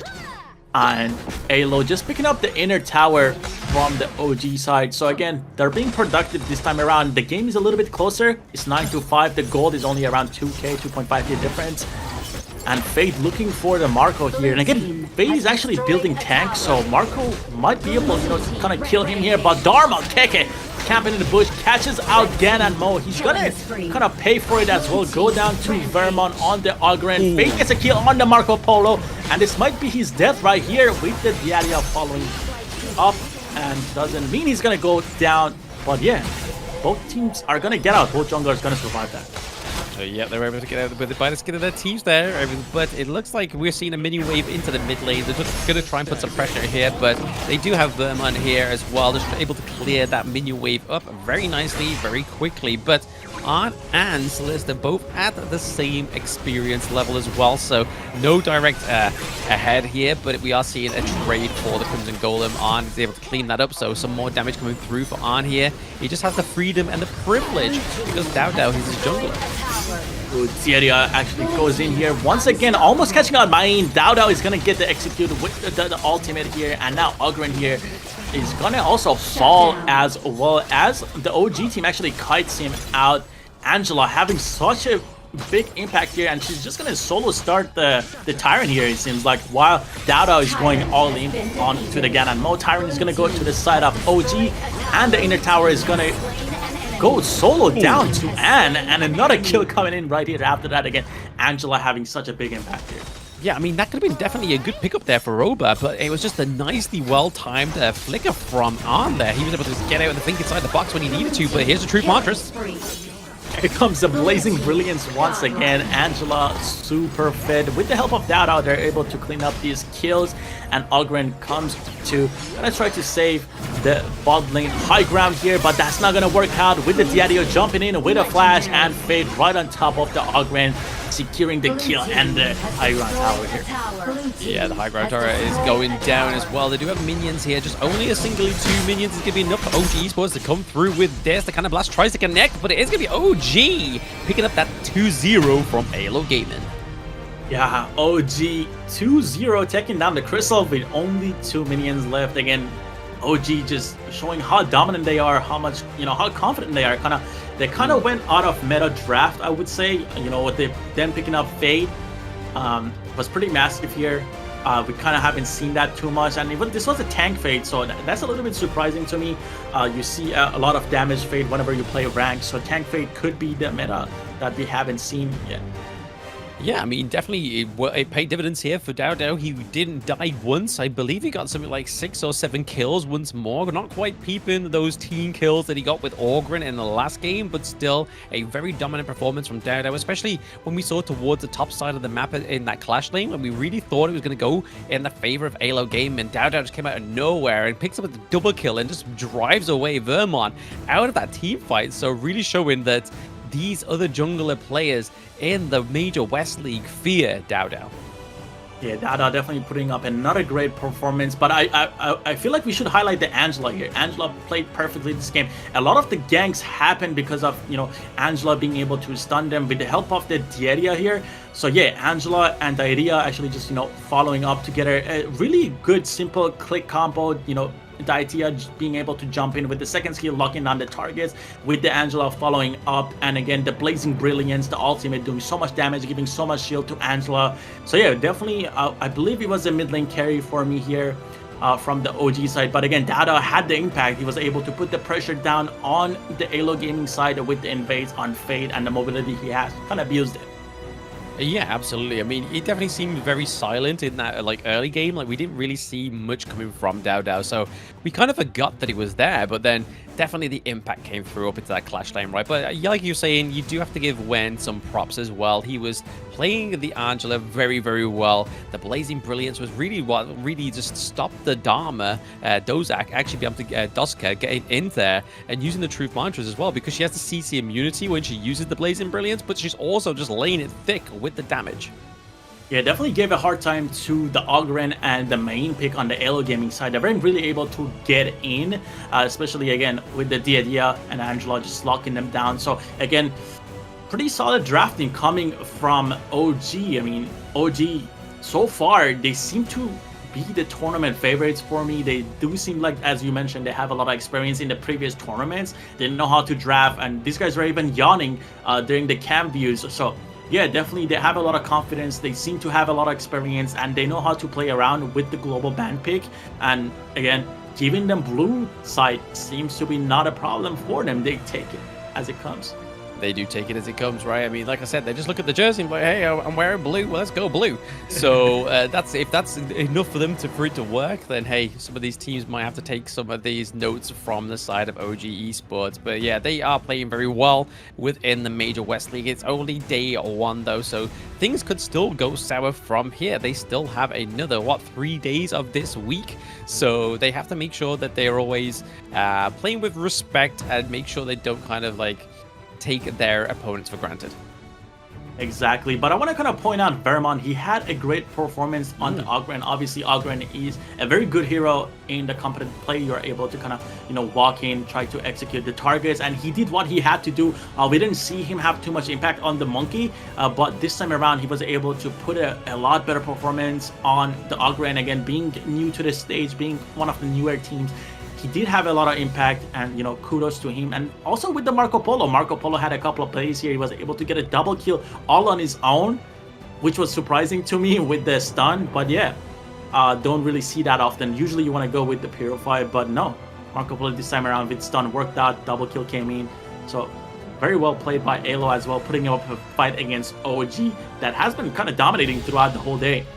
Absolutely dominating, but let's speak and look at the post-game analytics, and there it is, 7-0-6 for DAO once more. But like you were saying there, Yikes, when with the 5-1-6 as well, so only really dropping one death on the side of the mid lane of OG Esports, and even again, Keke with a very impressive 4-1-6, but let's have a look at that damage. Yeah, looking at the damage, DAO continuing to prove me wrong, 64,000 on the Fade, so he's been doing a lot more than we actually saw him to do on the camera. But yeah, 64,000 damage, 41,000 taken, almost the same as Muchin here at 45,000. Yeah, so DAO did have a big impact here as well, so he might as well be the MVP of our game too. But yeah, again, kudos to Wen. Wen had a lot of impact as well, getting those early kills, being able to open up the map, roaming around, getting the CC off with Angela was pretty massive for the OG side. Yeah, absolutely massive here, and we're going to be seeing that gold graph once more. So again, another thing that AYLO Gaming wasn't quite able to do in this game too was take any kind of gold lead for themselves. It just kind of just trickled up into a stairway on the favor of OG Esports. They were 36.2k to 27.2, so not quite the big dividends that there was in game one. So again, like you were saying, you have to give props over to Vermon, especially on this Ogre, and he did have a decent performance, but I feel like it was just kind of let down by the rest of the team because they were just, the way that OG Esports were just rotating and putting pressure on all these lanes were just too much for them to keep up with. Yeah, exactly. OG, as I mentioned, they seem to have the kind of like the invading mindset to kind of just try to annoy and pressure the enemy team. And obviously, this is a huge part. Like we've seen players, you know, get invaded even in ranked games. It's a huge issue. You're gonna lose your Azure Golem. You're gonna use your Crimson Golem, which is not great at all. And imagine this in a 5v5. Your teammates not being able to do much about it, and enemy team literally having to double jungle. And MVP is gonna go to DAO here. 7-0-6 scoreline, damage taken 25%, damage dealt 31%, and total gold 25%. And wow, this is a masterclass jungler. Definitely a big fan of DAO at the moment. You know, I don't think any jungler is kind of able to match him at this point. Yeah, DAO is definitely, it's like he's signing to himself. He's like, I am MVP. Don't give it to anybody else. I am the MVP. I mean, the only time you can give MVP to somebody else is when I play Luna, and I play it very passively and more so into the playstyle of just gathering intel for my team. But no, very well played there. 7-0-6 off the back of like a 12-0-4 game as well. Really here, we're seeing the highlights, the masterclass once more from DAO, but also Wen has to have a shout out.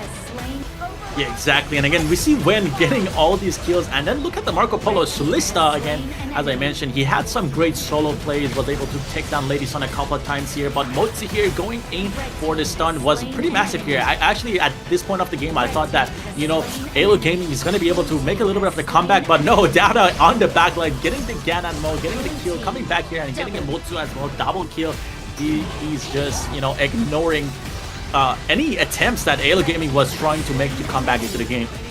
Yeah, exactly. I mean, the Fever Barrage, he whiffed one in the early game where he kind of used it as a defensive mechanism, but to be honest, like you said, Solista definitely did hold up the mark to the Marco Polo. He was able to get a few single kills, double kills with the singles stun as well. So if he was able to get to the point where he could actually build the Frigid Charge, I feel like maybe On and even Muchin might be in a little bit more of a struggle state with that one, but it was definitely the ticking time bomb for OG Esports saying, hey, look, we need to finish the game before that point.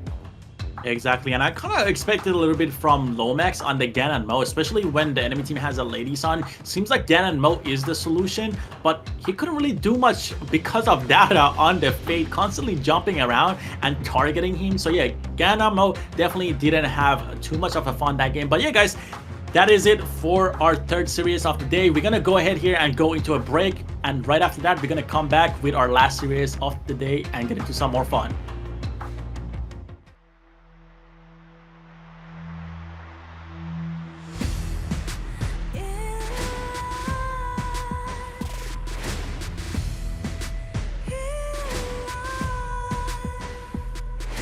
What's a life without its worth? Compromising with what hurts inside. When you let fear decide your fate, You don't choose which path to take alive. In life, I'm finally letting go of everything that still holds me. I'm against all odds, but I won't give up, 'cause it's my time to shine. Standing in the spotlight, can no one back me down.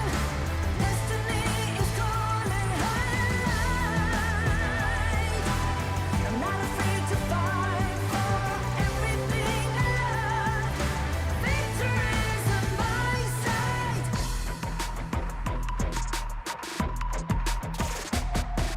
The more we lose, the more we gain. The more that nothing stays the same. In time, in time. Can't love ever, can't forget. What you see is what you get. Sometimes,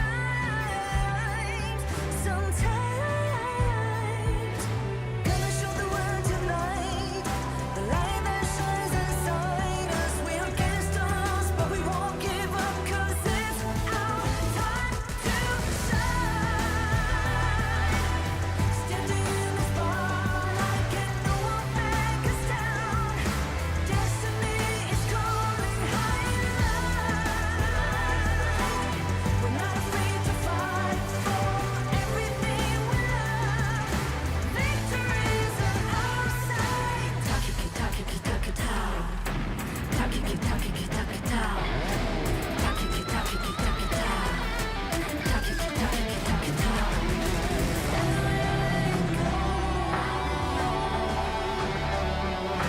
Everything else still holds us. 'Cause it's our time to shine. Standing in the spotlight, can no one back us down. Destiny is calling high. We're not afraid to fight for everything we love. Victory's on our side. It's our time to shine.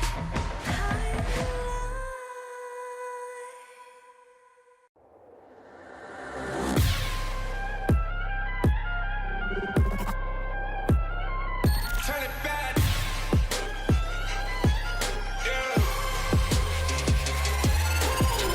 Gear out the weapon, getting ready, counting down. Pay attention to the challenge, tell me where you from. Gotta be tough, gotta be strong, gotta be savage like animal. Every time you tryna push me down. Look at me, I'll be lying down when I run, and I'll make a sign, I will catch you. Watch out, it's better feel, got no mercy. Look at me, I'll be rising. Carry the season, don't gotta down, gonna weapon. You never hesitate for another moment, but my bone is golden. I'm invincible, just let him know. I can show you all the glory I own. To the drunk, go find a way to the palace. I'm waiting here. Go, live and rock and we go. It ain't a way for turning back. Storm is coming, light up your cold. It's my kingdom, fire blowing up. We the kings, it's our honor showtime.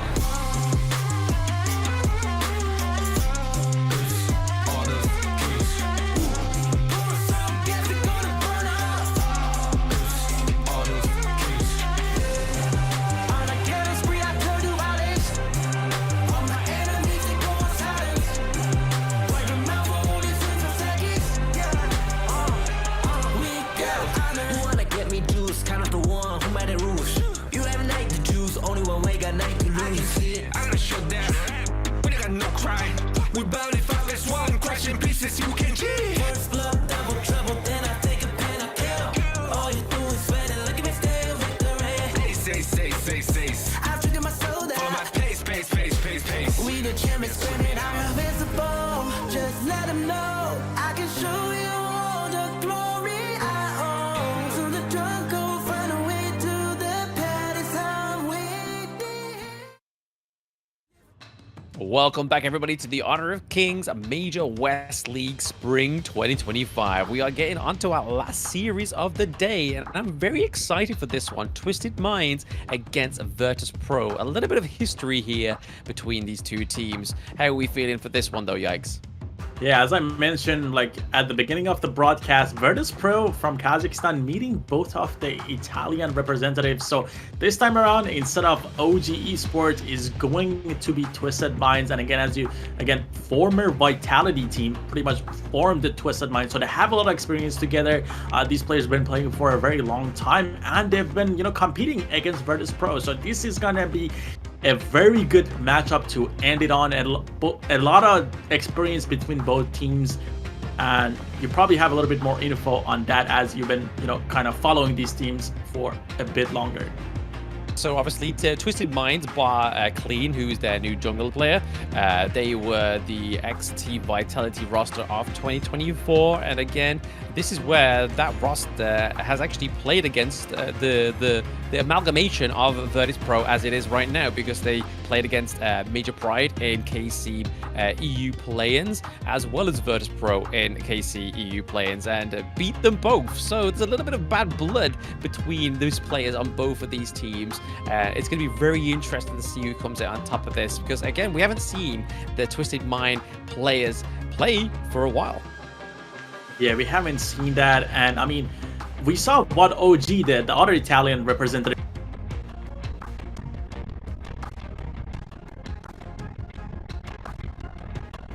It's interesting to see what Twisted Mind can do as being the other Italian representatives. Obviously, these teams both from being from Italy, they probably have a lot of screen time. They have been able to practice against each other. So I want to see if Twisted Mind is even better than OG, or if they have been able to kind of pick up kind of a bit of a draft and kind of picks compositions from OG that have been pretty dominating throughout the entire day today. Yeah, that's the thing that I'm really interested in the most is obviously Highlang, the mid lane from Twisted Minds, likes to play a lot of carries into the mid lane as well. Like, he's one of his big picks within KC 2024 was Zhangguan. So I'm really interested to see if he's stayed in that mind state, or he's actually adapted to play a lot more like a control utility mage player into the mid lane. So that's one of the things I'll be looking for in this best of 3. Yeah, Zhangguan would be definitely interesting, especially if you see the Dolia combo coming out with that, getting those ultimate resets, being able to have the insane engages you can have. But yeah, we're gonna jump right on to the intro for the teams.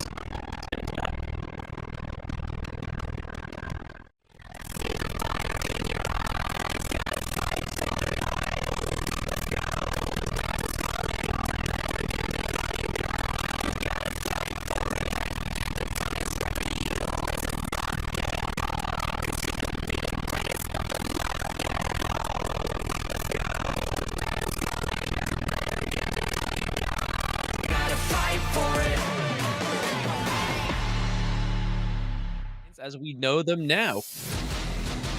This is Twisted Minds as we know them now. Representing Twisted Minds is 90 in the Clash lane, Clean in the jungle, Highlang in the mid lane, Shanks in the farm lane, and City Boy in the support role. Again, there is players on this team that have a lot of experience, especially names like Shanks and City Boy will definitely be familiar in the minds of people who have been watching Honor of Kings since KIC 2022. Yeah, and I like that they have the title, the Mastermind, and if you look at their logo, the Twisted Mind logo, it kind of looks like a brain, so definitely these guys know what they're doing with the logo and their titles. But yeah, I'm kind of just, waiting to see what the Italian representatives are going to be able, to do against Virtus.pro. We saw OG kind of, be dominating a little bit earlier, so definitely looking out for Twisted Mind here. I'm going to be looking at Highlang here, as you mentioned.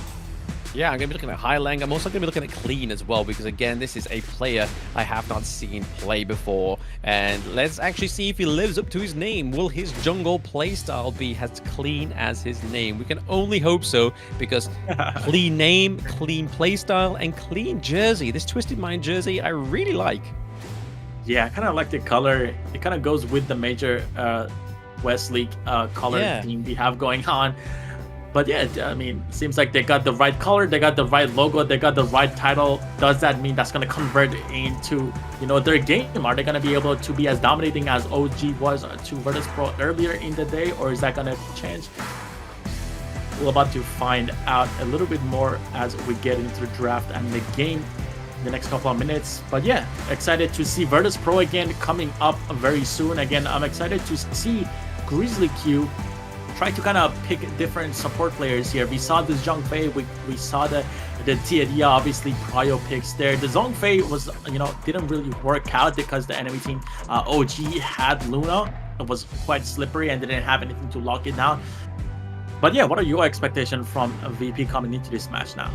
Well, I feel like they've probably taken and tasted the jaws of defeat right from that game 1 between OG Esports. So they're going to be looking to try and prove themselves against Twisted Minds. But at the same time, Twisted Minds are going to be trying to prove themselves as well. We see Shanks and City Boy having a bit of a play here, almost getting a bit physical.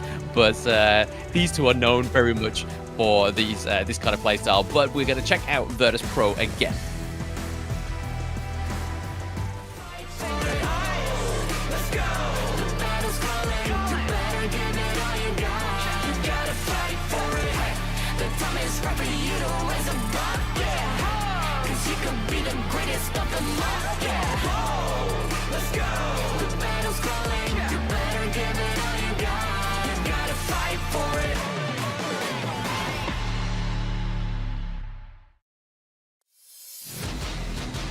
And for our representatives from Kazakhstan, we have Virtus.pro, the Bears. We got Shisui for the Clash lane, Alim for the jungle, Red for the mid lane, Prince for the farm lane, and Grizzly Q for Roam here.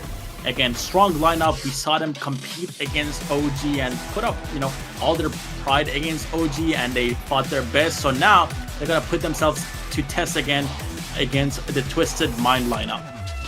Yes, absolutely. They definitely want to be going out in this one with at least a victory to make sure that they kind of have a good mental going into day 2, right? Because I feel like they do actually have some games tomorrow.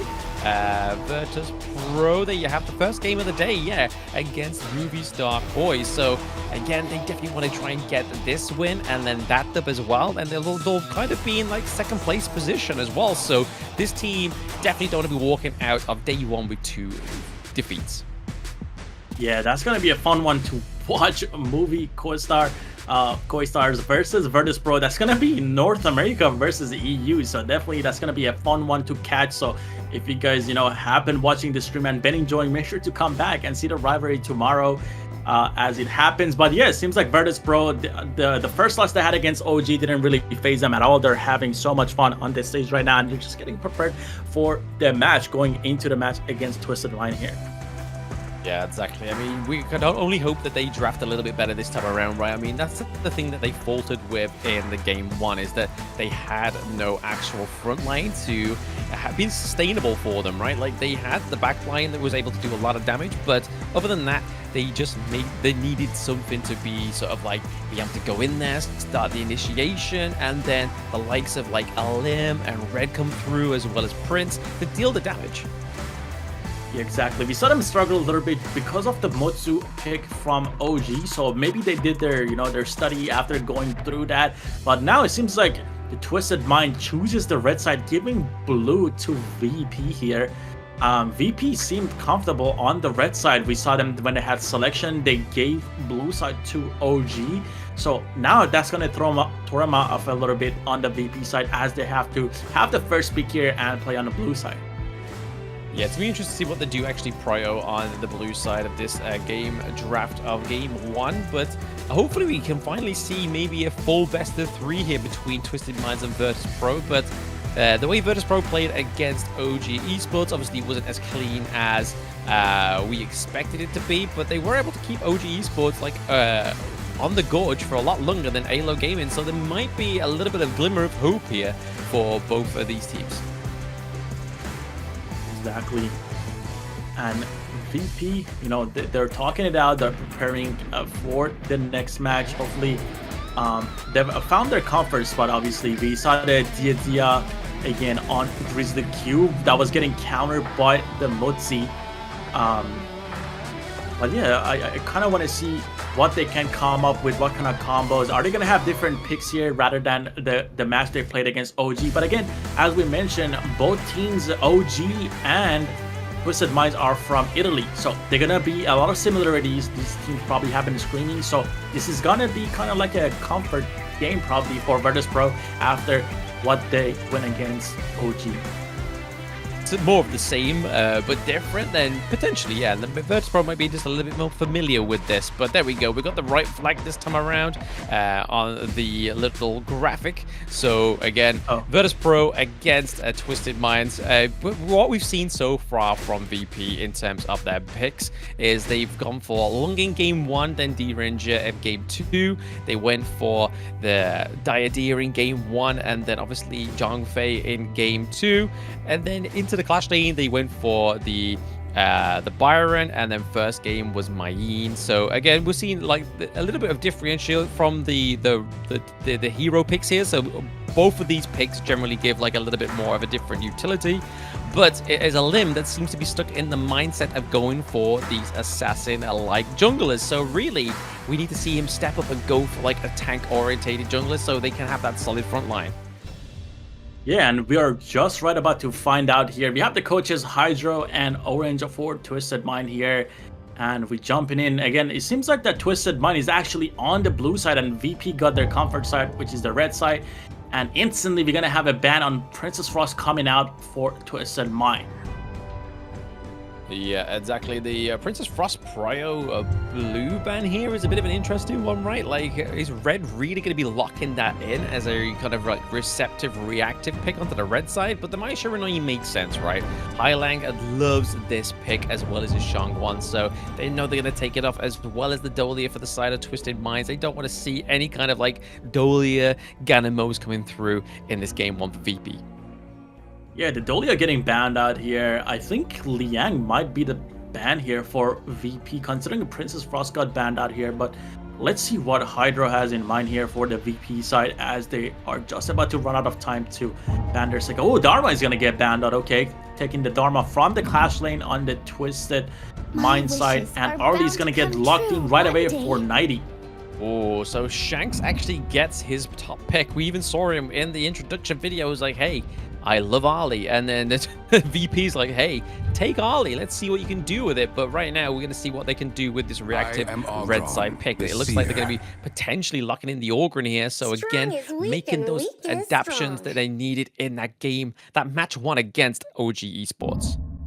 Yeah, it seems like a common thing to do at this point, to kind of ban out Dharma and pick the Mine becomes priority right after you ban Dharma. So VP is going to pick that up along with Ogryn. Solid picks, but Pei and Byron is going to go to the Twisted Mind side. And we've seen this is it's kind of like a deja vu going back to the OG draft they had. They picked up Darley and they got the Pei and the Byron. They're going to be permanently invading VP. Seems like VP wanted the second taste here. That's it. I mean, they're probably like, hey, let's see what we can do with it. We've seen what OG has got a spin on this little team comp going. Let's show them what we can do, being obviously Twisted Minds, the other EU representative in this competition. But it's going to be VP taking up the Chano this time as well. So again, it's going to be good for using that Sorin signal to kind of push away the Pei, push away the Ali, and also be quite slippery to get out of there as well. Jump over the walls and obviously dash when he's in those brushes as well. Yes, Sekir getting instantly banned from the VP side. Definitely not a hero that you want to go against, especially with the comp that Twisted Mind has right now. They are super slippery with the Pei, the Arlie, and the Byron being able to dash around. So Sekir was a perfect ban here. Yixin is going to get banned here as well in the mid lane. We saw the World is My Board combos coming out, so they want to ban that out as well on the Twisted Mind side. And Mutsu gets banned from the VP side with Lady Jin following right after that. So again, back to the classics, banning out the CC heavy heroes here. Yeah, maybe we could see something like the Angela come through for the likes of Twisted Mind here. I mean, it's definitely not something we normally see Hailing play. I feel like if we go for a Shangguan, there's just too much kind of like potential to try and find who's going to be the carry for the side of Twisted Mind. So they need to go for something that's like a little bit more rock steady. Something like the Angela would make sense because of the CC immunity, but also the anti-tankness from this pick. But it looks like VP are going to take up the Nua. Yeah, definitely would have been a good, pick from the VP side to go Diarrhea and then, pair it up with the Angela here. Especially you have an Arlie and a Pei. That was going to lock down a lot of the mobility that the Twisted Mind side had. But no, they want to go with the Nuwa, try to kind of, create space for themselves to knock them back. Again, Nuwa has a lot of CC. She has a lot of pressure. And picking that up is going to create that for them. And still, they're going to pick up the Diatia here. with the Nuwa. So not a bad pick still, while Shu and Lian Po is going to go to the Twisted Mind side, it seems like. Yeah, very interesting draft this, right? I mean, the fact that Diadea managed to survive the both banning phases and then get selected right all the way to the 5th selection for the side of VP is definitely a little bit of a different tale than what we've been seeing already for day one of the Major West League. But again, they decided to go for the Shu, so a little bit more control over to the side of Hyling, a pick we haven't seen him play before because this hero wasn't unlocked in the KC 2024 and all the other series that we haven't seen him since. They weren't in Season 3 participating, so it's going to be interesting to see him how he plays the Shu. But the Lian Po coming through is going to be the direct counter here for the Orgren. Obviously, the big Tremor Smash is coming through with the ultimate, but also using the Burst Ram and Magma Slam there is going to be good enough to try and cancel out any kind of CC if they do try to focus City Boy on this Lian Po. Yeah, answering the Nuwa with a Shu right there is gonna be pretty massive, I feel like, for the Twisted Mind side. That is a lot of CC that both mid laners are going to have. And as you said, the Lian Po is gonna be, trying to directly counter the Ogren here with the CC. Lian Po has follow-up CC, like literally in his own kit. So he's gonna be able to lock down the Ogren, and then they're gonna try to, follow that up with a Fade, with a Byron, and with the early, just dishing out the damage. So definitely a very sick combo already on the paper coming out from the Twisted Mind side. Yeah, absolutely. I mean, definitely good draft here. It's something we are unsuspecting with. Obviously, we don't know how clean plays and how clean he will be able to play with this pay, but we can expect to see some really early invades. I feel like maybe the fact that Orgren needs the Azure Golem, we might see a bit of an invade into the Crimson Golem from the side of Twisted Minds. Yeah, I mean, as you said, his name is clean, so there must be somewhat of a clean gameplay coming from him just because of the fact he got the name. So we're hoping for that here. But yeah, again, we got the comps here. You can see Diatia, we got Chano, Nuwa, Ogren, Mine on the right side for VP, Byron, Pei, Shu, Early, and Lian Po for the Twisted Mind side. Again, it seems like it's going to be a 50-50, but my guts are telling me that Twisted Mind it's going to be able to take down VP. But yeah, let's get right into the game and see how things pan out. Yeah, I mean, the direct counter here for Orgren is the, obviously, CC, right? I mean, we can see here that VP are trying to call out the invade here, but oh, a little bit of action going on in level 1. Wow, look at that. Lian Po jumping in, following up with the pay, getting VP so low already. They're going to have to back up and give out the Azure Golem for free here. Diadia has to recall here, already putting them back a little bit here. Yeah, not a good situation for the side of VP already, right? Like, they had the intentions in their mind. They was like, right, guys, we're going to try and meet them here. But it's clean. Clean is just not even leaving the enemy jungle right now. He's like, you know what? I've got your Azure Golem. I'm going to take the Raptors as well. And there's nothing you can do about it because all that's coming to try and meet me here and try and take me away from your jungle is the Diadea. But however, they kind of face consequences up at the top side of the map. 90's having to try and face this 2v1. Yeah, so Pei going back to his jungle, trying to get his own Crimson Golem here. 90 stopping the invade that was looking to happen by the main and the Ogre, and that is going to be massive for them. Pei's going to be able to get 3 buffs from, jungle now, and the blue team Twisted Mind is collapsing back onto their own Azure Golem, trying to defend it, hoping that Ogre is not going to invade. Yeah, I mean, this is already showing like how comfortable Alim is on the Orgren. The fact that they've just allowed Clean to just basically clean up the side of the enemy jungle, right? Like, he's taken so much resources from Alim here, which could be a real big knock-on effect as we go from like early game into the mid game, because he's already behind by like 2 levels. Yeah, I mean, it's just the fact that we know Pei is like known to invade, so he's just giving him the space without trying to fight them. I mean, they tried to challenge him literally within the first 5 seconds of the game, and it didn't really work out. Diarrhea had to recall and had to go back to their left side of the jungle, entirely giving up the Azure Golem. And seems like the same thing again is happening as a Clean and CT Boy are looking to invade the Azure Golem as it comes up. But again, they're unsuccessful in defending it. Did Nuwa pick it up? Actually, it seems like Nuwa picked it up, yeah. Yeah, it seems like that the smite missed on the Pei, and Nuwa was able to secure the Azure Golem here, which is, better than the enemy team getting it. Oh, absolutely, yeah. You'd rather give it up to your team. If Orgren's not going to be there, you'd rather just be like, hey guys, sorry, but I'm going to make sure I'm going to deny the enemy team this Shuri Golem, just so they don't have that second buff coming through. But right now, Clean able to just dodge those big block coming from Nuke. Exactly, and it seems like we have a little bit of a scrimmage in the bot lane versus, you know, the Arlie versus the Chano and Diarrhea. Nothing really comes out of it. Again, we have Lian Po, a tank support for the Arlie here. Lian Po trying to go in again, Grizzly Q locking down the Arlie, but super low. Arlie is going to be able to secure the kill on Grizzly Q and also the Chano. Both Grizzly Q and can we get a triple? Could it be? Flash comes out from CT Boy, but still gonna go down to Red with a TP coming. Honestly though, the fact that Lian Po went down there and Red used both his ultimate and his common skill, that's I don't know if that's a good trade or not. Yeah, definitely burning the flash there. Probably not the best, but she probably had to do it because if not, Arlie Shanks was gonna follow up and try to get a third kill there, which again is not a good thing to give away to the Arlie. Seems like Shu was able to pull the idea here across the walls and secure the kill over there. Very Almost nice. kind of like a Pied Piper effect. It was just like Highlang was just like playing with the silks, just bringing him to him like, come over here, baby. And the same thing's happening here with the Lim. Look at that. Aline is gonna go down same way that Diarrhea did, and again the Azure Golem is gonna go to K. And again, this is kind of like a pattern we're starting to see. Wow, Lian Po just diving on the mine. Seems like VP cannot get a break from this constant invades and, you know, collapses that's coming out from Twisted Mind. Oh, they may be getting close catch out here onto Clean though. They were very patient with it, but it just wasn't quite enough. They've actually exhausted the Destiny counter from Grizzly Q as well, so they weren't able to get the kill. Red goes down, they lose an ultimate. Again, I feel like this is a Twisted Mind's favorite trade. Yeah, they're just constantly putting pressure on and just invading, which is pretty massive for the Twisted Mind side. We saw this in the OG game, and it seems like VP is not really able to adapt to, you know, what's coming at them when, you know, teams are invading. But again, Hey is a strong invader, and it's common to see him invade.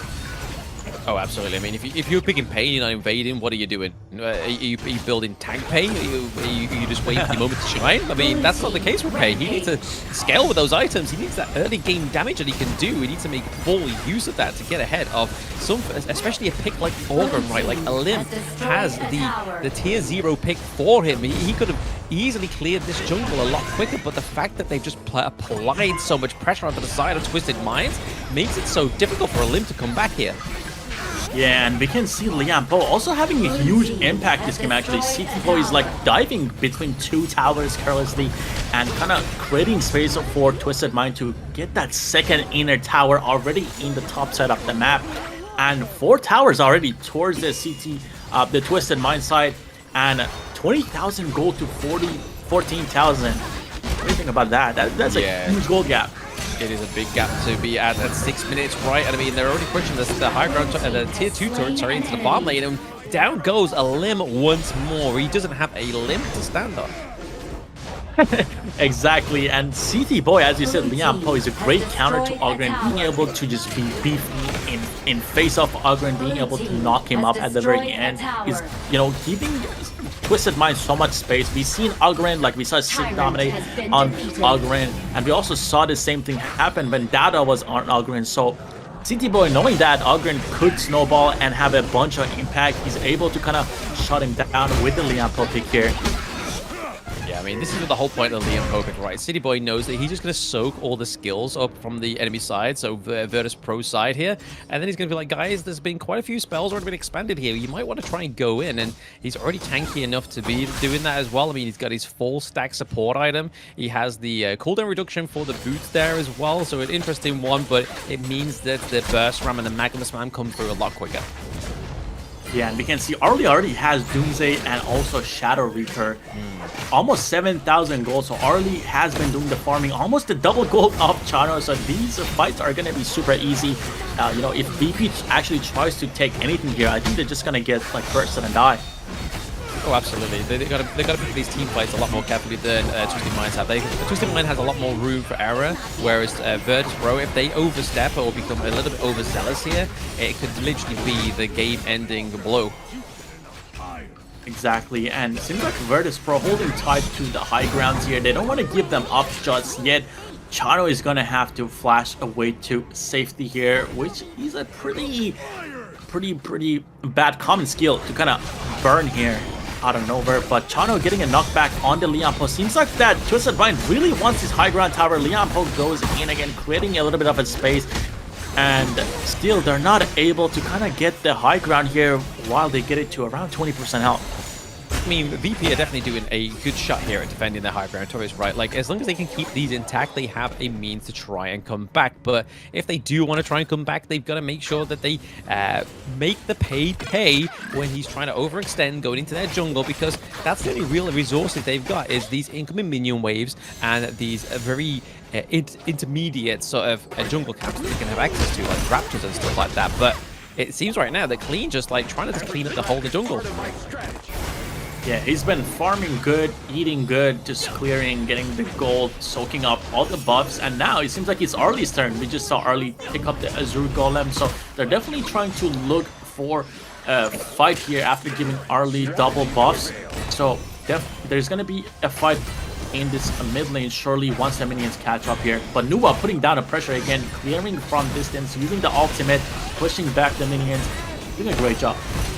Doing a great job, but is it going to be enough here? We're going to see the T3 fall down into the farm lane here, so it is now starting to crack open. The eggshells are cracking from the side of Virtus.pro. They need to do something. They need to pick off one of the team members of Twisted Minds. But the thing is, though, like, because they have the Lianpo and they have the Byron and even the Pei, these are going to be the three heroes. They're going to be into the team fights first off.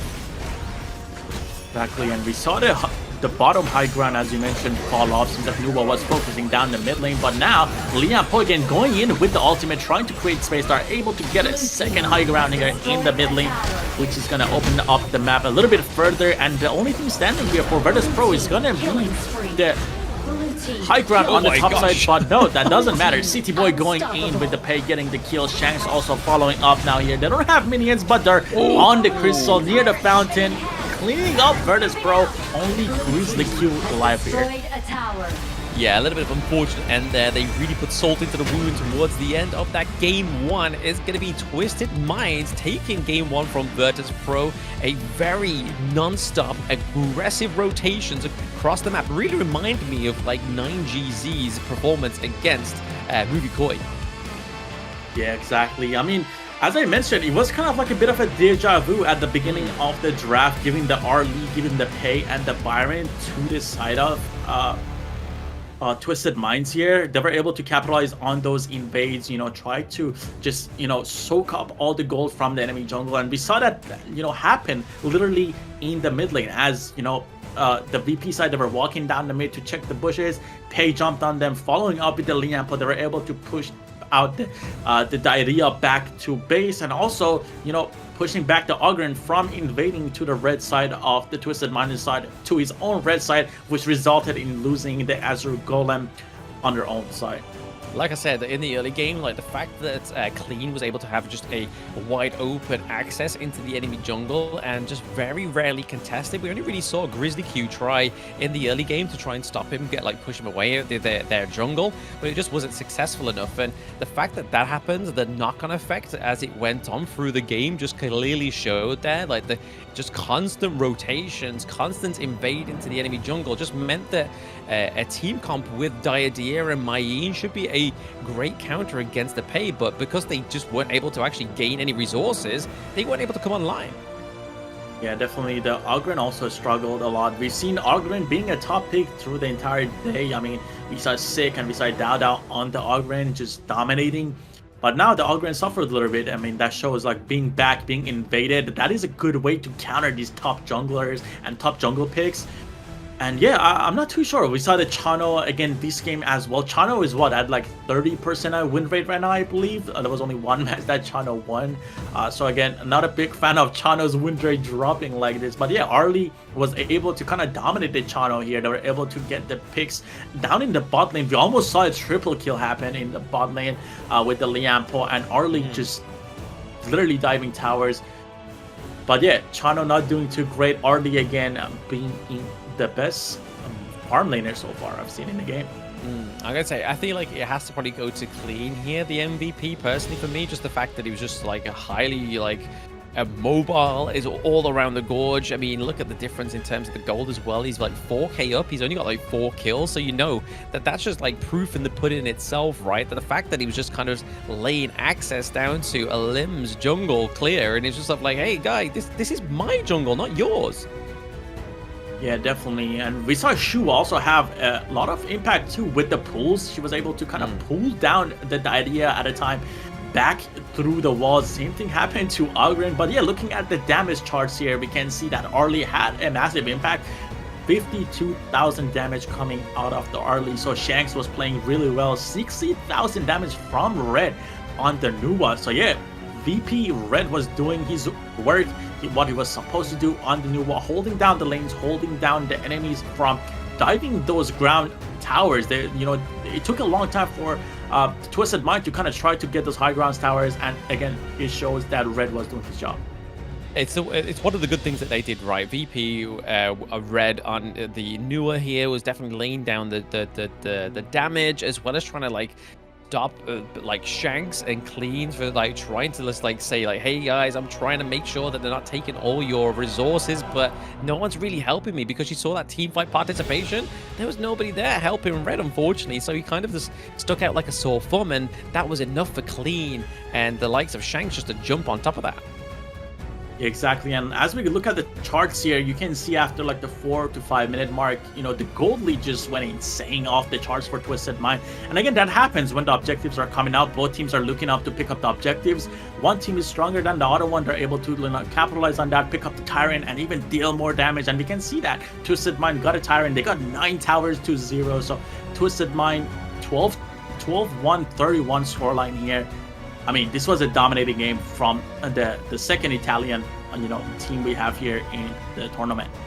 Yeah, I mean, what do we expect when we got like players like Highland, players like City Boy and Shanks as well, even 90. Again, Clean is a new addition to this, but definitely is showing some respect onto his name, and I feel like going forward, he'll probably have a lot of fans from today, how clean he played in that game 1 on the pay. I mean, not a lot of junglers in Honor of Kings Esports can say they can play the pay to that extent. Exactly. I mean, that goes with saying, like, Liam Poe, you know, one of the best tank supports. Like CT Boy definitely had a lot of impact, you know, opening up space for, you know, the pay, and also the early. And MVP goes to Shanks. As I said, Shanks was farming, getting both buffs, getting the Crimson and Azure Golem. 503 KDA, damage taken 17%, damage dealt almost 30%, total gold 25%. So yeah, Shanks did have a lot of impact, and we saw that with the kills that were able to get, you know, in the dual lane with the Liam Poe here. But yeah, Shanks definitely did great on the Arlie, and he shows they first picked it on the blue side again, Pryo on the Arlie. I know, right? I mean, you give blue side over to Twisted Minds, and you even see in the team introduction that this guy wants to, his one pick is Arlie, and you give it over to him, which is pretty weird. But then again, there was clearly some kind of strategy that a VP really wanted to go for here, but it was just the execution that I think failed them, because of just the clear kind of like access into the jungle for Twisted Minds Clean from the early game. Yeah, and we can see that in the highlights, CT Boy having such a big impact on the Liam Poe. And right here, I thought VP was going to be able to take down, you know, some of the Twisted Mind members, but it didn't happen. And actually, Arlie is the hero that's going to take down Nuwa. But yeah, these dives, look at this, you know, Liam Poe being able to tank so many tower shots because of the high health the hero has, being the tank support.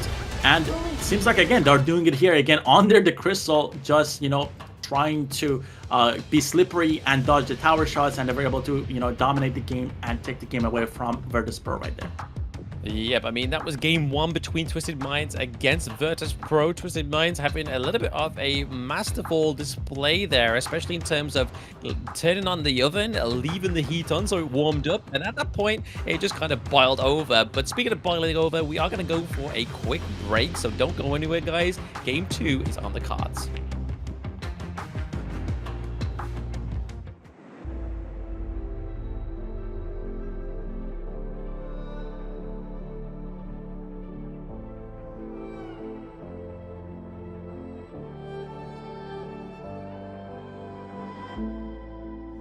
Strangers to the fallout. It's what got us here. Ever changing, some chameleon. Blood, sweat, and tears. We'll never make it if we fall to everything that brings us down. With a comeback is now.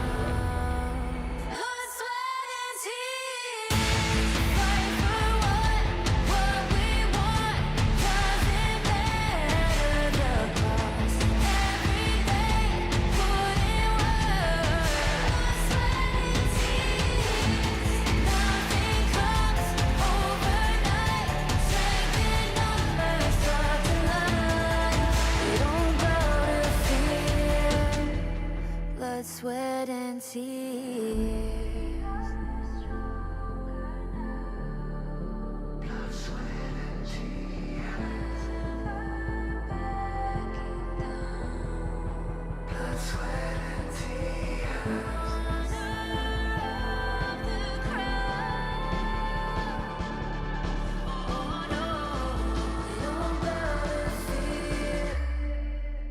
sweat, and tears.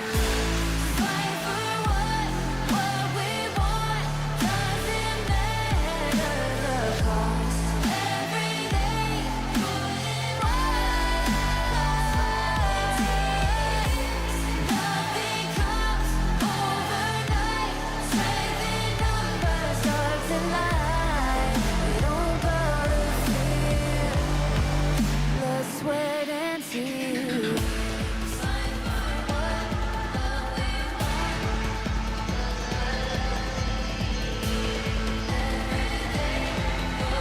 Blood, sweat, and tears.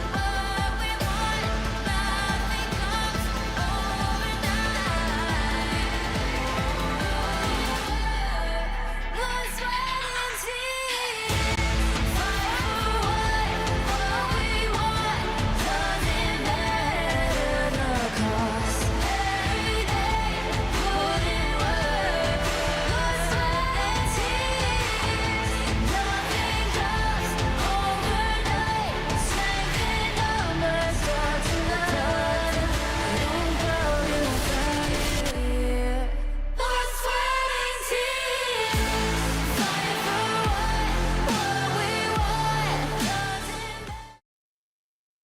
Welcome back, everybody, to the Honor of Kings Major West League 2025 Spring Edition. There we go. A little bit of a change of the title there, but I am Blam. Welcome back. With me is Yikes, and this could be the last game of the day.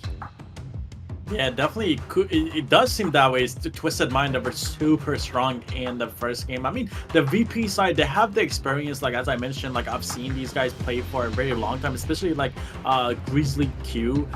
He's been around the scene for a very long time. He has a lot of experience from the previous titles as well. So I want to kind of see them try to kind of battle out the invades that, you know, Twisted Mind is having so far. And looking at the global ban and picks here, you want to go ahead, Blam?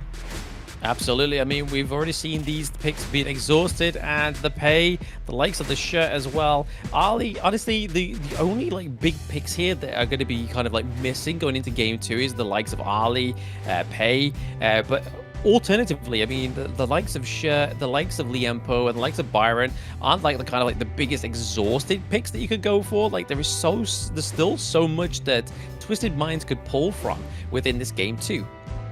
Exactly. I mean, the only thing I feel like they used up here is going to be the Arlie and the Pei. Everything else seems to be, you know, heroes that are not really prioritized throughout the day. So it's going to be interesting. I want to see if VP is going to stick to the red side. It seems like they really are comfortable, but it seems like at the same time, they're constantly getting invaded when they're on the red side. And yeah, I kind of want to see them kind of try to take the blue side here and see if they can kind of prioritize a pick and see if they can work with that. Yeah, I mean, what kind of pick would they prioritize, though, if they went for blue, right? I mean, they've already lost the Orgrin, they've lost the Mayin, they've lost the Diadea as well. So really, like, all that's looking like left, because I mean, Maisha and Oye, we can dream and hope that this pick ever comes through, but it's more likely going to be just the case of maybe trying to lock in the Lung, right? Or anything like that. But I feel like the red side for Virtus.pro probably would have benefited them a little bit more because they could probably lock in something like Grizzly Q's Zhang Fei. They need a tank on their team because, again, even though some of his Unbridled Outbursts did whiff, he did actually land some really good ones as well. Yeah, but it does seem like that Virtus.pro kind of, you know, maybe they were listening to me. They picked the blue side this time around, and you know, I think they should try to prioritize the early or the Mai Shiranui. Obviously, I don't know the skill level they have to play the Mai or the early, but these players, again, they put in a lot of time into the game and they know what they're doing. But VP here picking up the blue side, I'm excited to see if they're going to be able to change things up. You know, the entire day they've been on the red side and now getting blue side. They're going to go ahead here and have the first ban. Yeah, first ban's probably going to start to sort of like sow the tail that comes through in this game to Giraffe, right? I mean, it's going to be something that we saw or ban out the Orgren that we know that VP had in game 1, so it doesn't go over to Twisted Minds, but it looks like they're going to ban out the Luna, so really looking to try and like hone in onto Clean's hero pool. Exactly, the Luna is going to get banned out here. Seems like Clean has a very similar champion pool to Dado, so they're banning out the Luna, and you know, he played Pei last game, so he cannot even play that. And now we have Guan Yu getting banned here from the VP side. Arlie and also Agudo being followed up on the Twisted side. So now we're gonna see the first pick coming for VP very soon. So Mai Shiranui is available, right? So they could lock in the Mai, or I mean, they have to, right? I mean, if they don't lock in the Mai, they're giving it over to Hailang, and we already know this is one of his big picks, and here we go. It's going to be a Mai Shiranui first game for the potential last game of the day. Yeah, that is insane to me. VP prioritizes Dharma here instead of the Mai. We saw Mai get banned in the first round every single game today, but now Mai gets through with the diarrhea here for Twisted Mind. That is a deadly combo. Absolutely. I mean, the idea is one of the direct counters for Mai Shiranui, right? But the fact that VP has already played the idea, they could only have hoped that they could have banned it in the next banning phase. But Twisted Minds was like, hey, bro, I mean, City Boy would probably be very good on this pick. And if you decide to go for the likes of Dharma or anything a little bit more high frame, we can shut you down. Yeah, the Dairen GA here getting picked up for the VP side along with the Liam Po. And that seems like a great pick here because of the fact that Twisted Mind just picked up Ogren for their jungler here. Yeah, I mean, the Liam Po definitely helped against Virtus.pro's Ogren, right, in the game 1. So clearly Virtus.pro like, hey, let's try a little bit more similar because they have a lot of CC already come through for Virtus.pro, which is exactly what you need when you're going against an Ogren. Exactly, and VP now has the ban after Lady Jin was banned from the Twisted Mind side. They obviously don't want to deal with that sort of CC coming out of Lady Jin. Lady Sun is going to get banned by VP. Obviously, they have the Dairen GA here. They don't want to have another marksman that's going to be able to outrange the Dairen GA, and outpoking Dairen GA is going to be able to, you know, have a bit of an easier time if Lady Sun is banned. I mean, the only problem here is, right, is like, it depends if a VP actually ban out the Lung here, because again, this could be a huge pick for the side of Twisted Minds. It gives over the Flaming Palms a lot more burst damage coming through for the side of them as well, because they have the burst damage on the Mai Shiranui. They have the CC with the Diadea and the healing. They have the front line with the Orgren. So if they're able to get the Lung here, which I don't think VP should give them, absolutely not. Don't be charitable. You want to win this game too.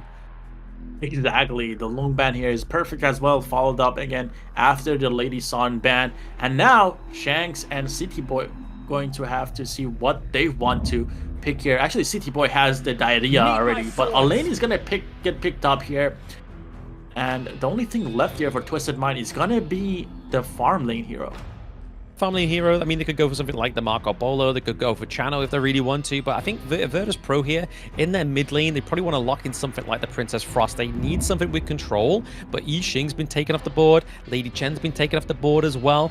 The only other alternative may be the Angela, but they're going to try and lock in the Shah here, as well as the Athena.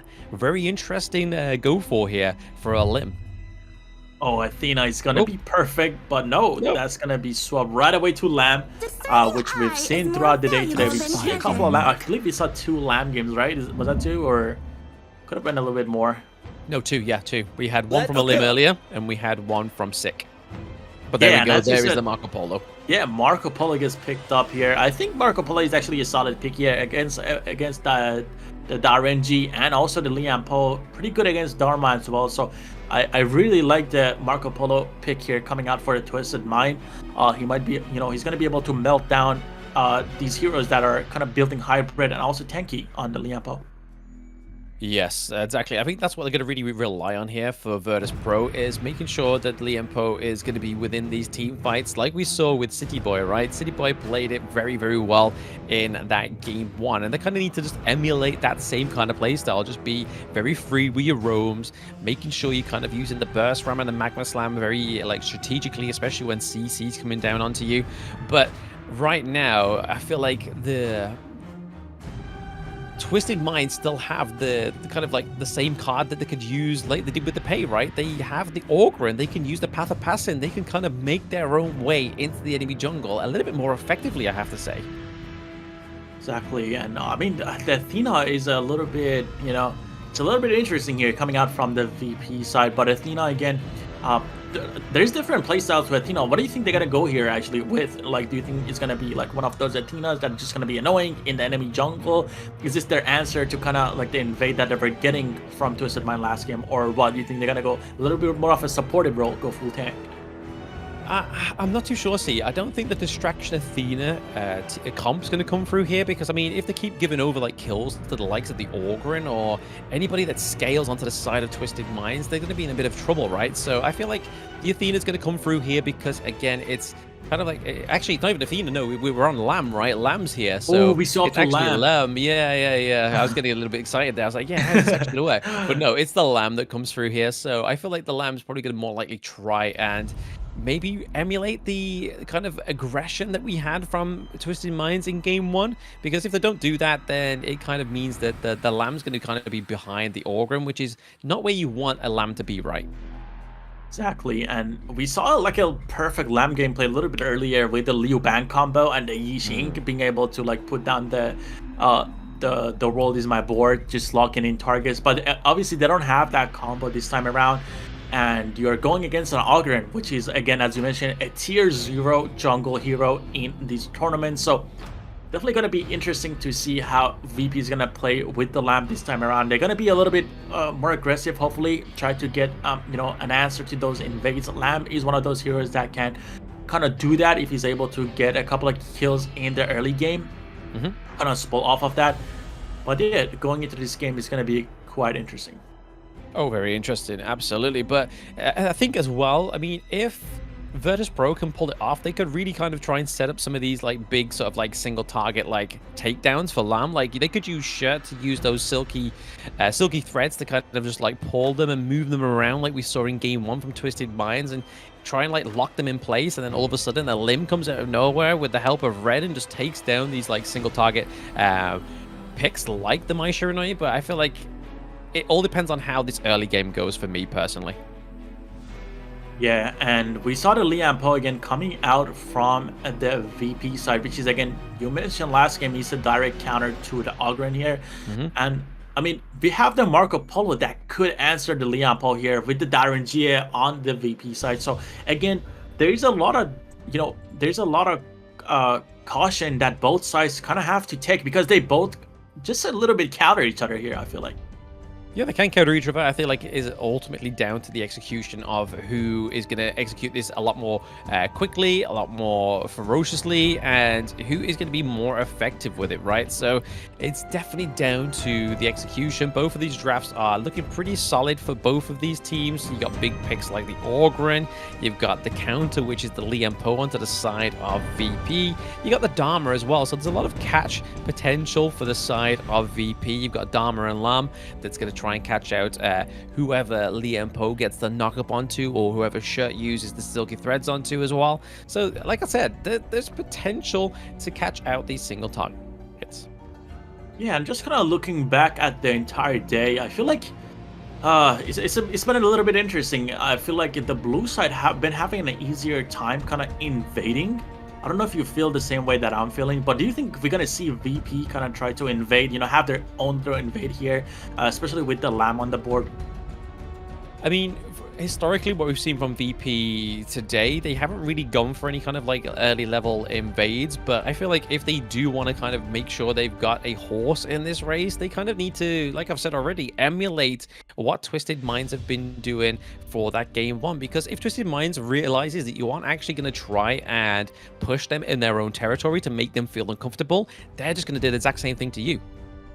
Yeah, I mean, going back to the same point, do you think that being on the blue side actually opens up, you know, the room for you to invade a little bit more? Because again, just looking back at the entire day, it seems like we haven't really seen any invades from the red side. Do you think the blue side should be a prio?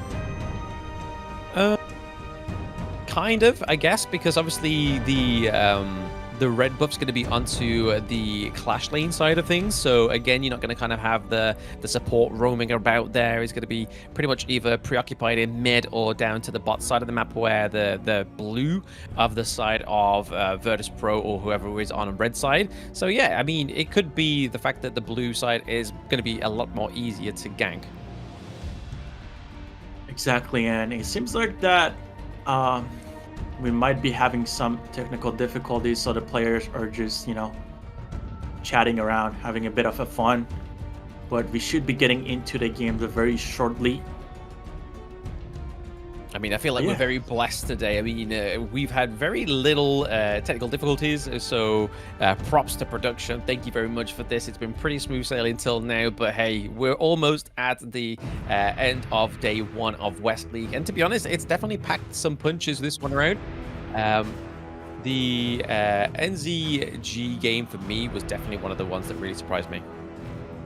Yeah, definitely. 9ZG, the representatives from Argentina, they did have dominating games again, but again, it was against the Movistar Koi, which is one of the brand new teams, and I believe the second brand new team here we have is AYLO Gaming, right? They're kind of like unknown players that we kind of haven't seen around before, but now they're jumping into the pro scene. Obviously, they're good enough to be here.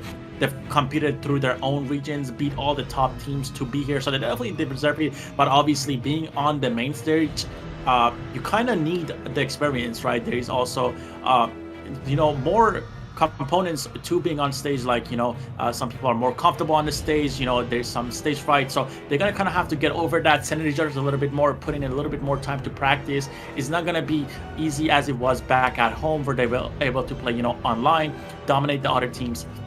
So yeah, definitely want to see, you know, more teams get more comfortable and get more creative with the comps and have fun out there. I mean, yeah, absolutely, but it is the ranking week as well, so they have to still keep that in mind, that they can't always just kind of rely on just being creative and stuff like that. They have kind of like a time limit on and a match limit on how much they can try and be creative with it. And to be honest, most times out of 10, when these teams don't have that first point in their favor, I think they're less sort of inclined to be creative with the drafts. They kind of want to make sure they're just drafting their best BPs as possible and hoping to execute it on the gorge.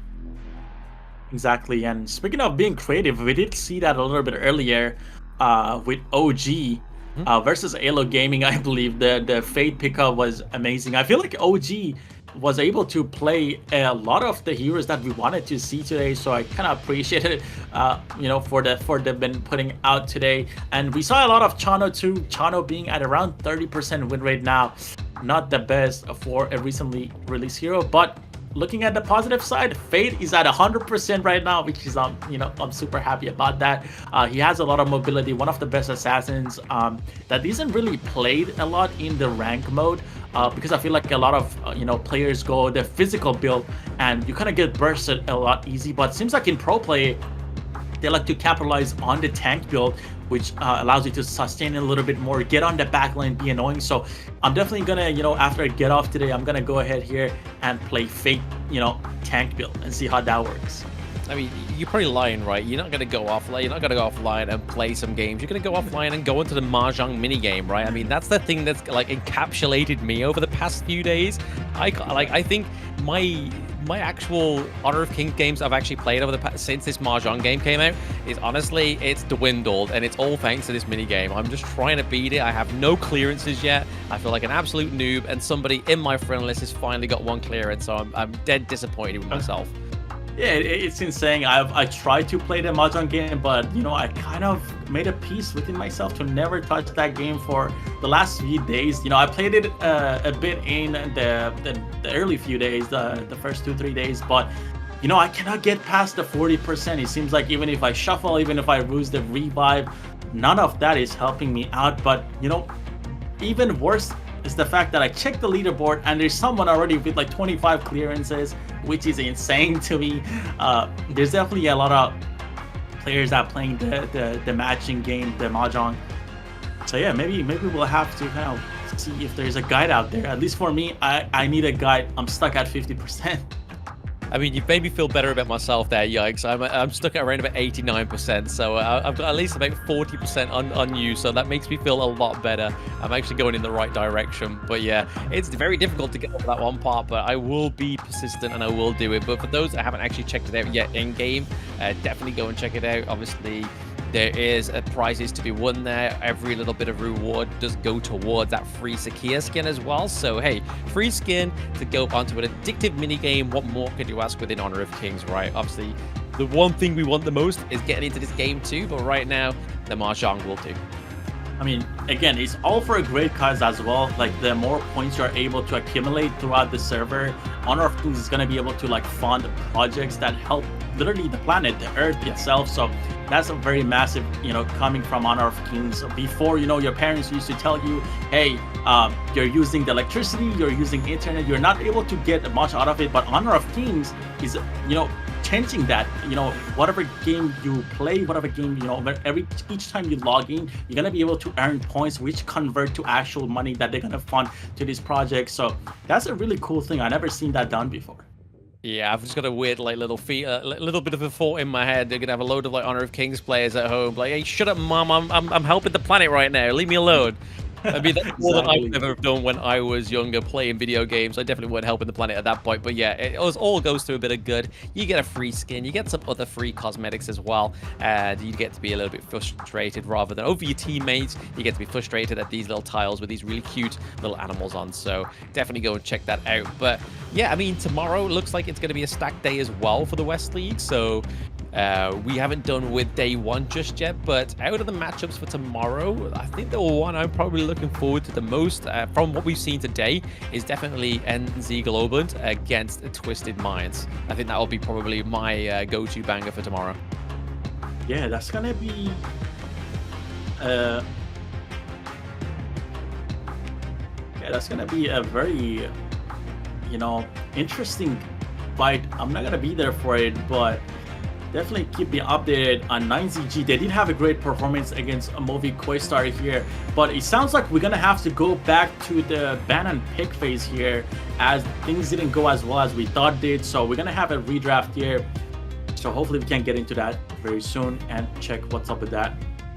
Seems like they chose the wrong hero. We don't know which side it is on yet, but we'll surely see when the drafts do come through, because obviously we can have a look at that when I have it literally written down. I need it written down because there's so much with the global BP that comes through. Sometimes you forget about these things, especially when you get into that best of 5 territory. I mean, best of 3, I'm winging it with my old brain, but it definitely helps to have it written down as well. So that'll be the next stage, which will be obviously next week, where the best of 5s come through, which will kind of see the BP, the global BP, come more into effect, I feel.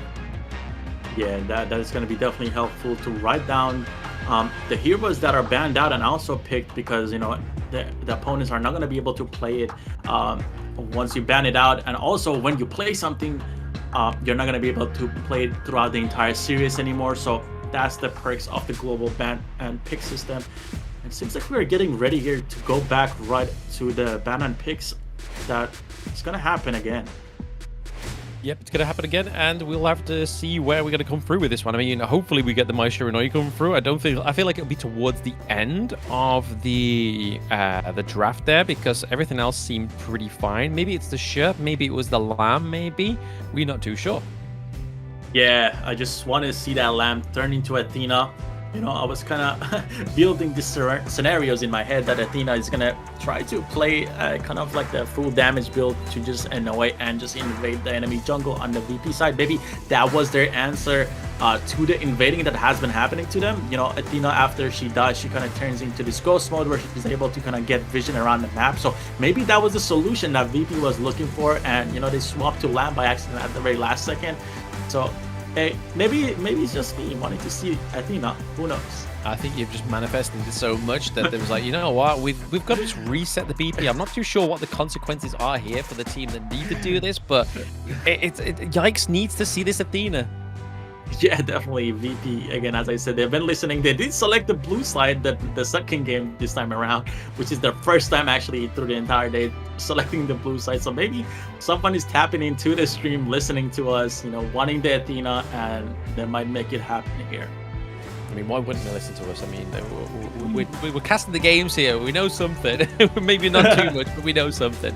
But yeah. Hopefully we get to see what this fan phase is going to be, right? But again, I mean, is it going to be enough to change the scales of victory here for Twisted Minds? Because I mean, they had such a clear and surgical game one, right? Like they rarely dropped any kind of deaths. I feel like they only had like 1 or 2 deaths on the board in that game one. So the Athena, is it going to be enough to kind of, if this is the case, is it going to be enough to kind of harass the Ogryn and slow the Ogryn down in terms of his farm play? I mean, definitely that's a good question to kind of, you know, see and watch when it does happen. But I think the Mai and the Diarrhea getting through is very massive for the Twisted Mind side. They're gonna be able to lock down a lot of targets, and Mai, again, been so scary that it has been banned almost every game. So again, hopefully it was a mistake from the VP side, and that's what they do want the redraft, because Mai got through. But we're about to find out, because if not, I want to see some nice Mai gameplay coming out here from Highlang. Absolutely, yeah. I think Highlang definitely wants to get on this pick, right? I mean, we saw it already. We saw Shanks get his #1 pick, which was the Ali in game 1. So that Highlang gets that Mai Shiranui could be to that same kind of effect, and obviously MVP worthy, right? Shanks got MVP in game 1, so looking to try and score and claim an MVP for himself, Highlang, with this new organization, which is Twisted Minds. Because for those that are tuning in online, and I do see a few comments on the YouTube chat as well, basically saying they look familiar. Is this the old like Vitality from 2024 roster? And that is exactly the case, just without Winter, and we have Clean. So this is why they look very familiar to you guys. Yeah, and I think I kind of have a question. Do you think City Boy is gonna be able to kind of perform on the Diarrhea as well as he did on the Lian Po? Obviously, it's like pretty much different heroes. Lian Po being the tank, being able to engage. He had a lot of moments where he was able to create space with the ultimate, being CC immune during using his skills with Lian Po, and also healing back with your passive, being such a beefy and annoying hero. But now he doesn't have any of that. He has the Diarrhea, who has, you know, the stun, who has the heals, who has, you know, the gold that they can funnel in to the farm lane side of Twisted Mind, which is going to be massive. Again, you're going to be able to give a lot of gold to a Marco Polo, a hero that you want to get farmed up, you want to keep the farm too, because of the true damage he's going to have, and he's going to be able to, again, burn down the Lian Po on the VP side this time around. Yeah, I mean, with the idea, especially with it being City Boy, like you said, it's a little bit more of a different functioning kind of hero, right? Like, it's not as tanky as the Lian Po. You don't really have the burst ramp to get in and out of there, and the CC immunity's not quite there on the idea. But I feel like when you go in against something like a Dharma, especially into a team fight, if you're trying to stop that crucial crowd control coming through, if you're able to kind of stalk those brushes into the back line of the team fights, wait for the Dharma to come through, or even try and like kind of funnel him with the Destined Encounter and then dive in onto the Dharma. I think there's many ways that City Boy can make this work. Yeah, they're definitely going to have to play around the CZ chain they have, especially on the Mai too. So I'm excited to see Highlang. You know, you've been talking about Highlang being, you know, a very good mid laner. So, you know, getting to see and watch a very good Mai Shiranui player is going to be a treat for the last game of the day. So, again, but we don't know that. We don't know if the draft is going to stay the same, or is it going to change up a little bit, or from what point of the draft we're going to change it up. But hopefully we get to see that Mai, because, you know, it's going to be exciting to see that from the Twisted Mind side with the Diarrhea. Yes, absolutely. I mean, to be honest, if it is the case that we still get to see the shirt, I feel like that would still work very well into the team comp that they have, because again, it just offers more control, and like I was saying previously, it kind of sets up the lamp and the Dharma as well. So more so of a case to kind of maybe even stick with the shirt, and maybe it'll be something like the Athena, because again, Athena does definitely add a lot more, a second layer of CC to that comp as well. I feel like a good question to kind of ask here is that, did we see Duen get banned out here? Because I feel like both teams kind of avoided Duen in this last ban and pick we had. No, did Duen get? Yeah, no, they didn't pick it. They didn't ban it either. They did not ban it. So yeah, interesting that they didn't go for it. Yeah, exactly. It seems like Duen has been banned out kind of like the entire day of being again one of the most active and most picked junglers back in like the previous tournaments, and also on the East we saw a little bit earlier, Major East League, which happened earlier in the day. So yeah, definitely a good question to ask. Why did the one get through here? And Maya was also left open. So maybe these are the questions that are going to be answered while we go back to a redraft in just a bit. I mean, definitely interesting point to bring up, right? Because I mean, if we look at where like the Doom ban could have come in for the side of Twisted Minds, he could have been basically replacing the Agudo ban. So Agudo, the ban didn't quite make too much sense, because at that point they only really banned that out at the second, I think it was the first phase there, but they already were going for the locking in like the Liapo and the Dharma.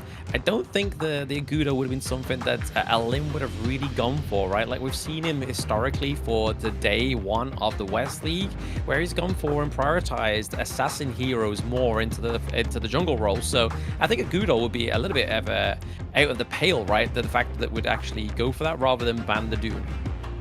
Yeah, I think the Dune would have been actually massive on the VP side, thinking about it right here.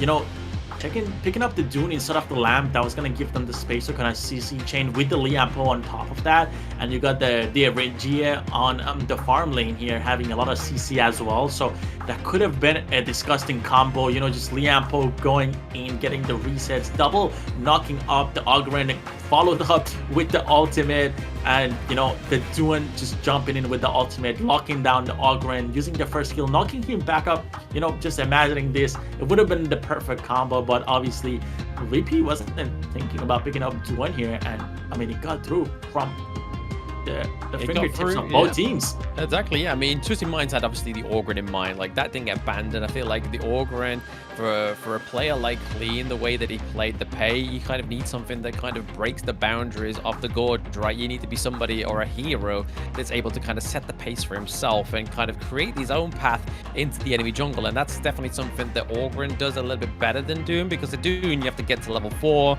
get the Unruly Blade, and then kind of like use that as a get out of the enemy jungle. So the Ogryn for the side of Twisted Minds definitely makes a lot more sense, but there was definitely a place for Dune to sit into this game to draft Virtus.pro. Exactly. And what do you think about Duen actually? You know, I feel like Duen might be one of those junglers that gives you a lot of space to kind of defend your own jungle. Do you think that could have been the answer for VP, just because of the fact like Duen is super tanky and is able to like knock off targets? Like, let's say the Ogryn in this game would try to invade. Don't you think that Duen would be able to, you know, get the knock up and try to lock him down while the team comes back and collapses on the Ogryn here?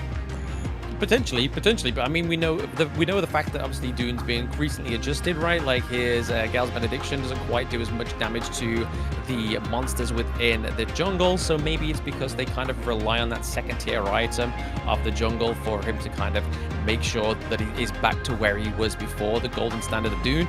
But whereas Ogryn, I mean, yes, he has been nerfed like ages ago, but he's still a very great pick, especially T0 pick, in terms of like you're not really relying on the fact of an item. It's more so that you're relying on you are going to be very aggressive with it. You're going to be invading the enemy jungle. You're going to be making sure that you get your gold resources a lot sooner than the enemy jungle as well.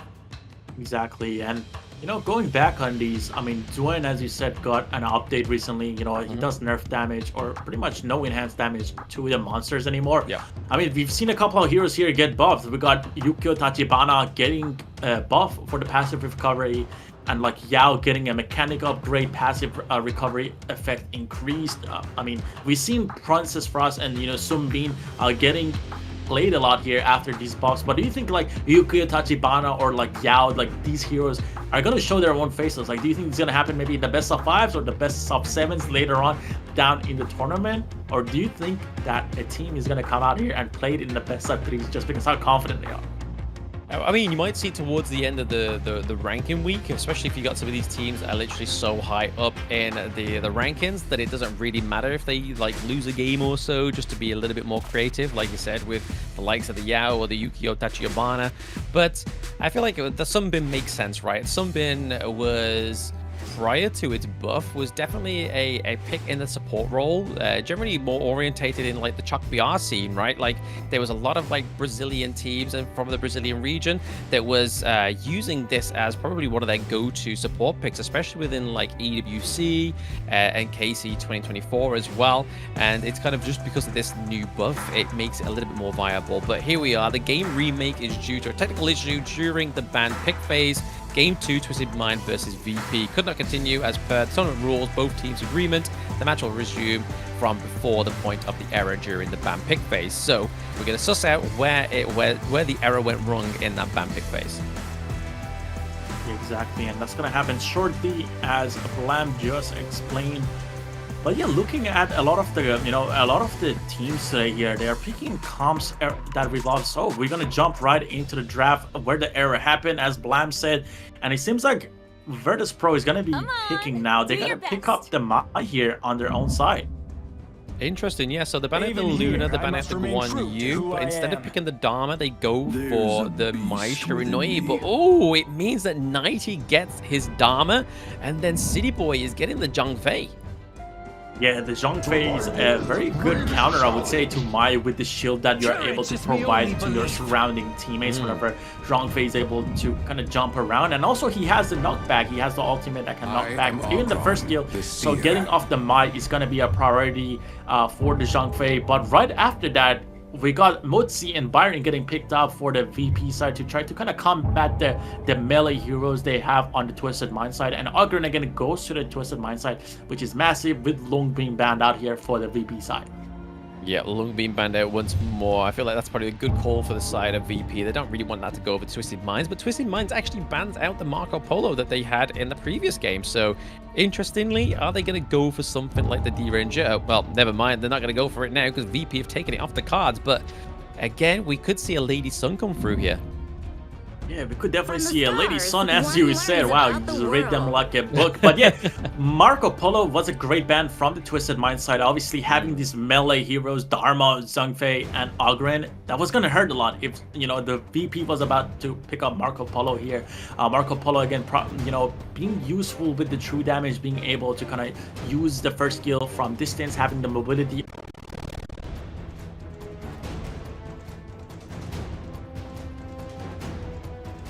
That on Twisted Mind side as well, with Virtus.pro here having the last two picks here, which are going to take place shortly as they're running out of time.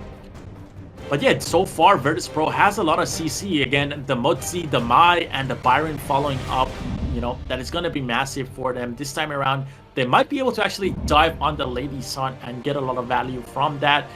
But no, they're going to lock in Constant U and pay here on the VP side. I do like the Constant U pick here a little bit, because it does counter the Lady Sun. Whenever you activate your second skill, you're going to be immune to any physical damage for a couple of seconds, which is quite nice. Yeah, and also obviously the outpoke potential as well from the oak bolts of her first skill. Just a little landing those down. They do a lot of damage in the early game as well, but they gotta be careful though, because obviously this is no other than Shanks on the Lady Sun, so he can rolling raid out of there. He can drop the grenade on you as well and then deal extra damage, but Twisted Minds are going to be settling in with the I Ching picks, so definitely filling in the gap where there is no control. Now there is with World is my board. Yeah, Yixin getting picked up here for Twisted Mind is a massive, especially against a Constant U. You kind of have a built-in destiny on Yixin as well. If you remember, you cannot kind of die from the last blow. So this Kishin is going to be able to walk up really far. You know, the world is my board is going to be massive here, locking down the Constant U. So definitely Constant U is going to struggle here a little bit. And again, the world is my board is going to, you know, be massive against the Mai as well, locking down the Mai, locking down the Pei that have a lot of mobility. So great pick here for Highland coming in for the side of Twisted Mai. Yeah, I feel like here as well, the Motsu here for Grizzly Q, I feel like could be a really good pick as well, because obviously the Cannon Blast is going to make sure that if we do see the Path of Passing come through from Clean on the Orgrin, that you can just lay that down. It's going to delay him a little bit. It's going to be that little bit of an annoyance that really just kind of irks you as you like, oh, I'm going to set up this great kind of engage, and then all of a sudden, boom, from the Motsu comes the Cannon Blast, and it kind of just completely disrupts your plans. Exactly, but I think the Zhongfei pick here is going to be quite massive. Just thinking about it, the Motsu, the Mai, they're going to be pretty much ignored with the shield that Zhongfei has. So maybe that was the game plan that, you know, Twisted Mind has here, knowing that Zhongfei here is going to be able to kind of negate the poke that's coming from these two long-range heroes. So I do believe the Zhongfei here was pretty intentional and it's going to be massive. And he's running Zhongfei with Smite, so obviously he's gonna be a little bit annoying, try to invade, try to take some of the side camps to, you know, try to build a little bit of a goal advantage for the Twisted Mind side as well. Yeah, absolutely. I mean, we do generally see the Zhongfei with Smite come through more times than not in the competitive scene. Obviously, for more utilities than one, obviously you can use the Leaping Saber to try and grow over the wall and then try and steal the enemy's neutral objective. But there's many ways you can utilize this, and City Boy going from the Lianpo, going onto the Zhongfei, a little bit more familiar than what we were going to see with the Diadea. Exactly, and it just sounds like a simple, you know, walking down mid lane, seeing what the enemy team is doing here from both sides. Both teams gonna respect each other, just go back to their respective jungles here. And we got Pei not even invading this time around, so VP not gonna be as aggressive as Twisted Mind was on the Pei last game. They were able to, you know, put a lot of pressure down in the mid lane early on, but not gonna happen here. And it seems like Highland here is trying to match Prince, who's gonna have to flash out here. Wow, that is an early flash. Very early flash. I mean, it's something you don't really want to commit in the early game, right? That's common skills, and they're going to be off the cooldown for quite some time, so they're going to be careful that, I mean, now that Twisted Mind has the intel, they can be like, yo, Clean, he has no dash, he has no flash, he can't get out of there. The only way he can get out of there is potentially with the leaping, vaulting shot. Exactly, and here we have the Mutsi and Mai coming down towards the bot lane after clearing the mid wave, knowing that Constant U is gonna definitely need assistance here now with the flash out of the picture. And Clean here after clearing his jungle, or one would say cleaning his jungle, going towards the mid lane, but he's getting a lot of poke by both Grizzly Q and the Mai. We talked about this, them being able to poke out targets, and again, it's Grizzly Q landing the cannon. Yeah, a lot of burst damage coming through from the side of VP as well, right? He's got to watch out for 90. 90's able to just get through that little gate in the wall just to claim safety.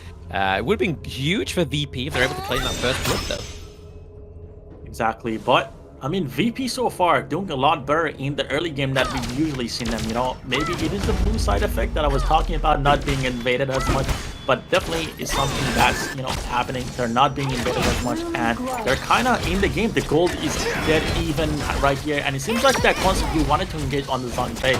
Obviously, Zhongfei being super tanky, being able to jump and gain the shields, gets outrunning on that. A Leaping Saber coming through very strong there for City Boy, able to keep himself alive, because it could have been a detriment to the side of Twisted Minds. As soon as the Zhongfei falls, it's going to be a little bit harder for Shanks and the Lady Sun to stay alive. But we can see, again, another great rotation here from Highlang. He's just waiting in the bushes. They're looking to try and set up a good, healthy farm lane for the 4-minute mark, so that the neutral objective may be a little bit easy for them to claim. Exactly, and I just realized we got the Oak Bolt from Constant U, the first skill, the kind of the rocket shape skill that comes out that could kind of pair with the Modzu second skill and also the Mai Shiranui second skill. So again, VP really thought about that, you know, this draft, being able to poke out the targets and then have the Byron and Pages jump in to clean up. So hopefully we get to see some of that combo coming out in the next couple of minutes as the objectives are spawning now. 35 seconds left for them to both spawn.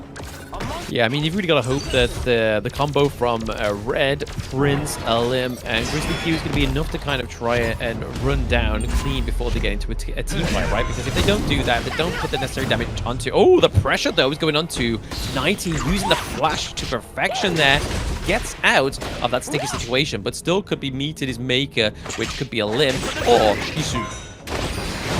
Exactly, and this is again big from VP. We haven't seen them in this kind of control, and it seems like that they are the ones being productive this game, being able to kind of engage as they want to and not being invaded. So VP again doing a great job, but now Twisted Mind trying to be productive right back here, and seems like the world is my board comes out here, doesn't really get anyone, but Ogren is on the back line. Mai's gonna go down too clean.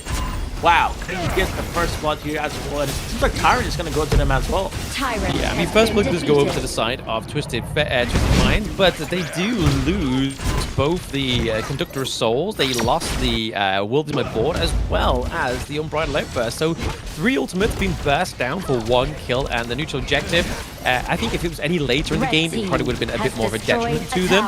But the fact that they're able to convert that into the T1, into the farm lane, is probably a saving grace. Yeah, and at the bot outer tower to the list here as Lady Sun gets the tower, and we can see the gold difference just jump in, but it seems like another fight that VP wants to fight here. Wow, look at the health of Ijin here. It's gonna be able to survive and just recall. Yeah, Ijin was always, Highland was almost falling victim to the Oak Bolt, right? Like, if Prince was just a little bit more to the left, that could have literally just landed straight onto his noggin, taken him down, and would have definitely neutralized the kill lead between these two teams. Exactly, and also you not having the tower in bot lane is going to be a little bit troublesome. Seems like Grizzly Q is going to get caught out by the Dharma and the Ogren, slowing him down and also pushing back in to the wall here. But yeah, as I was saying, Constant Q is not going to be able to go down in the bot lane any longer. Another the world is my board comes out from Variation here, but doesn't really land on anyone. But it was for left of utility to kind of zone out the enemy from walking into the tower trying to defend it. So now 2 towers to the side of Twisted Mind, opening up the enemy jungle here. Yeah, I mean, opening the T1 into the mid lane is definitely going to be the right tools that they need for Clean to actually have even more access into the enemy jungle, right? They've got to make sure they're trying to take this T1 into the... Oh, nice all-bridled outburst onto 2 there. Seems like Mai's gonna jump in right after the Byron. The goal here is to kill the Lady Sun, and they're gonna get that kill while Dharma actually is gonna also fall here on the side of Twisted Mind. So it's gonna be a 2-2-1, and now a double kill going to Elaine. Elaine is trying to jump on to the Ogren here as well. It's a 1-3 right now, and seems like Elaine did a great job picking up the double kill. VP back on the board. Yeah, very good double kill there to try and get them back into this game too, right? Lim and Grizzly Q, Prince and Grizzly Q, sorry, looking to try and take this T1 into the clash lane, just to try and get some of that gold back and get some of that retail back from the side of Twisted Minds. Exactly, and we see that, you know, Low Hoodsie and also Constant Q trying to get that top tower here. Yeah, they're gonna keep going for it after Yixian leaves the top tower. They had a little bit of a problem again. Constant Q is really weak against magic damage. Again, it's good to have Constant Q to kind of counter the Lady Sun with the second skill, but we always pay a price for she does struggle a lot against magic damage targets here. And seems like Ogren wants to really go in here very deep between 2 towers, trying to zone out the VP side and get the second inner tower in the mid lane here. Ogren's just gonna jump back in. The world is my board comes here, catches Grizzly Q. They might be able to take it down. Mai actually has to jump in here.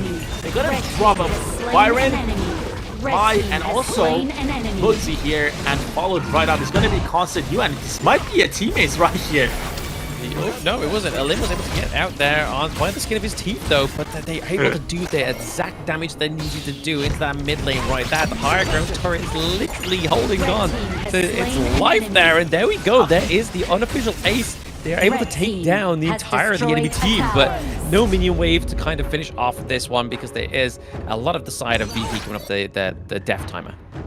Yeah, they definitely came up with the timer at the right time. This could have been an 8-minute game. This might have been faster than the 9ZG game that we saw a little bit earlier. But Twisted Mind, knowing that they're not going to be able to finish off the crystal, especially with the minions walking in slowly and the enemy team spawning. But yeah, we're gonna have a replay here, looking back at the Augment getting a 3-man ult with the World is my board coming in from the Yixin here. Just massive, catching Grizzly Q and also Red. And Dharma goes in here, cleans up the back line with, again, Pei barely surviving there. Yeah, exactly. I mean, he has a limb fully retreated to the respawn there to try and get some health back, try and maintain that if there was any sort of like minions coming through, that he was able to sort of stay there and try and keep it and take them down. But right now, it looks like that Shizu is looking pretty low there. He's definitely slowed down. The Wildemar board didn't quite connect fast enough for him to get trapped in there.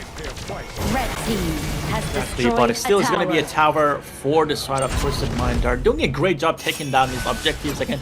They're back to invading. They're back to clearing VP and starving them out. They are at 32,000 gold compared to 24,000, which is a massive gold difference here. 8,000 and 6-1 towers. So VP, they did have a better early game, but it seems like we are back to where we started, as we saw in the game 1 of these two teams playing against each other. Yeah, I mean, just looking to try and like clean up the rest of the lanes, right? I mean, it's only this one that's only the last survivor. T2 is down into the farm lane, which they're able to secure there. They did waste a little bit of time at the Tyrant there because it did go onto the timer. They actually catch 2 inside the World is my board. Yeah, World is my board is going to catch 2. Ogden is going to dive right in. Clean gets a kill on Prince here, and it seems like they want to keep going. Ogden gets another kill, and it's going to be 3 kills, and Shank is going to be able to take down the Mai. Double kill going to Clean here, and Pei is going to try to kind of fight this, try to clear out the wave, but it's not happening. And this is going to be Twisted Minds games as they take down the Crystal here. The 10k gold, this guy was sailing. Yeah, Clean on the Ogren, super aggressive, being able to zone out the enemies, and the World is my board again. Yixin seems to be a problem here. I think the couple of times that we saw Yixin today was able to kind of use the ultimate, lock in a couple of targets, and with the team following up, it does have a lot of impact. He's able to enable their teammates whenever they use the ultimate. So yeah, massive plays from the Twisted Mind mid laner here. GG's to both teams. Great play so far. Yeah, very well played by both of the teams there. I think it was definitely a lot more of a better effort from the side of Virtus.pro against Twisted Minds this time around, but it always seems to be a little bit of a tradition here for Virtus.pro where they don't have quite as good as a game 1, then somehow manage to try and fight back in game 2. But at that point, it's already a little bit too late because they've already dropped 1 point. So morality-wise, they're already going to be a little bit down in the dumps. So to try and come back from that 1-0 defeat in game 2 is a little bit harder than trying to claim that first game on the board, which I feel like going into day 2 is something that VP definitely want to try and do. Yeah, definitely. I mean, I like the fact that they tried to be a little bit more productive this game. They did, pick up the blue side, and then they were able to kind of stop the invading in the early game, which was really good for them. I feel like they had a little bit more confidence going into this game. They were being more proactive. They were able to kind of try to get a kill on the top side of the map. Obviously, they were not able to finish it off. But yeah, they were able to get some resources in the early game and hold themselves in the game a lot better than the first game that we saw them. But yeah, Twisted Mind was able to, kind of just be dominant as they were in the first game halfway through the game after taking down the objectives. And then the Ogren here, the Ogren was massive, zoning out everyone in the last couple of fights with the Yixin, the World is my board followed up right on top of that. So the ultimate's very massive, and also Ogren was able to get a 3-man ultimate in one of those fights that kind of concluded the game for us. Yeah, that 3-man Conductor of Souls was definitely what they needed, right? They're just knocking it up and getting that massive HP regen. But here we are. Here's the post-game stats for Twisted Mind against Virtus.pro. And there we are, clean with a 9-0-3. A clean sweep with no deaths on the board. Yeah, definitely a clean sweep. I think this MVP has to go to clean here. I mean, we saw Shanks in the first match, dominate on the early, but we didn't see that kind of performance here on the Lady Soon, as the Byron and the Mai was they were constantly trying to jump on top of the Lady Soon, so they definitely did their job. But looking at the damage charts here, we can see that Pei has 55% of the damage on the VP side, and then Red with 44% here. But now going against to the winner's side, Twisted Mind here, they have 59,000 on the Ogryn. Wow, that is a lot of damage and a lot of tank. Almost 60,000 damage taken from the Ogryn here. Yeah, I mean, just look at the difference, though, in terms of the team fight participation. Like, you see Prince and you see Shizu with about 25% of the team fight rate, so not always kind of being present into those team fights, more so kind of like Grizzly Q and a Lim kind of sticking around together with a little bit of red sprinkled in there. But to be honest, the fact that Dharma almost got only 2k less damage than a Mai Shiranui means that, like, Red didn't really activate on this pick, I feel. Yeah, Mai definitely being one of those heroes that a lot of teams are kind of scared throughout the day. We saw it banned aloud first, like, in almost the entire day. This time it gets through, but it kind of has no impact. And we are, at a 0% win rate in this tournament for the first day on a Mai Shiranui, who has a lot of CC, has a lot of damage, but the follow-up just wasn't there. They weren't able to capitalize on the pick. But looking at the goal chart here, we can see that throughout, again, at the 4 or 5 minute mark, Twisted Mind, they were able to, capitalize, invade after taking that Tyrant and do a bunch of damage, and they were able to get away with a free win as their second game as well. Yeah, very well played there. I mean, like we said in the post part of the game there, the VP definitely played a better game 2 than they did with the game 1. Game 1 was just a little bit all over the place. Game 2, there did seem to be a little bit more of a direction for the team, but just wasn't quite aggressive enough, as we saw there. The fact that Mai Shiranui was only about 2k damage ahead of the Dharma, which you're expecting to see that way more ahead, but the MVP is definitely going to be going over the clean here with his 903, 31% of the damage dealt, 32% of the damage taken, and then 27% of the overall goal for the side of Twisted Minds. Yeah, definitely a deserved MVP here. The Ogryn plays have been insane, and Clean showed that, he's out there with the different junglers from different teams that we saw. We saw 9ZG and also OG have, good games on the Ogryn. So now Clean is like, hey guys, I'm part of that group. I am really good on Ogryn. Yeah. And now we're checking out the highlights here. You can see more of that Ogryn gameplay that we talked about. Getting a clean ultimate here on the Mai, being able to get the first blood. And now again, more engages coming from the Ogryn. Again, you can see in literally all of these team fights, Ogryn is somewhat involved. And right here, this is where they actually focus on the Lady Sun, which I thought it was pretty good. They were able to take down the Lady Sun in the back, but again, it was not enough. But, Aline being able to get a double kill here was pretty huge for the VP side. Kind of kept them in the game for a little bit.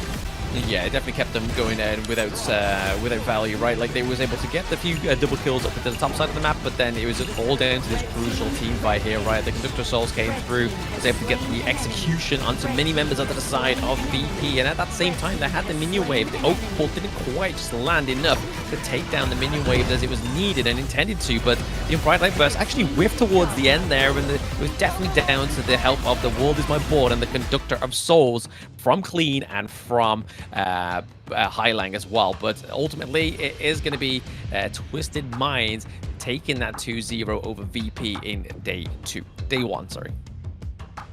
Exactly, pretty dominating stuff from the both Italian representatives. We had OG dominate VP as our first series in the day, and now Twisted Minds, they're like, hey, we're also from Italy, and we kind of have the same playstyle, so we're going to be evading you. We're going to be, ending the games in 8 minutes. So for me, I mean, throughout the games that we watched today, I think both OG and Twisted Minds are probably the strongest teams right now for the day 1. I definitely do want to see these teams, kind of go against each other, especially since they're both like Italian teams. So there's definitely going to be some high gameplay, highlights coming out from those games. So definitely when this happens, I'm gonna be there and watching that game take place. Yeah, I don't know what actually. Let's have a look what day that actually falls on. That day is gonna be where is it? It's actually the last day, so it's gonna be week 1, day 4, and it's the second game of the day as well. So I feel like that's probably a really nice way to set up the last day of the ranking days, right? The ranking week, sorry, is definitely having those two go head to head to see who's going to take the top of the leaderboard. As we've seen thus far, I mean, there could be massive upsets that come through tomorrow. Let's not write it a little bit too early. Yeah, exactly. And I mean, I'm a little bit excited myself for tomorrow again. And the NA representatives, the Movistar, they're going to be going against VP, I believe you mentioned. So that is going to be an EU versus NA matchup that, you know, a lot of people like to watch. I mean, it's been a rivalry for a very long time. So I'm kind of, you know, I'm going to be tuning in. You're going to be seeing me tomorrow in chat when Bland is, you know, casting that as well. So definitely gonna be a watch, and I'm still rooting for my boys at a Movistar. So yeah, definitely gonna check that out. What do you think about that? Who do you think is gonna try to, you know, who's gonna win that matchup? I mean, after VP's taken to obviously shocking defeats in day 1, they're going to be really hoping for it in day 2, right? But this is how today's matches did actually conclude. For those that are in the chat and didn't quite get to watch them, I do advise you guys go back when the VOD is up.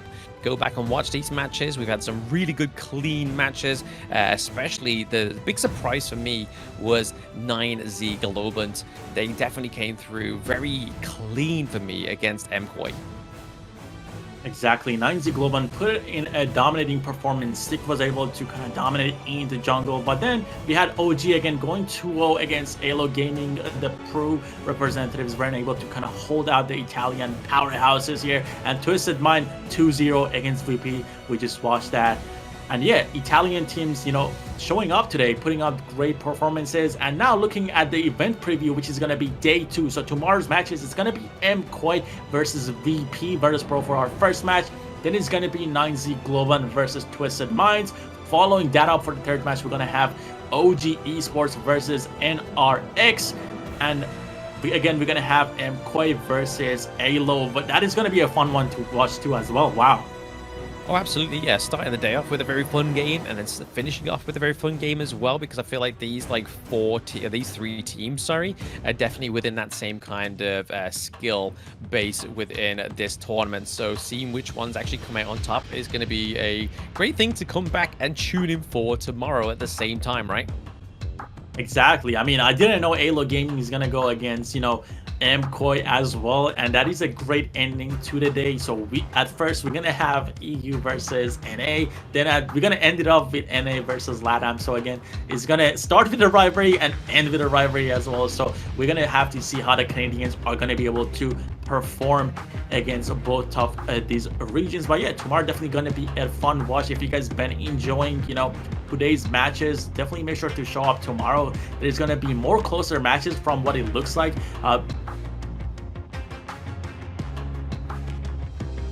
To vote from both sides, but yeah, tomorrow definitely gonna be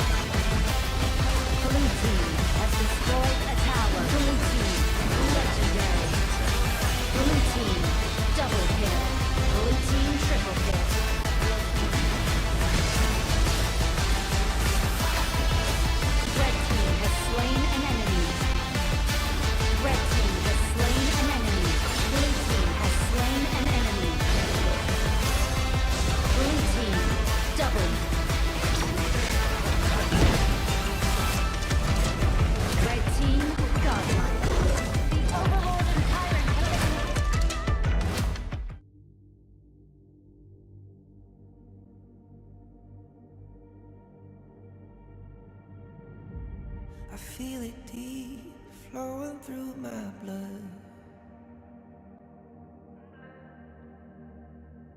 Rising up to become someone,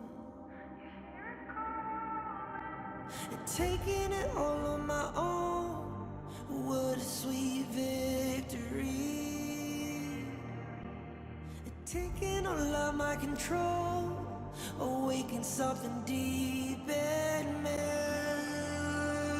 Like flames, feel it burning inside. Take a hold and pursuit of the prize. I've been told, ain't no way to survive, keeping all of this fire that's locked up inside. When this is the time, enter the ring. All those mental chemicals doing they thing. I got flashes of battles inside of my dreams. I was made for this moment. At least now it seems like it's time to come face to face with your fear. Been battling reasons for all of the years, and I learned how to fight them with style and grace no one's ever encountered. You say it's amazing, I'ma come out swinging when they open the gate. Go ahead, call passion, I'm calling it rage. I'm taking what's mine like I already own it. Watch but don't blink, going here to the moment.